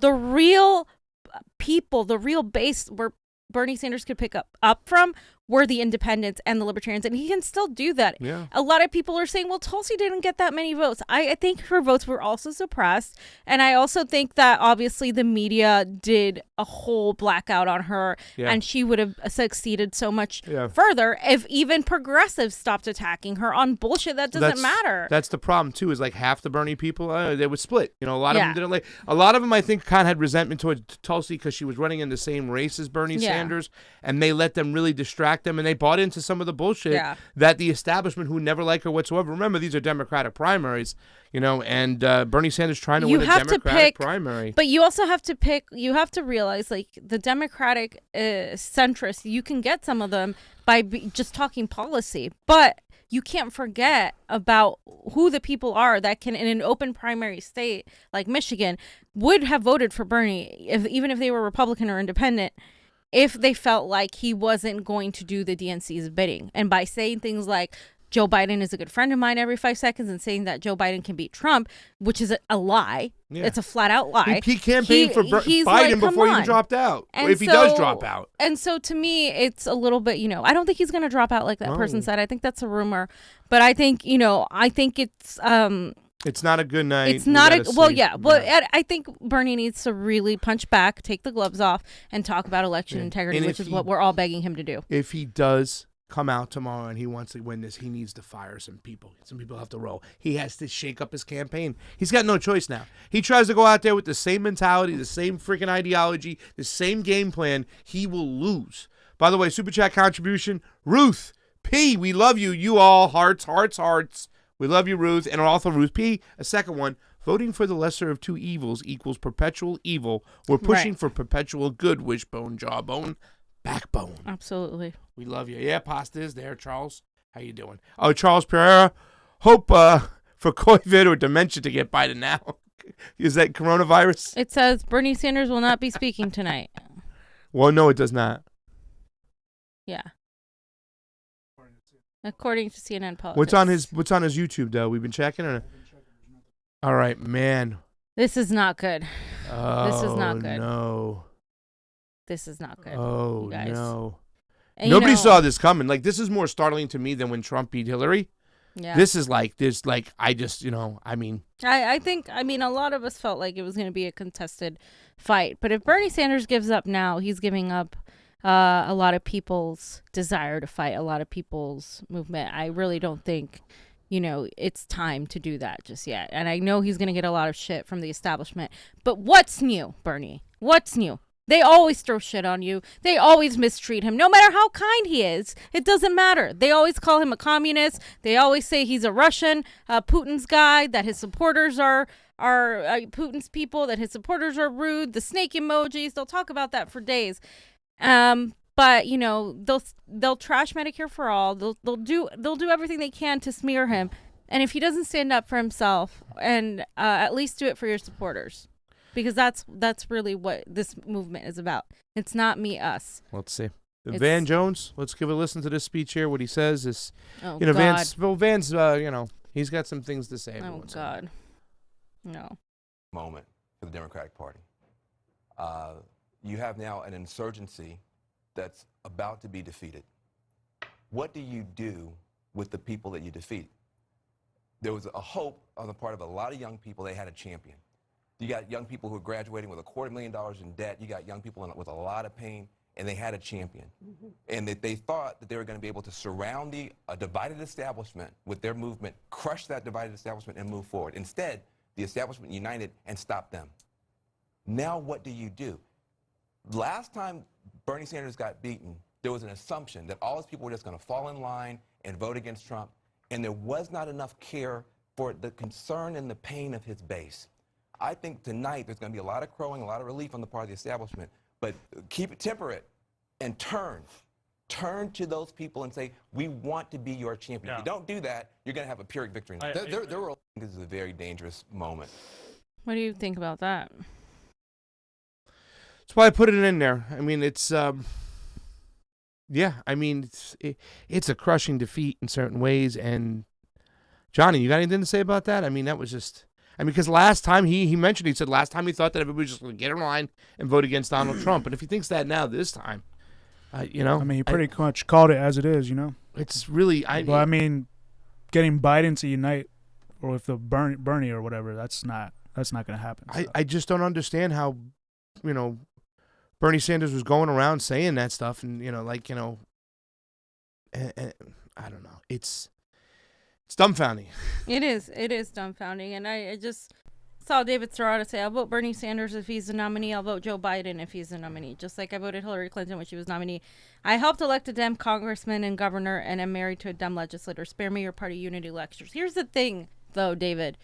You don't owe them that. There's no reason for you to say you would vote for Biden. Like, Biden is seriously worse than Trump in a lot of ways. Literally. Like, I'm sorry. Nobody's going to convince me otherwise. Biden is not mentally there. He's advocated to cut Social Security. He has promoted NAFTA. He was the writer of the crime bill. Donald Trump doesn't have any of that. Any of that. And he can say Joe Biden, along with Obama, deported more immigrants. I mean, really? Like, there's no reason for people to say, I will vote for Biden if he's the nominee. And Serrata's just saying that stuff. It's just disgusting. Once again, we're talking about the same mentality which turned people off. And they said, no friggin' way. No friggin' way. And you're driving a lot of people to Donald Trump. You're looking so hypocritical at all times. No. Mitch Osborne, thank you for the Super Chat contribution, says, Holly Otterbein says, the campaign says Bernie confirmed he will be at the debate. Check her Twitter. Gloria Jones, thank you for the Super Chat contribution, as it is always appreciated on the couch. Glory, thank you for sitting there for 9 hours. Love Jesus her. Christ. Our elections suck. If I declare myself an interim president, I can think of at least 15 people that would support me, and still more than Juan Guaido.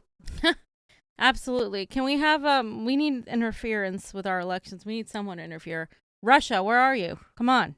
The UN. We need somebody to interfere. I mean, this is disgusting. Who's Holly Otterbein? American 347, show the media reporting on each candidate here. New York Times. She was a Warren stan. She was a Warren stan. Yeah. Okay. And now she works for Bernie? No, she works for Politico. She's just a reporter. Okay. And she's saying Bernie Sanders tells me campaigns tell me, okay, my bad. He's not addressing supporters tonight, and that he's still planning to participate in Sunday's debate. Why isn't he addressing supporters? What's going on? That doesn't look good. What are you doing? You're just what is going on here? In fact, this is the time where you do address supporters.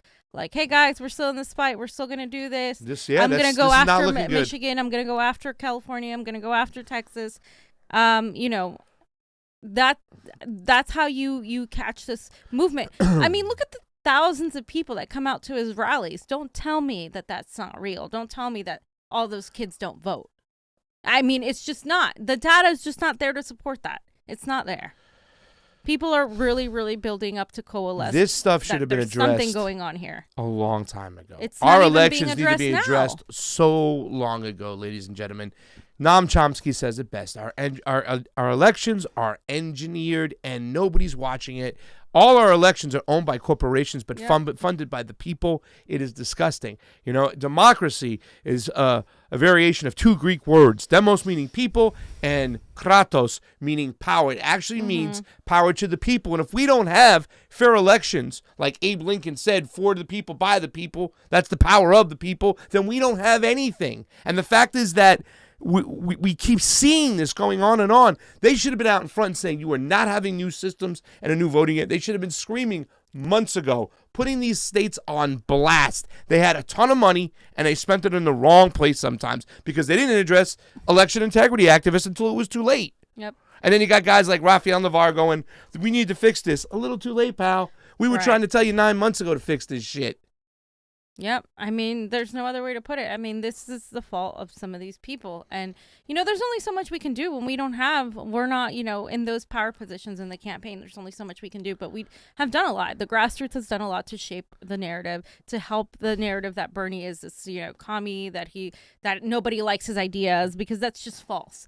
And that's why I don't believe these results, because the majority of Americans support Medicare for all. The majority of Americans support a $15 minimum dollar wage. The majority of Americans support free college, and the majority of Americans support a Green New Deal. And Biden's against all of that. All of that. All of that. So why would I vote for him over Trump? Because he's David more Serrata polite. told you to. No, because he's more polite. That's what it comes down to, right? Biden is more polite than Trump. That's it. Biden's worse than Trump. But that's what I'm saying. He's more polite, so that makes him look better in the eyes of a lot of people. And I think that's the failure of American society, where we like platitudes and pieties. That's why somebody like Pete Buttigieg got so far in a way with zero experience as a mayor of a small town, because people like platitudes, because people believe what they see on CNN, MSNBC, and because the youth is disenfranchised, because the youth is cynical, and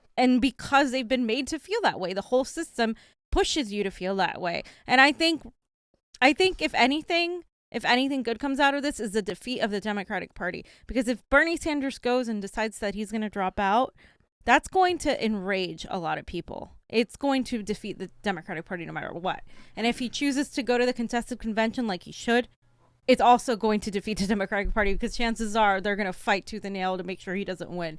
And we're going to have to be there in the streets. And I think that's what it's going to take. I mean, that is what it's going to take, you guys. That is what we need to do next. Z-Con, thank you for the super chat contribution. As always, appreciate it on the couch. And Johnny, by the way, what do we got in Washington? But as far as those results up there, what do you see? Well, CNN is saying tight race in Washington State, and and just look. I mean, here they have it. It says estimated 68% in, 32.7 for Bernie, and 32.6 for Biden. It's totally fake. It's totally. What do they have for Idaho? They got Biden there. North Dakota, Sanders. The only caucus. He wins caucuses. Michigan, they called it. Guys, how does Sanders win caucuses except the one with the shadow app, right? But doesn't win the primaries? Guess what? Because it's rigged, and it's time we stop tiptoeing around it and we stop pretending it's not. Well. There's no way that Bernie Sanders, who had one of his largest rallies ever in Washington, in Olympia, in Tacoma, actually. Yes. Just is tied with Biden. Biden can't. 60 people in an election. No way. You know, You're not going to convince this me is that where this Sanders is real. has got to stand up and call This it out is not hardcore. true. Z-Con, thank you for the super chat contribution. As always, appreciate it on the couch. Bernie has nothing to lose except all the faithful, all the sacrifice of their time, energy, and most of all, their hope. Yes, we are not voting for Biden, no matter what Bernie says. And I think some people who are sycophants are. But the majority of us who understand this and what we need to do, we're not voting for Biden. So we all know that Bernie will back Joe, i.e. endorse. Will Tulsi also endorse Joe? I ask because I would like to know that there is one person that will not. If Tulsi doesn't endorse Joe Biden, more power to her. I mean, I think then she would be the only one, and I think people might coalesce around her instead. Here are the results from Google, updated as of 9/13. 67 reporting. This is on Google. For Washington. For Washington. And Bernie's leading barely, 32.7%. I'm going to check out the Secretary of State website as well. This is insanity. Oh, thank you so much. There's almost 300 people watching. on the Convo Couch terrible, YouTube. There's terrible over night. 30 people watching on the ROKFIN. Ladies and gentlemen, if you got a few bucks and you can help us out, it is free tonight. Go over to the ROKFIN, sign up, get an account, follow the Convo Couch. We got a lot of numbers over there. What we love to get is a few more endorsements, and this thing ain't over yet. So we do have a GoFundMe. We have a lot of places to go. I know I want to go see my girl win Hawaii. I know I'm gonna go She to wants Florida, to go to Florida and New York. New York, and so we still have a lot of So places to go, a lot we'll of things see. to Maybe report we from. can send of them to Arizona too. So please donate to our GoFundMe. We're still trying to work. You know, there's a lot of people out there with GoFundMe. Some that don't deserve it. Turn your seat. Oz says that, and this is Oz LaFave, by the way. Donate. Who? I'm so sorry, I didn't mean to step on you, but Oz was saying from Oz LaFave, because you're talking about Washington Oh, and stuff. yeah. Oz, the land of Oz, says this is bullshit. It is Bernie bullshit. is crushing it in Washington State. Just wanted to Yeah. piggyback on what you were saying about the phony results. and No, stuff, these so. results are phony. I think it's time people stop like saying, but where's the proof? You're never gonna get straight up them admitting to it. Actually, we got pretty close today. They were like they were like, okay, there's suppression, 5-hour lines, the machines weren't secure, the machines weren't working, we ran out of ballots, da da da da. That's them admitting. That's as good as it gets. I mean, that's as good as it gets. They're never gonna admit, oh, we changed the numbers with a little here, a little there. But that's what they can do because the software is a proprietary software. It is a software that anybody can access. And in Texas, how many USBs were missing? They had, I think it was 4. I mean, come on, you guys. This is, Okay. There's no more proof The needed. talk that will happen is, somebody said, who's running green? Will Jesse Ventura throw his hat in the ring and I'm run not green? voting for a Green Party member because Pins- I feel like... Well, if it's Biden or Trump and it's Jesse Ventura running as anything, I'll vote for Jesse Ventura. Pins Magoo, I'd love to see exit polls. I'm guessing they are off by 8% or more. Yep. Pins Magoo, they've been off by 8% or more. Nobody said shit. Yep, I've New been Hampshire sharing was in them right off all the way. I way. mean, ridiculous. All the way through, I've been sharing them, and a lot of people are like, wait, but this is just exit polls. This doesn't mean any. You guys, I don't know when you're going to believe it. When they literally are like switching the USB in your face, is that the only time you guys are going to start believing it? I mean, Yeah. it's very obvious that this is rigged. Yeah, It's very yeah. obvious. Nobody's saying the faults that were there here and there from the campaign, from the young people, whatever. But the reality is I saw a lot of young people out there for Bernie, and they just were disenfranchised. Yeah, yeah. Jai Gabbard, aloha, fam. Aloha, Hi, Jai. Jai. How are you? We love you. We love you. We Your love you. coffee's great. Pasta always hoards it. He doesn't share. I don't. I 'cause need some coffee too, Jai. I'm down at the end. Jamerican 347, please interview Daria Hunter from the Green Party. We reached out to some of the Green Party. We were supposed to maybe possibly host their debates. I don't know. I will. Daria Hunter finished second in the California primary for the Green Party behind Howie Hawkins. So, yeah, I'm interested to see what Daria Hunter has to say. I'm I heard really he's a like interesting, young, good character. My issue with the Green Party is they're very disorganized They're and dysfunctional. very lack of structure. And I think we need more than the Green Party. Ideally, what I would like to see if Bernie Sanders does not get the nomination, he said he won't go third party. But I'd like to see somebody like Tulsi, who's also said she won't go third party. I'd like to see one of them go third party. And I think something would have to happen to where that, is like an overwhelming amount of people would just go to the streets and refuse to accept this nomination. Just like, Juan Guaido decided to come in. It would be more legitimate than that. Because we would have the majority of the people. But people are too scared and they still let themselves be bought into the, oh my God, vote blue no matter who because Donald Trump is so bad. We've had 4 years of Trump and it's bad. What's 4 more or back to Biden and the establishment? Again, Trump's going to win anyway against Biden. There's no point. Put your faith into something else. Morgan Carey says, time to hit the streets, protest, boycott, voting meaningless without election integrity, revolution. Here, here. You're not going to convince people to vote for an election that was rigged. Yep, and Howie Hawkins, somebody said, believes in Russiagate. That one mess up, and it was bad. It was really, really, really bad. But that's okay, because, I'm saying, and for the Tulsi people, they get to keep going on. Their movement keeps going. There's very, very low. They're not getting a ton of votes, but their movement is moving slowly but surely, and it's got to continue to move, and it's going to be just fine. Okay, so from the official Secretary of State, they only let you look at each county. So you have to go through each county to figure out. Well, who's voted for who? So I'm going to King County, which has 1.3 million registered voters. So that's the biggest county. You go to King County, number of precincts, 2,600. They've only counted 467,000 ballots. And they estimate there's 96,000 ballots left. So, and the results are Bernie Sanders has 33.61% in King County, and Biden has 32.49%. And this is from the Secretary of State. This isn't from CNN or anywhere, so. Okay. Yeah, so that's what we're getting from Washington. Still nothing set in stone yet. Breaking news. There are now at least 1,000 cases of the coronavirus in the U.S., which has doubled since Sunday. Mm-hmm. So people aren't going to go out to vote either. Like at all the mail-in early voting for Joe Biden. This is just like catastrophic. Somebody sent me a meme that was like, there's always a virus during an election year. Let me see if I could show it. It's really weird, actually. Very deep state. I'm gonna put it in here. Like when you check it, it's true. Let's find it. There it is. All right, it should be there right now.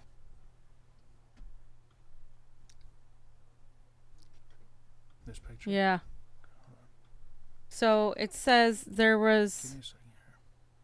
Every election year has a disease, and then it says facts. Coronavirus has a contagion factor of 2. SARS was 4. Measles is 18. SARS in 2004. Avian in 2008. Swine in 2010. MERS in 2012. Ebola in 2014. Zika in 2016. Ebola 2018. And Corona 2020. And Modelo in 2022. This is a viral pneumonia being hyped as a black plague before an election. I mean, you know what? I wouldn't put it past them. But people have died and stuff. But I mean, I wouldn't put it past them. People die from pneumonia all the time. Yeah.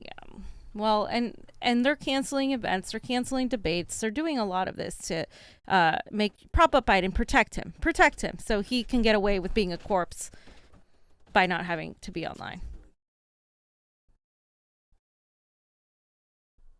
What? Ladies and gentlemen, we're going to wrap it up for the night.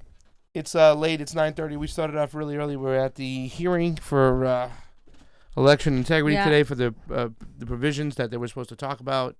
I had to end up leaving because they were just pushed back so long. The hearing was like the election. They just drawn it out, long lines. We were there for hours, and eventually we said no. But so it doesn't look at as we sound off. We got a tight race in Washington. It looks like Sanders is going to win Idaho, right? North Dakota, my bad. He's going to lose Idaho, Mississippi.